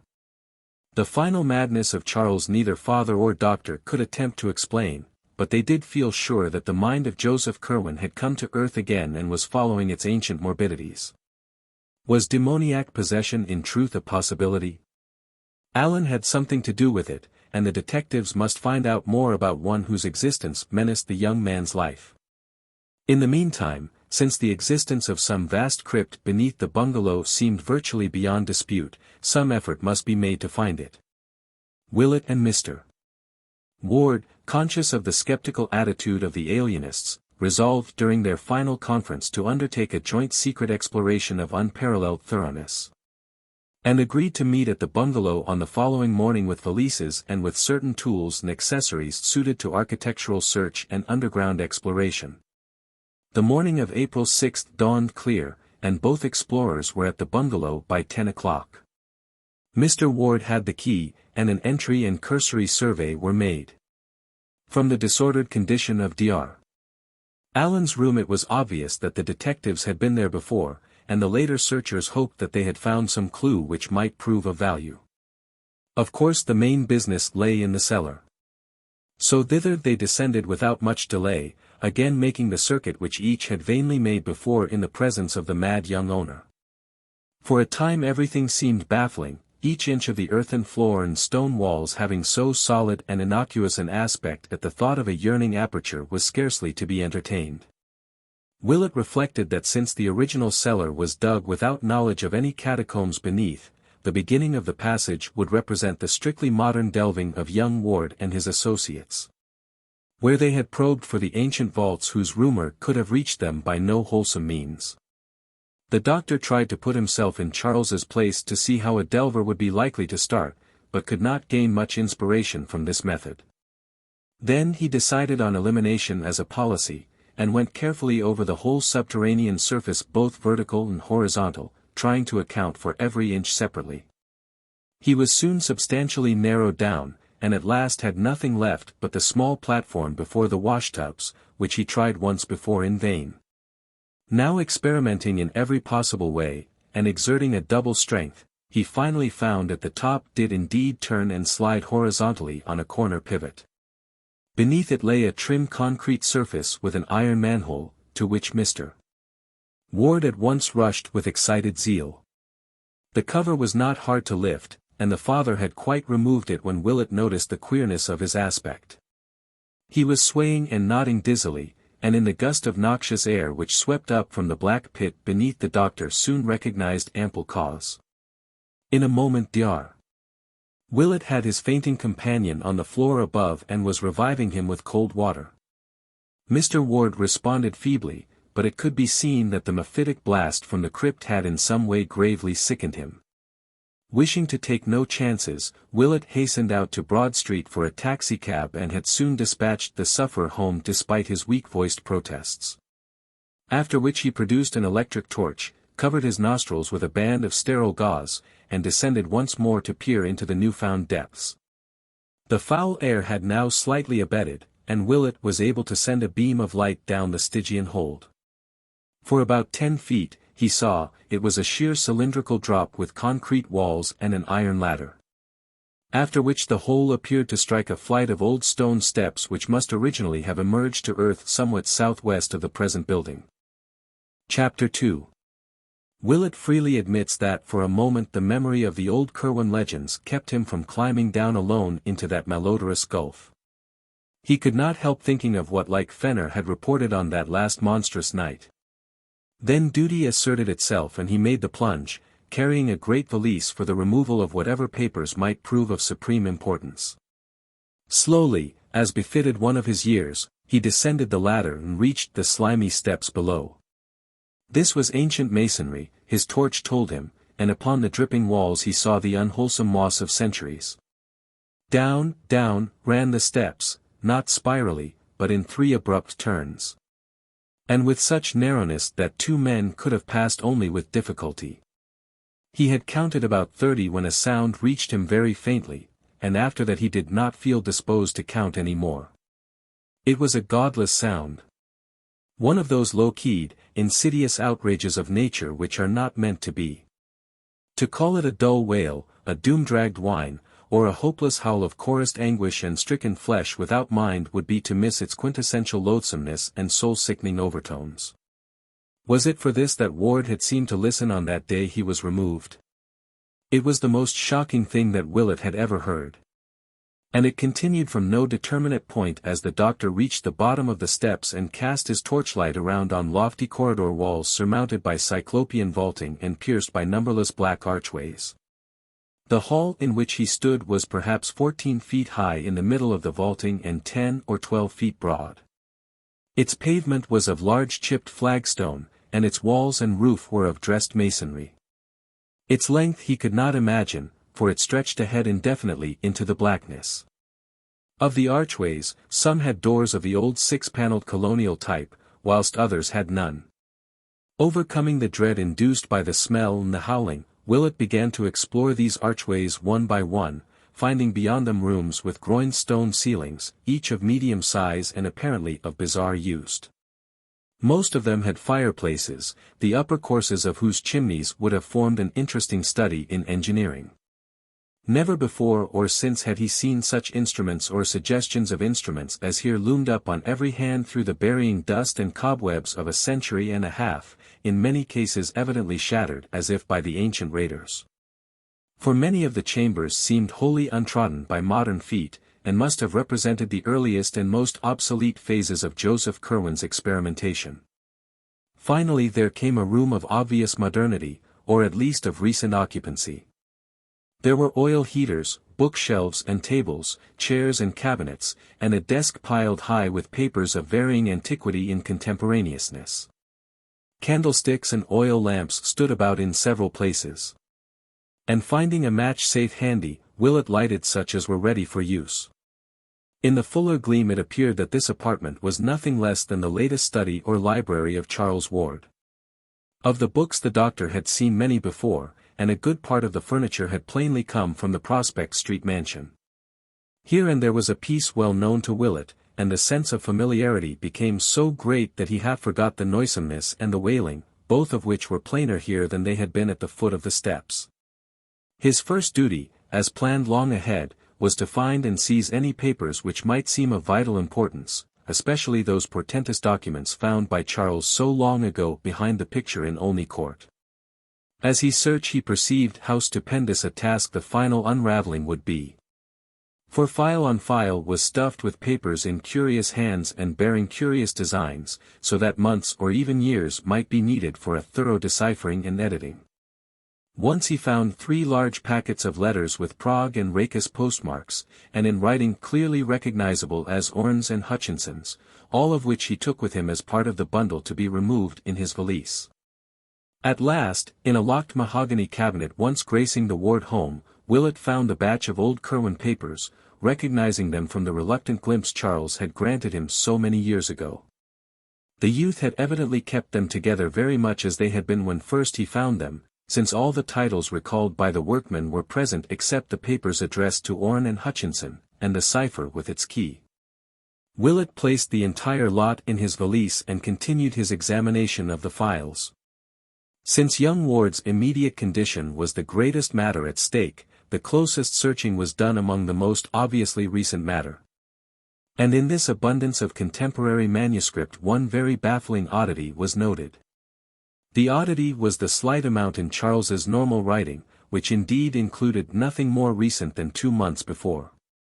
On the other hand, there were literally reams of symbols and formulae, historical notes and philosophical comment, in a crabbed penmanship absolutely identical with the ancient script of Joseph Curwen, though of undeniably modern dating. Plainly, a part of the latter-day program had been a sedulous imitation of the old wizard's writing, which Charles seemed to have carried to a marvelous state of perfection. Of any third hand which might have been Allen's there was not a trace. If he had indeed come to be the leader, he must have forced young Ward to act as his amanuensis. In this new material one mystic formula, or rather pair of formulae, recurred so often that Willett had it by heart before he had half finished his quest. It consisted of 2 parallel columns, the left-hand one surmounted by the archaic symbol called dragon's head, and used in almanacs to indicate the ascending node. And the right-hand one headed by a corresponding sign of dragon's tail or descending node. The appearance of the whole was something like this. And almost unconsciously the doctor realized that the second half was no more than the first written syllabically backward with the exception of the final monosyllables and of the odd name Yog-Sothoth, which he had come to recognize under various spellings from other things he had seen in connection with this horrible matter. The formulae were as follows, exactly so, as Willett is abundantly able to testify, and the first one struck an odd note of uncomfortable latent memory in his brain, which he recognized later when reviewing the events of that horrible Good Friday of the previous year. YAINGNGAH. Ogthrod AIF. YOG Sothoth. GBLEH. HELGEB. YOG Sothoth. FAI Throdag. NGHNGAIE. UH. ZHRO. So haunting were these formulae. And so frequently did he come upon them, that before the doctor knew it he was repeating them under his breath. Eventually, however, he felt he had secured all the papers he could digest to advantage for the present, hence resolved to examine no more till he could bring the skeptical alienists en masse for an ampler and more systematic raid. He had still to find the hidden laboratory, so leaving his valise in the lighted room he emerged again into the black noisome corridor whose vaulting echoed ceaseless with that dull and hideous whine. The next few rooms he tried were all abandoned, or filled only with crumbling boxes and ominous-looking leaden coffins, but impressed him deeply with the magnitude of Joseph Curwen's original operations. He thought of the slaves and seamen who had disappeared, of the graves which had been violated in every part of the world, and of what that final raiding party must have seen, and then he decided it was better not to think any more. Once a great stone staircase mounted at his right. And he deduced that this must have reached to one of the Curwen outbuildings, perhaps the famous stone edifice with the high slit-like windows, provided the steps he had descended had led from the steep-roofed farmhouse. Suddenly the walls seemed to fall away ahead, and the stench and the wailing grew stronger. Willett saw that he had come upon a vast open space, so great that his torchlight would not carry across it. And as he advanced he encountered occasional stout pillars supporting the arches of the roof. After a time he reached a circle of pillars grouped like the monoliths of Stonehenge, with a large carved altar on a base of 3 steps in the center. And so curious were the carvings on that altar that he approached to study them with his electric light. But when he saw what they were he shrank away shuddering, and did not stop to investigate the dark stains which discolored the upper surface and had spread down the sides in occasional thin lines. Instead, he found the distant wall and traced it as it swept round in a gigantic circle perforated by occasional black doorways and indented by a myriad of shallow cells with iron gratings and wrist and ankle bonds on chains fastened to the stone of the concave rear masonry. These cells were empty, but still the horrible odor and the dismal moaning continued, more insistent now than ever, and seemingly varied at time by a sort of slippery thumping. Chapter 3. From that frightful smell and that uncanny noise Willett's attention could no longer be diverted. Both were plainer and more hideous in the great pillared hall than anywhere else, and carried a vague impression of being far below, even in this dark nether world of subterrane mystery. Before trying any of the black archways for steps leading further down, the doctor cast his beam of light about the stone-flagged floor. It was very loosely paved, and at irregular intervals there would occur a slab curiously pierced by small holes in no definite arrangement, while at one point there lay a very long ladder carelessly flung down. To this ladder, singularly enough, appeared to cling a particularly large amount of the frightful odor which encompassed everything. As he walked slowly about it suddenly occurred to Willett that both the noise and the odor seemed strongest above the oddly pierced slabs, as if they might be crude trapdoors leading down to some still deeper region of horror. Kneeling by one, he worked at it with his hands, and found that with extreme difficulty he could budge it. At his touch the moaning beneath ascended to a louder key, and only with vast trepidation did he persevere in the lifting of the heavy stone. A stench unnameable now rose up from below, and the doctor's head reeled dizzily as he laid back the slab and turned his torch upon the exposed square yard of gaping blackness. If he had expected a flight of steps to some wide gulf of ultimate abomination, Willett was destined to be disappointed. For amidst that fader and cracked whining he discerned only the brick-faced top of a cylindrical well perhaps 1.5 yards in diameter and devoid of any ladder or other means of descent.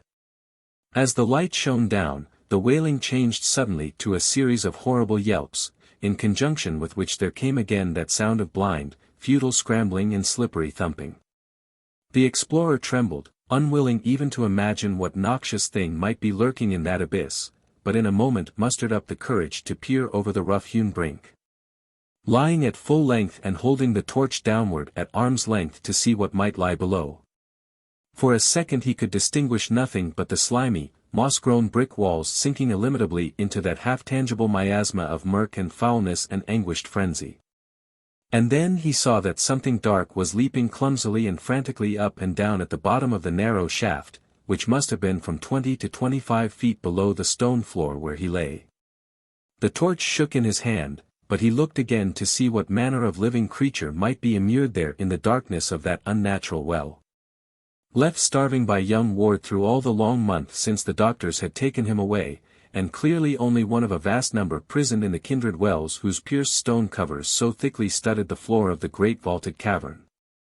Whatever the things were, they could not lie down in their cramped spaces, but must have crouched and whined and waited and feebly leaped all those hideous weeks since their master had abandoned them unheeded.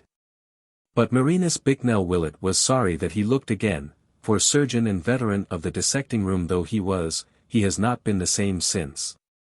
It is hard to explain just how a single sight of a tangible object with measurable dimensions could so shake and change a man.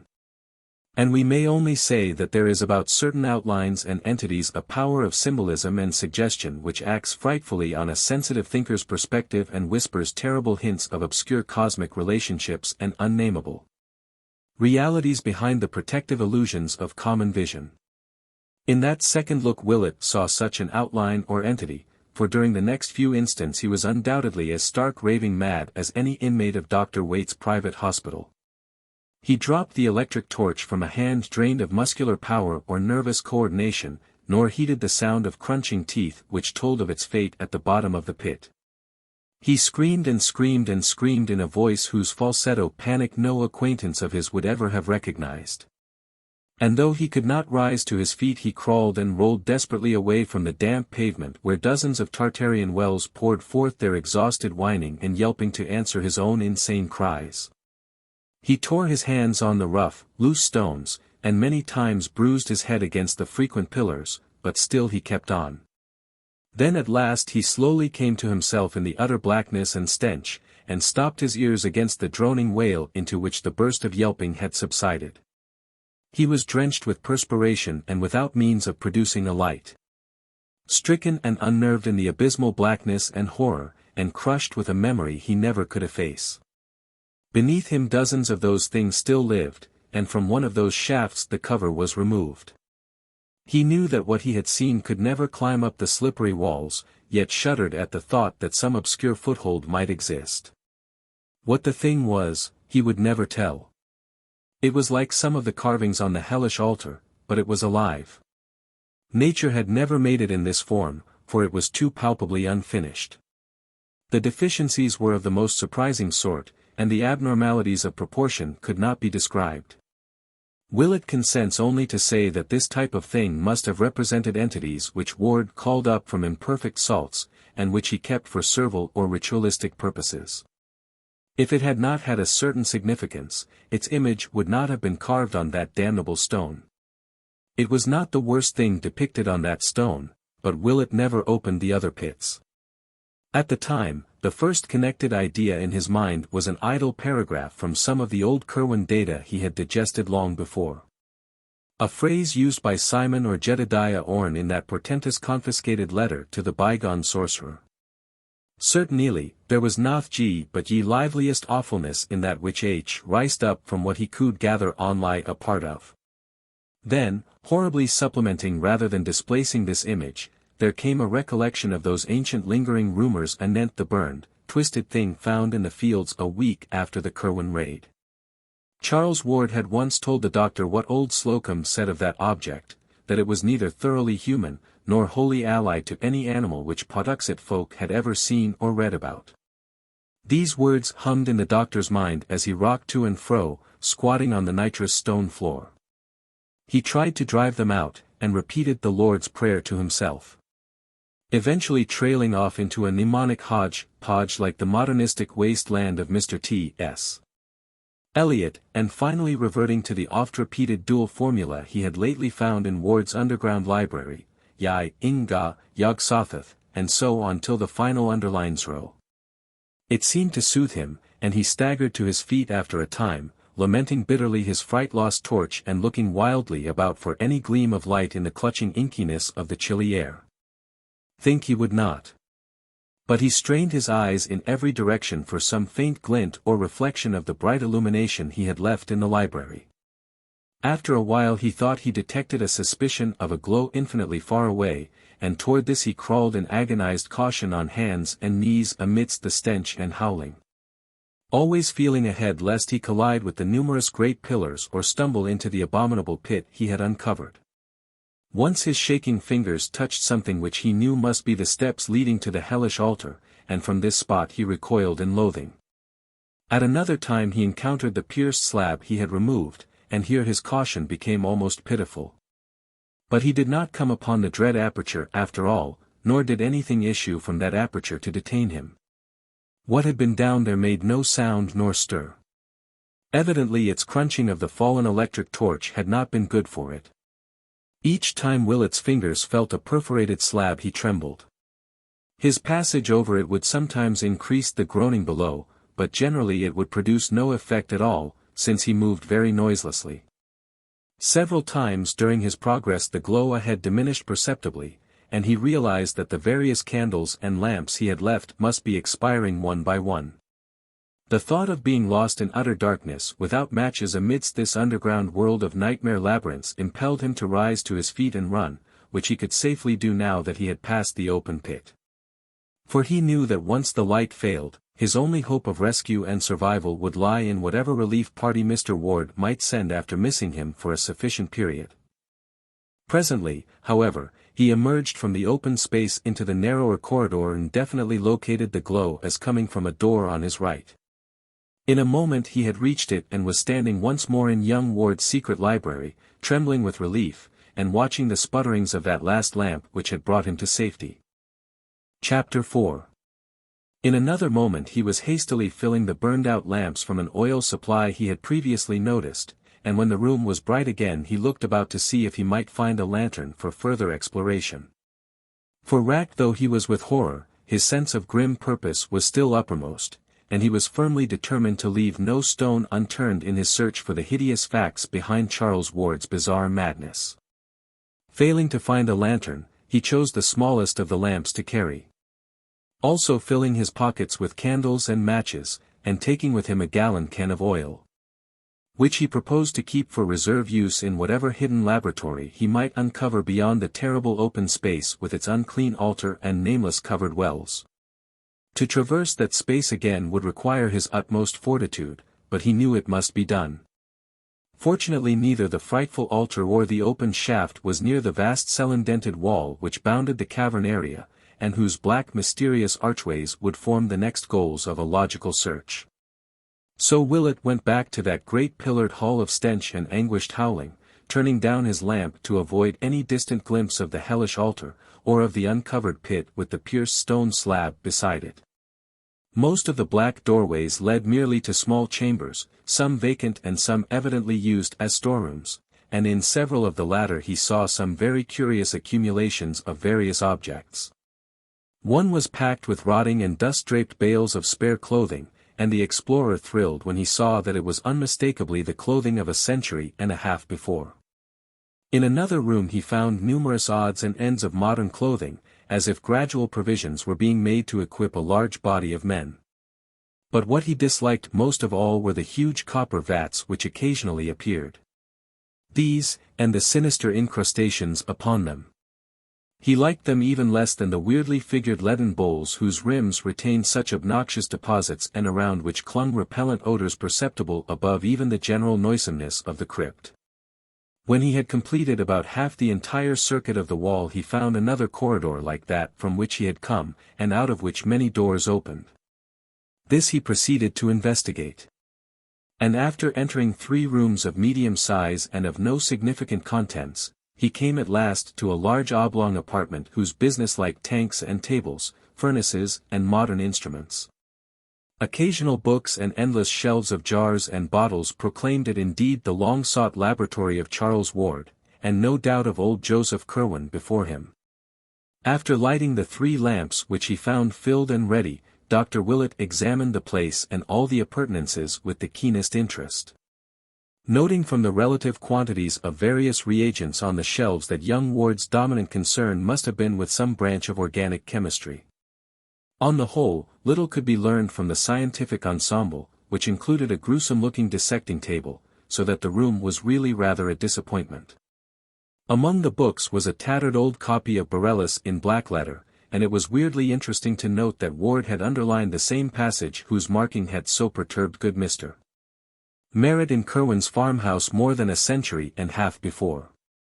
That old copy, of course, must have perished along with the rest of Curwen's occult library in the final raid.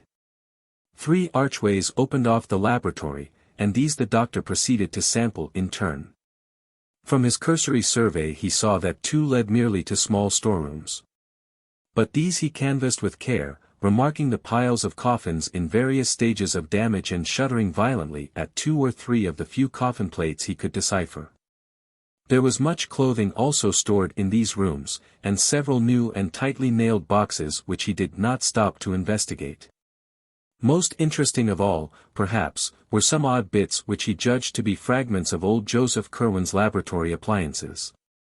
These had suffered damage at the hands of the raiders, but were still partly recognizable as the chemical paraphernalia of the Georgian period.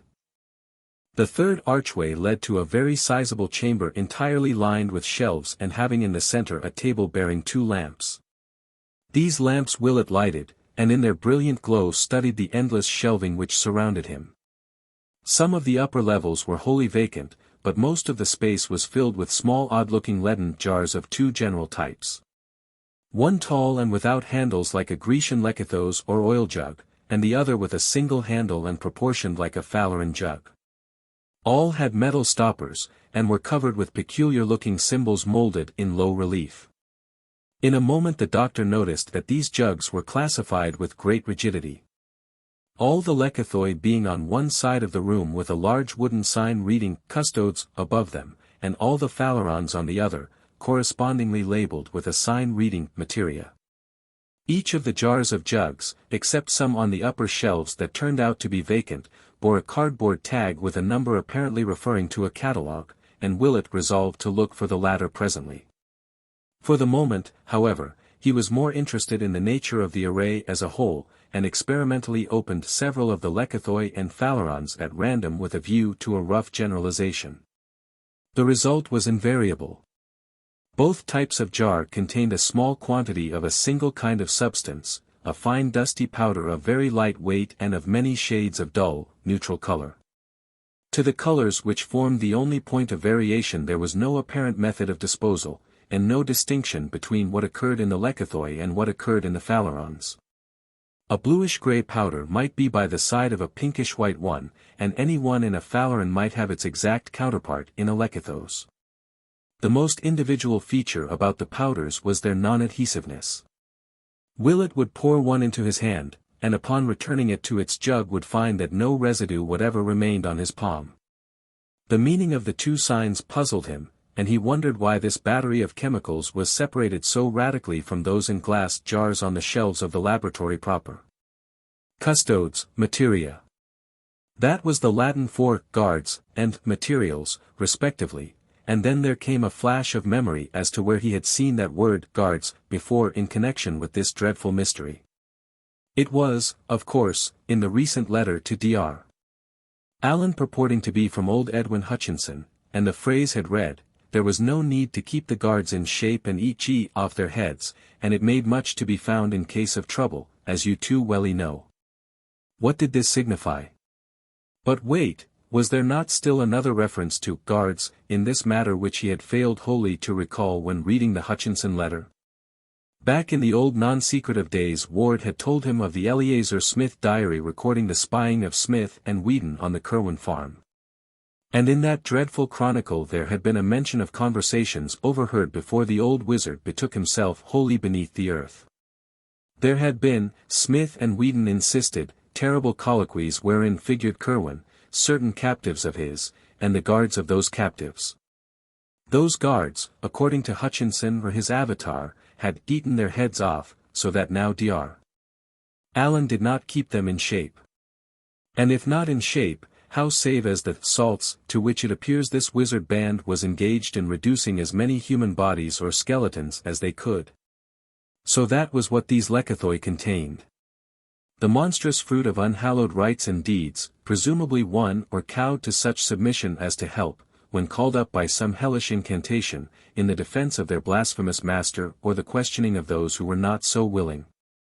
Willett shuddered at the thought of what he had been pouring in and out of his hands, and for a moment felt an impulse to flee in panic from that cavern of hideous shelves with their silent and perhaps watching sentinels. Then he thought of the materia, in the myriad Phaleron jugs on the other side of the room.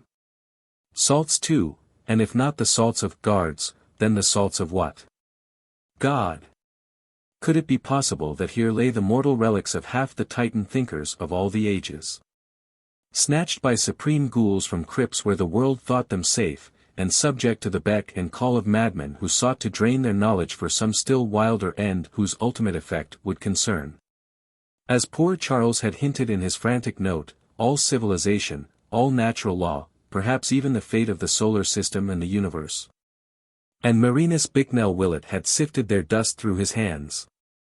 Then he noticed a small door at the further end of the room, and calmed himself enough to approach it and examine the crude sign chiseled above.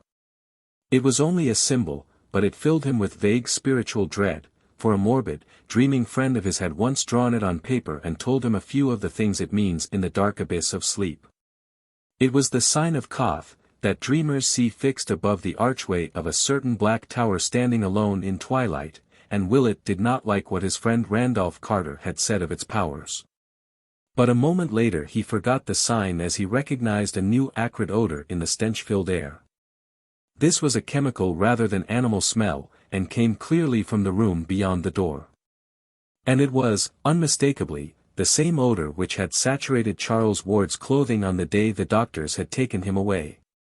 So it was here that the youth had been interrupted by the final summons. He was wiser than old Joseph Curwen, for he had not resisted. Willett, boldly determined to penetrate every wonder and nightmare this nether realm might contain, seized the small lamp and crossed the threshold.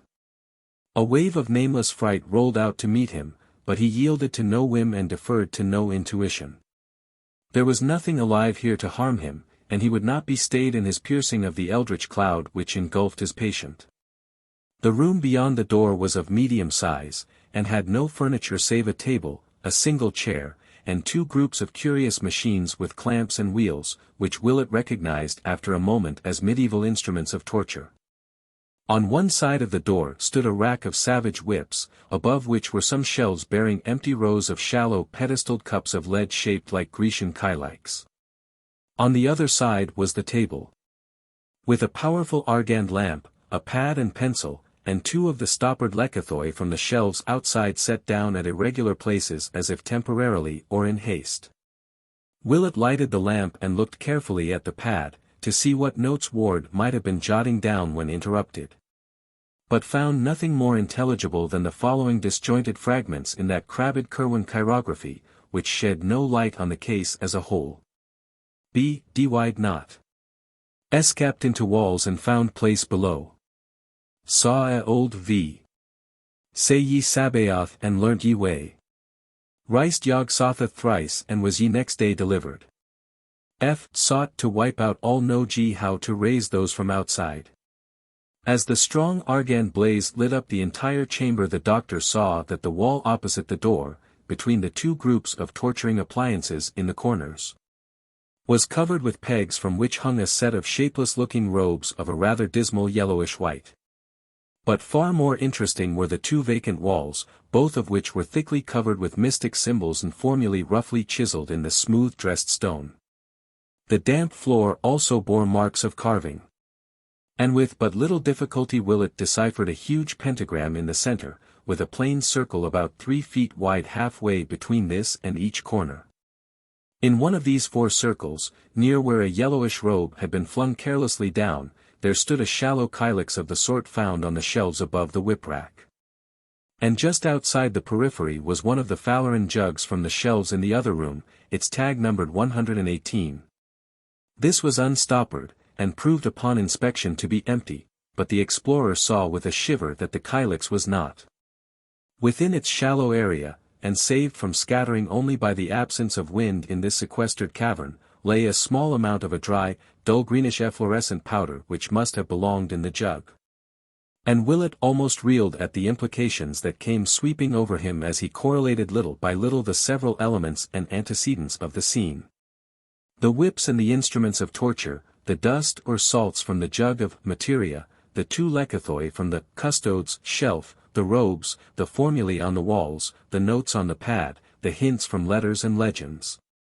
And the 1,000 glimpses, doubts, and suppositions which had come to torment the friends and parents of Charles Ward, all these engulfed the doctor in a tidal wave of horror as he looked at that dry greenish powder outspread in the pedestaled leaden kylix on the floor. With an effort, however, Willett pulled himself together and began studying the formulae chiseled on the walls. From the stained and encrusted letters it was obvious that they were carved in Joseph Curwen's time, and their text was such as to be vaguely familiar to one who had read much Curwen material or delved extensively into the history of magic. One the doctor clearly recognized as what Mrs. Ward heard her son chanting on that ominous Good Friday a year before, and what an authority had told him was a very terrible invocation addressed to secret gods outside the normal spheres. It was not spelled here exactly as Mrs. Ward had set it down from memory, nor yet as the authority had shown it to him in the forbidden pages of Eliphaz Levi. But its identity was unmistakable, and such words as Sabaoth, Metatron, Almonson, and Zeriatnotmik sent a shudder of fright through the search who had seen and felt so much of cosmic abomination just around the corner. This was on the left-hand wall as one entered the room. The right-hand wall was no less thickly inscribed, and Willett felt a start of recognition when he came up the pair of formulae so frequently occurring in the recent notes in the library. They were, roughly speaking, the same, with the ancient symbols of dragon's head and dragon's tail heading them as in Ward's scribblings. But the spelling differed quite widely from that of the modern versions, as if old Curwen had had a different way of recording sound, or as if later study had evolved more powerful and perfected variants of the invocations in question. The doctor tried to reconcile the chiseled version with the one which still ran persistently in his head, and found it hard to do. Where the script he had memorized began, Yai Inga, Yog-Sothoth, this epigraph started out as, I, Injenga, Yog-Sothotha, which to his mind would seriously interfere with the syllabification of the second word. Ground as the later text was into his consciousness, the discrepancy disturbed him, and he found himself chanting the first of the formulae aloud in an effort to square the sound he conceived with the letters he found carved. Weird and menacing in that abyss of antique blasphemy rang his voice. Its accents keyed to a droning sing-song either through the spell of the past and the unknown, or through the hellish example of that dull, godless wail from the pits whose inhuman cadences rose and fell rhythmically in the distance through the stench and the darkness. Yai Inga. Yog-Sothoth. Hiel-Geb. Fai Throdo. Wah. But what was this cold wind which had sprung into life at the very outset of the chant? The lamps were sputtering woefully, and the gloom grew so dense that the letters on the wall nearly faded from sight. There was smoke, too, and an acrid odor which quite drowned out the stench from the faraway wells. An odor like that he had smelt before, yet infinitely stronger and more pungent. He turned from the inscriptions to face the room with its bizarre contents, and saw that the kylix on the floor, in which the ominous efflorescent powder had lain, was giving forth a cloud of thick, greenish-black vapor of surprising volume and opacity. That powder, great God! It had come from the shelf of materia. What was it doing now, and what had started it? The formula he had been chanting, the first of the pair, dragon's head, ascending node, blessed Savior, could it be? The doctor reeled, and through his head raced wildly disjointed scraps from all he had seen, heard, and read of the frightful case of Joseph Curwen and Charles Dexter Ward. I say to you again, do not call up any that you cannot put down. Have ye wards for laying at all times ready, and stop not to be sure when there is any doubt of whom you have. 3 talks with what was therein inhummed. Mercy of heaven, what is that shape behind the parting smoke? Chapter 5. Marinus Bicknell Willett has not hoped that any part of his tale will be believed except by certain sympathetic friends, hence he has made no attempt to tell it beyond his most intimate circle. Only a few outsiders have ever heard it repeated, and of these the majority laugh and remark that the doctor surely is getting old. He has been advised to take a long vacation and to shun future cases dealing with mental disturbance. But Mr. Ward knows that the veteran physician speaks only a horrible truth. Did not he himself see the noisome aperture in the bungalow cellar? Did not Willett send him home overcome and ill at 11 o'clock that portentous morning? Did he not telephone the doctor in vain that evening, and again the next day, and had he not driven to the bungalow itself on that following noon, finding his friend unconscious but unharmed on one of the beds upstairs? Willett had been breathing stertorously, and opened his eyes slowly when Mr. Ward gave him some brandy fetched from the car. Then he shuddered and screamed, crying out, that beard, those eyes. God, who are you? A very strange thing to say to a trim, blue-eyed, clean-shaven gentleman whom he had known from the latter's boyhood. In the bright noon sunlight the bungalow was unchanged since the previous morning. Willett's clothing bore no disarrangement beyond certain smudges and worn places at the knees, and only a faint acrid odor reminded Mr. Ward of what he had smelt on his son that day he was taken to the hospital. The doctor's flashlight was missing, but his valise was safely there, as empty as when he had brought it. Before indulging in any explanations, and obviously with great moral effort, Willett staggered dizzily down to the cellar and tried the fateful platform before the tubs. It was unyielding. Crossing to where he had left his yet unused tool satchel the day before, he obtained a chisel and began to pry up the stubborn planks one by one. Underneath the smooth concrete was still visible, but of any opening or perforation there was no longer a trace. Nothing yawned this time to sicken the mystified father who had followed the doctor downstairs. Only the smooth concrete underneath the planks, no noisome well, no world of subterranean horrors, no secret library, no Curwen papers, no nightmare pits of stench and howling, no laboratory or shelves or chiseled formulae, no. Dar. Willett turned pale, and clutched at the younger man. Yesterday, he asked softly, did you see it here, and smell it? And when Mr. Ward, himself transfixed with dread and wonder, found strength to nod an affirmative, the physician gave a sound half a sigh and half a gasp, and nodded in turn. Then I will tell you, he said. So for an hour, in the sunniest room they could find upstairs, the physician whispered his frightful tale to the wondering father. There was nothing to relate beyond the looming up of that form when the greenish-black vapor from the kylix parted, and Willett was too tired to ask himself what had really occurred. There were futile, bewildered head-shakings from both men, and once Mr. Ward ventured a hushed suggestion, do you suppose it would be of any use to dig? The doctor was silent, for it seemed hardly fitting for any human brain to answer when powers of unknown spheres had so vitally encroached on this side of the great abyss. Again Mr. Ward asked, but where did it go? It brought you here, you know, and it sealed up the hole somehow. And Willett again let silence answer for him. But after all, this was not the final phase of the matter. Reaching for his handkerchief before rising to leave, Dr. Willett's fingers closed upon a piece of paper in his pocket which had not been there before, and which was companioned by the candles and matches he had seized in the vanished vault. It was a common sheet, torn obviously from the cheap pad in that fabulous room of horror somewhere underground, and the writing upon it was that of an ordinary lead pencil, doubtless the one which had lain beside the pad.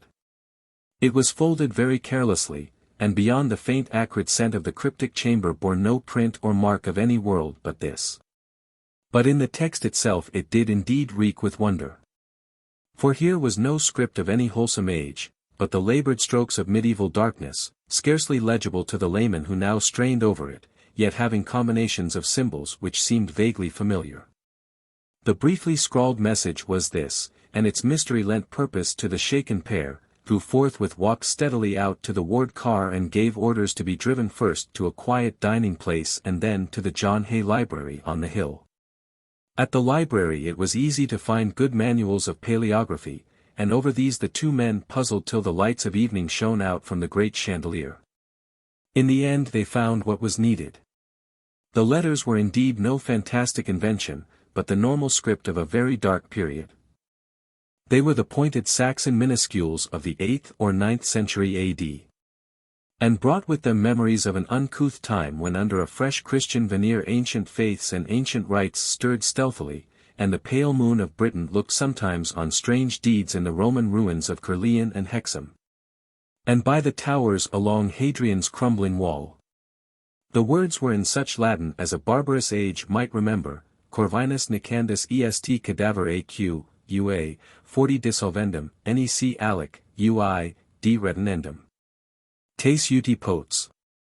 Which may roughly be translated, Curwen must be killed. The body must be dissolved in aqua fortis, nor must anything be retained. Keep silence as best you are able. Willett and Mr. Ward were mute and baffled. They had met the unknown, and found that they lacked emotions to respond to it as they vaguely believed they ought. With Willett, especially, the capacity for receiving fresh impressions of awe was well nigh exhausted. And both men sat still and helpless till the closing of the library forced them to leave. Then they drove listlessly to the Ward mansion in Prospect Street, and talked to no purpose into the night. The doctor rested toward morning, but did not go home. And he was still there Sunday noon when a telephone message came from the detectives who had been assigned to look up Dr. Allen. Mr. Ward, who was pacing nervously about in a dressing gown, answered the call in person, and told the men to come up early the next day when he heard their report was almost ready. Both Willett and he were glad that this phase of the matter was taking form, for whatever the origin of the strange minuscule message, it seemed certain that Curwen, who must be destroyed, could be no other than the bearded and spectacled stranger. Charles had feared this man, and had said in the frantic note that he must be killed and dissolved in acid. Allen, moreover, had been receiving letters from the strange wizards in Europe under the name of Curwen, and palpably regarded himself as an avatar of the bygone necromancer. And now from a fresh and unknown source had come a message saying that Curwen must be killed and dissolved in acid. The linkage was too unmistakable to be factitious. And besides, was not Allen planning to murder young Ward upon the advice of the creature called Hutchinson? Of course, the letter they had seen had never reached the bearded stranger. But from its text they could see that Allen had already formed plans for dealing with the youth if he grew too squeamish. Without doubt, Allen must be apprehended. And even if the most drastic directions were not carried out, he must be placed where he could inflict no harm upon Charles Ward. That afternoon, hoping against hope to extract some gleam of information anent the inmost mysteries from the only available one capable of giving it, the father and the doctor went down the bay and called on young Charles at the hospital. Simply and gravely Willett told him all he had found, and noticed how pale he turned as each description made certain the truth of the discovery. The physician employed as much dramatic effect as he could, and watched for a wincing on Charles's part when he approached the matter of the covered pits and the nameless hybrids within. But Ward did not wince. Willett paused, and his voice grew indignant as he spoke of how the things were starving. He taxed the youth with shocking inhumanity, and shivered when only a sardonic laugh came in reply. For Charles, having dropped as useless his pretense that the crypt did not exist, seemed to see some ghastly jest in this affair, and chucked hoarsely at something which amused him. Then he whispered, in accents doubly terrible because of the cracked voice he used, "Damn 'em, they do eat, but they don't need to. That's the rare part. A month, you say, without food? Lud, sir, you be modest. D'ye know, that was the joke on poor old Whipple with his virtuous bluster. Kill everything off, would he? Why, damn, he was half deaf with noise from outside and never saw or heard aught from the wells. He never dreamed they were there at all. Devil take ye, those cursed things have been howling down there ever since Curwen was done for 157 years gone. But no more than this could Willett get from the youth. Horrified, yet almost convinced against his will, he went on with his tale in the hope that some incident might startle his auditor out of the mad composure he maintained. Looking at the youth's face, the doctor could not but feel a kind of terror at the changes which recent months had wrought. Truly, the boy had drawn down nameless horrors from the skies. When the room with the formulae in the greenish dust was mentioned, Charles showed his first sign of animation. A quizzical look overspread his face as he heard what Willett had read on the pad, and he ventured the mild statement that those notes were old ones, of no possible significance to anyone not deeply initiated in the history of magic. But, he added, had you but known the words to bring up that which I had out in the cup, you had not been here to tell me this. 'Twas number 118, and I conceive you would have shook had you looked it up in my list in t'other room. 'Twas never raised by me, but I meant to have it up that day you came to invite me hither. Then Willett told of the formula he had spoken and of the greenish-black smoke which had arisen. And as he did so he saw true fear dawn for the first time on Charles Ward's face. It came, and you be here alive? As Ward croaked the words his voice seemed almost to burst free of its trammels and sink to cavernous abysses of uncanny resonance. Willett, gifted with a flash of inspiration, believed he saw the situation, and wove into his reply a caution from a letter he remembered. Number 118, you say? But don't forget that stones are all changed now in 9 grounds out of 10. You are never sure till you question. And then, without warning, he drew forth the minuscule message and flashed it before the patient's eyes. He could have wished no stronger result, for Charles Ward fainted forthwith. All this conversation, of course, had been conducted with the greatest secrecy lest the resident alienists accuse the father and the physician of encouraging a madman in his delusions. Unaided, too, Dr. Willett and Mr. Ward picked up the stricken youth and placed him on the couch. In reviving, the patient mumbled many times of some word which he must get to Orne and Hutchinson at once. So when his consciousness seemed fully back, the doctor told him that of those strange creatures at least one was his bitter enemy, and had given Dr. Allen advice for his assassination. This revelation produced no visible effect, and before it was made the visitors could see that their host had already the look of a hunted man.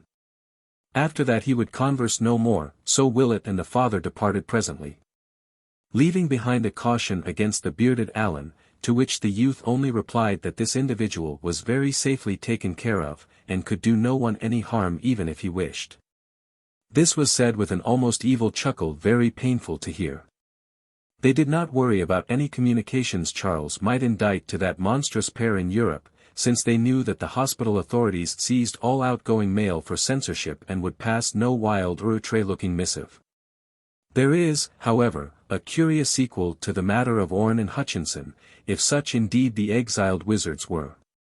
Moved by some vague presentiment amidst the horrors of that period, Willett arranged with an international press-cutting bureau for accounts of notable current crimes and accidents in Prague and in eastern Transylvania.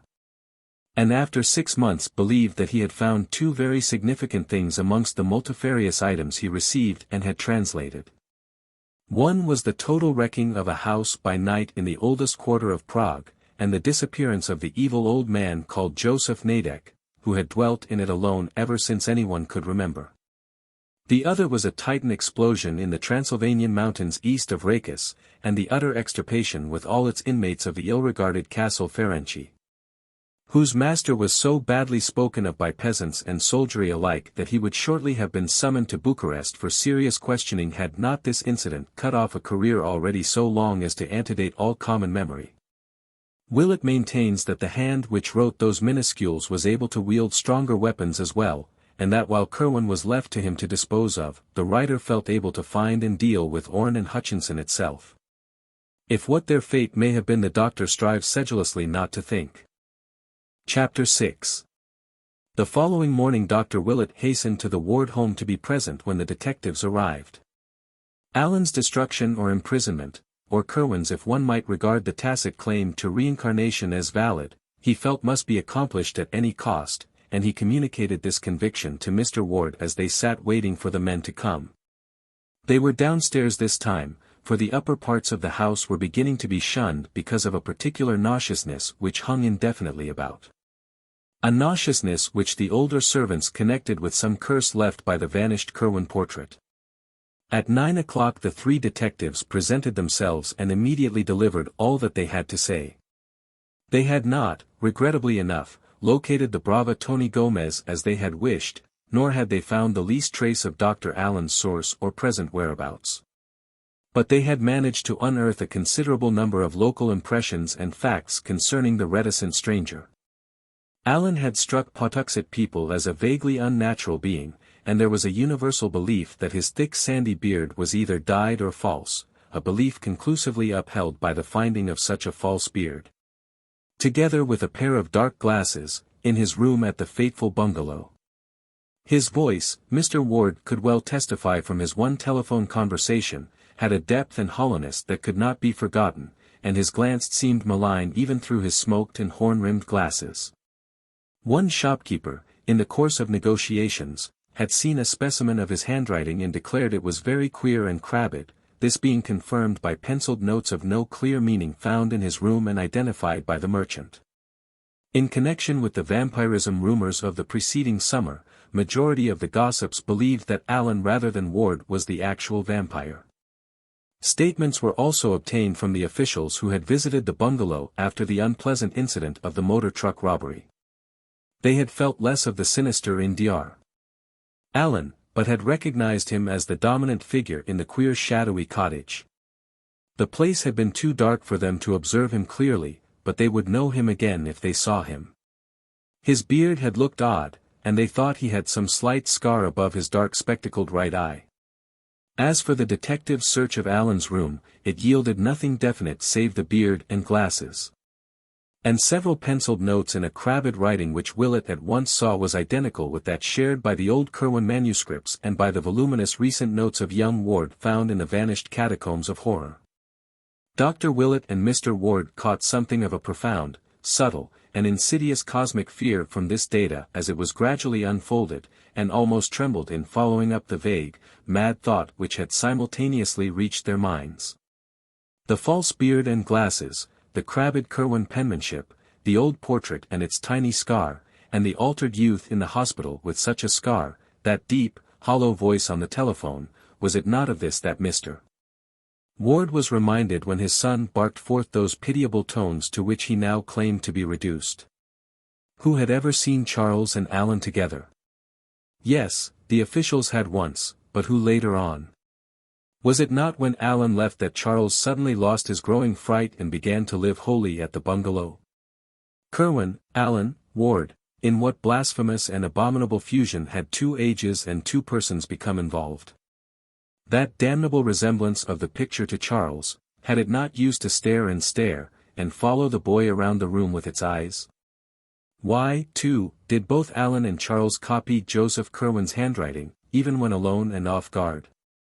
And then the frightful work of those people, the lost crypt of horrors that had aged the doctor overnight, the starving monsters in the noisome pits, the awful formula which had yielded such nameless results.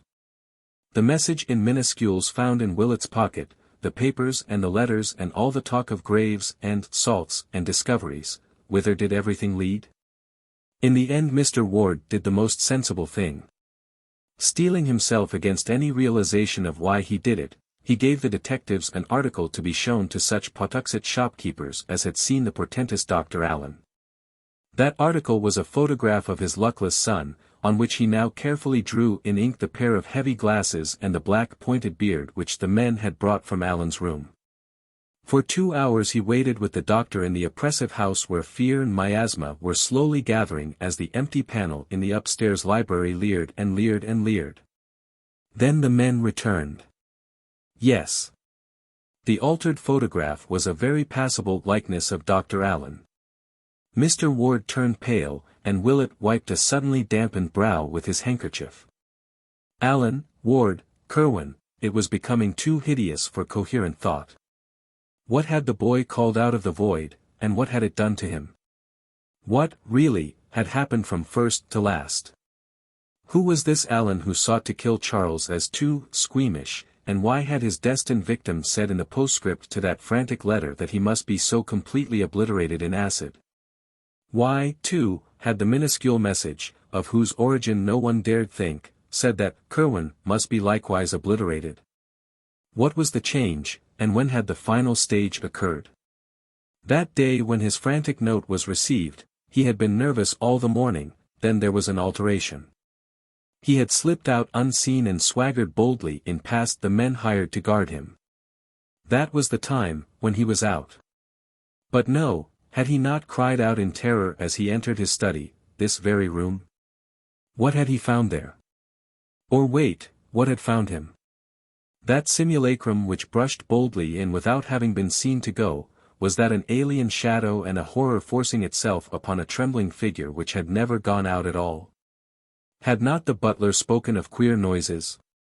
Willett rang for the man and asked him some low-toned questions. It had, surely enough, been a bad business. There had been noises, a cry, a gasp, a choking, and a sort of clattering or creaking or thumping, or all of these. And Mr. Charles was not the same when he stalked out without a word. The butler shivered as he spoke, and sniffed at the heavy air that blew down from some open window upstairs. Terror had settled definitely upon the house, and only the businesslike detectives failed to imbibe a full measure of it.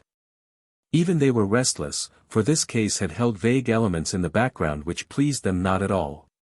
Dar. Willett was thinking deeply and rapidly, and his thoughts were terrible ones.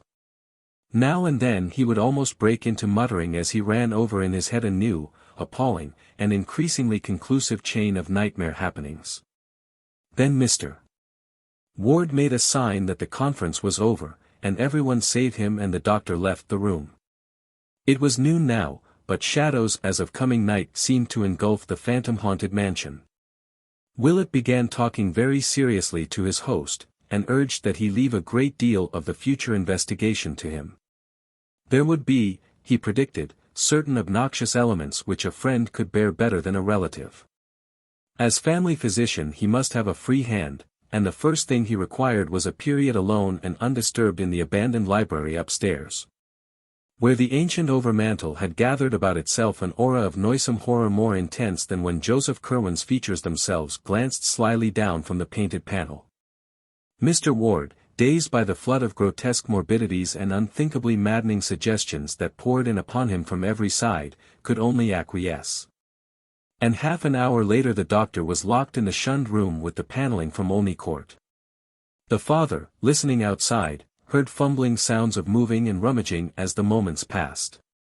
And finally a wrench and a creak, as if a tight cupboard door were being opened. Then there was a muffled cry, a kind of snorting choke, and a hasty slamming of whatever had been opened. Almost at once the key rattled and Willett appeared in the hall, haggard and ghastly, and demanding wood for the real fireplace on the south wall of the room. The furnace was not enough, he said, and the electric log had little practical use. Longing yet not daring to ask questions, Mr. Ward gave the requisite orders and a man brought some stout pine logs, shuddering as he entered the tainted air of the library to place them in the grate. Willett meanwhile had gone up to the dismantled laboratory and brought down a few odds and ends not included in the moving of the July before. They were in a covered basket, and Mr. Ward never saw what they were. Then the doctor locked himself in the library once more, and by the clouds of smoke which rolled down past the windows from the chimney it was known that he had lighted the fire. Later, after a great rustling of newspapers, that odd wrench and creaking were heard again, followed by a thumping which none of the eavesdroppers liked. Thereafter two suppressed cries of Willett's were heard, and hard upon these came a swishing rustle of indefinable hatefulness. Finally the smoke that the wind beat down from the chimney grew very dark and acrid, and everyone wished that the weather had spared them this choking and venomous inundation of peculiar fumes. Mr. Ward's head reeled, and the servants all clustered together in a knot to watch the horrible black smoke swoop down. After an age of waiting the vapors seemed to light it, and half-formless sounds of scraping, sweeping, and other minor operations were heard behind the bolted door. And at last, after the slamming of some cupboard within, Willett made his appearance, sad, pale, and haggard, and bearing the cloth-draped basket he had taken from the upstairs laboratory. He had left the window open, and into that once accursed room was pouring a wealth of pure, wholesome air to mix with a queer new smell of disinfectants. The ancient overmantel still lingered. But it seemed robbed of malignity now, and rose as calm and stately in its white paneling as if it had never borne the picture of Joseph Curwen. Night was coming on, yet this time its shadows held no latent fright, but only a gentle melancholy. Of what he had done the doctor would never speak. To Mr. Ward he said, "I can answer no questions, but I will say that there are different kinds of magic.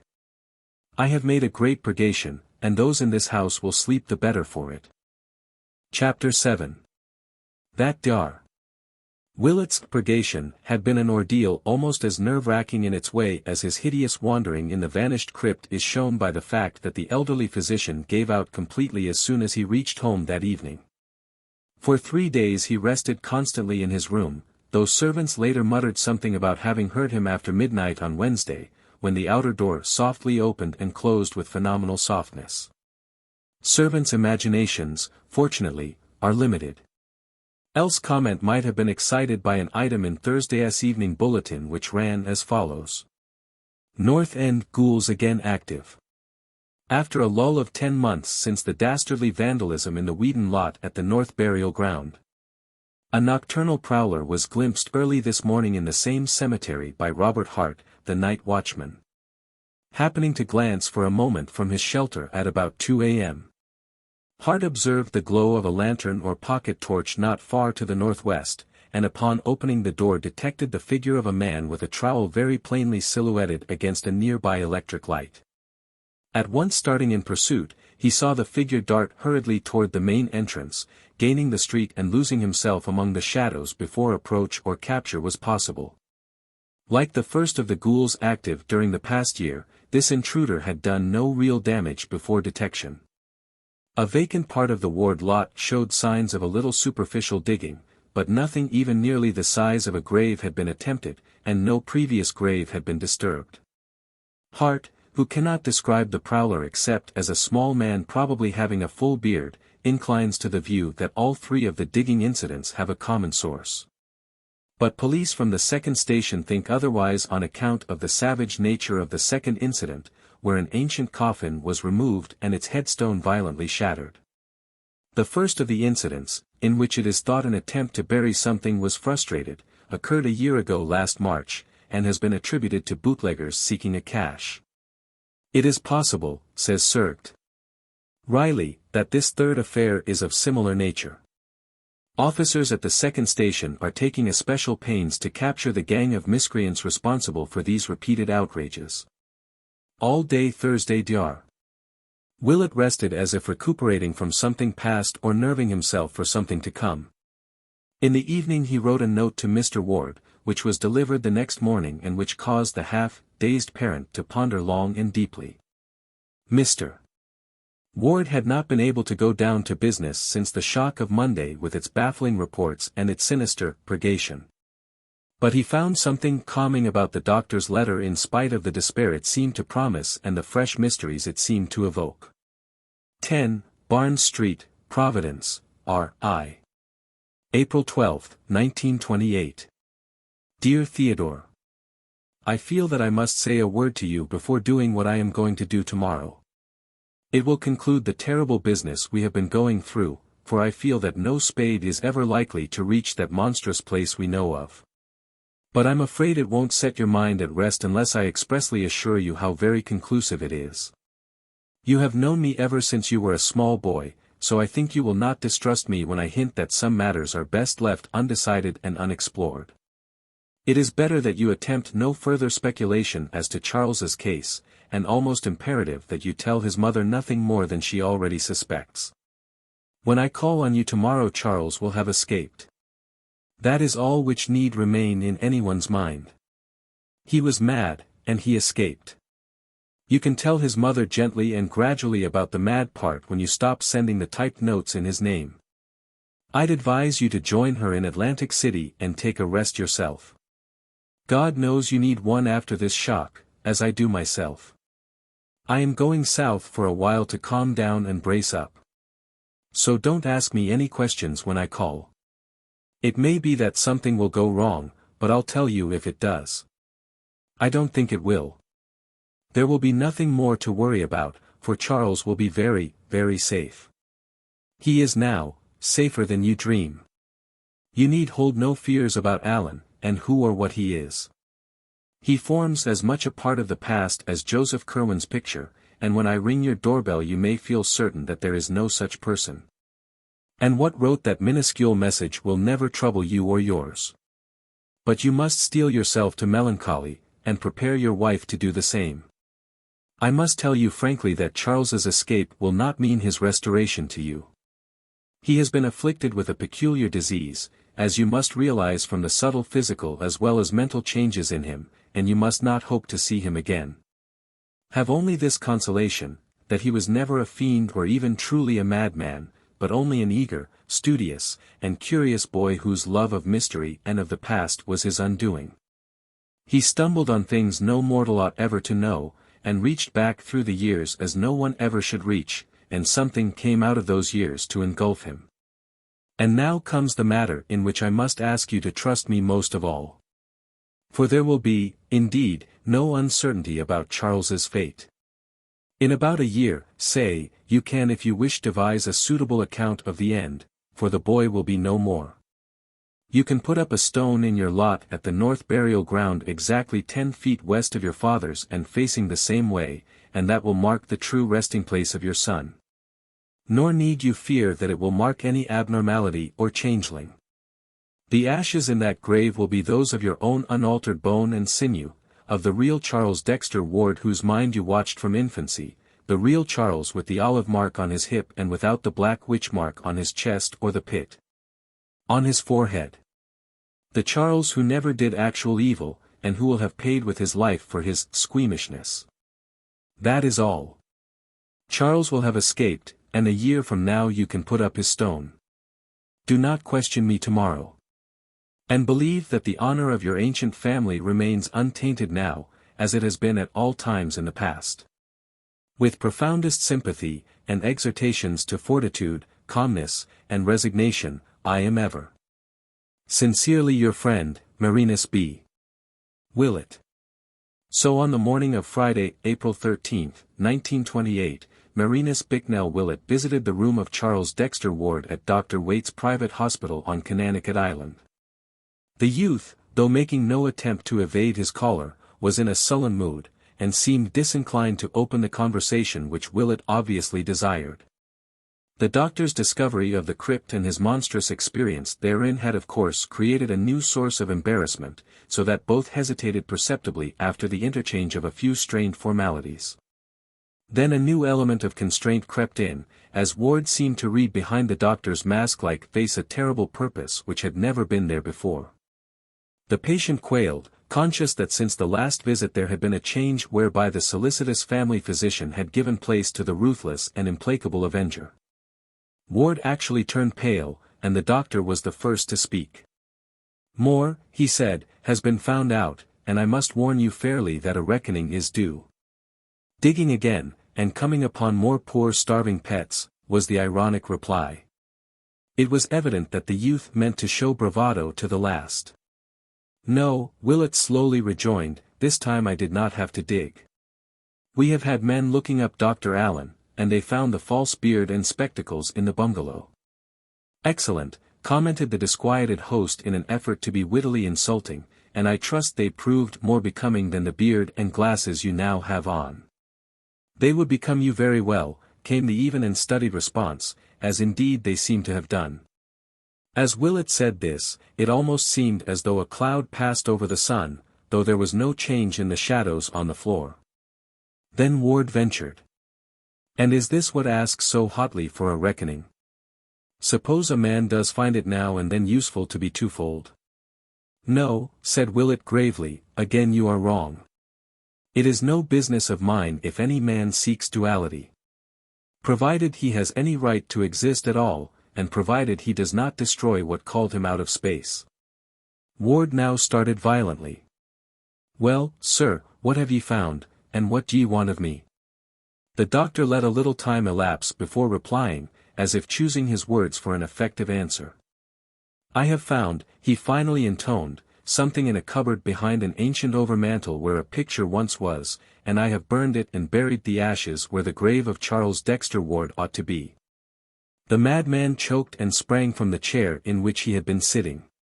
Damn ye, who did ye tell, and who'll believe it was he after these 2 full months, with me alive? What d'ye mean to do?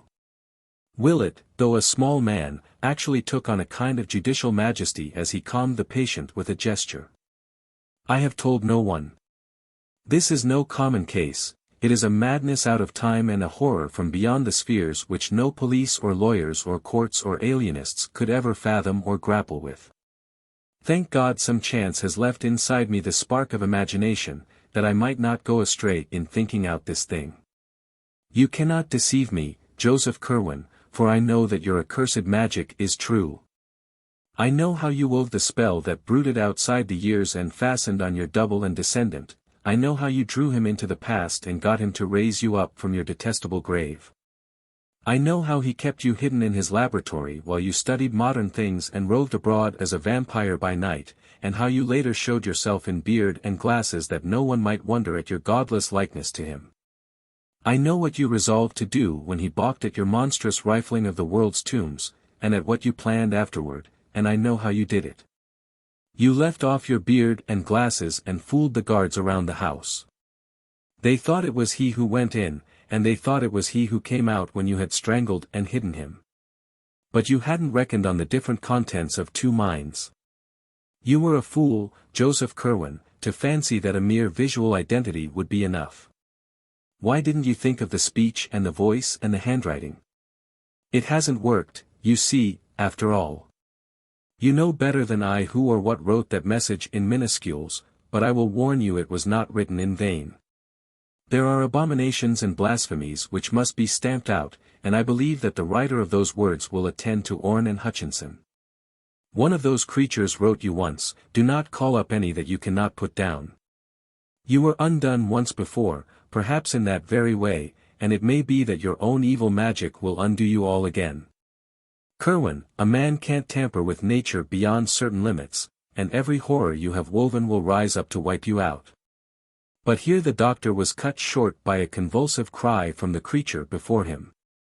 Hopelessly at bay, weaponless, and knowing that any show of physical violence would bring a score of attendants to the doctor's rescue, Joseph Curwen had recourse to his one ancient ally.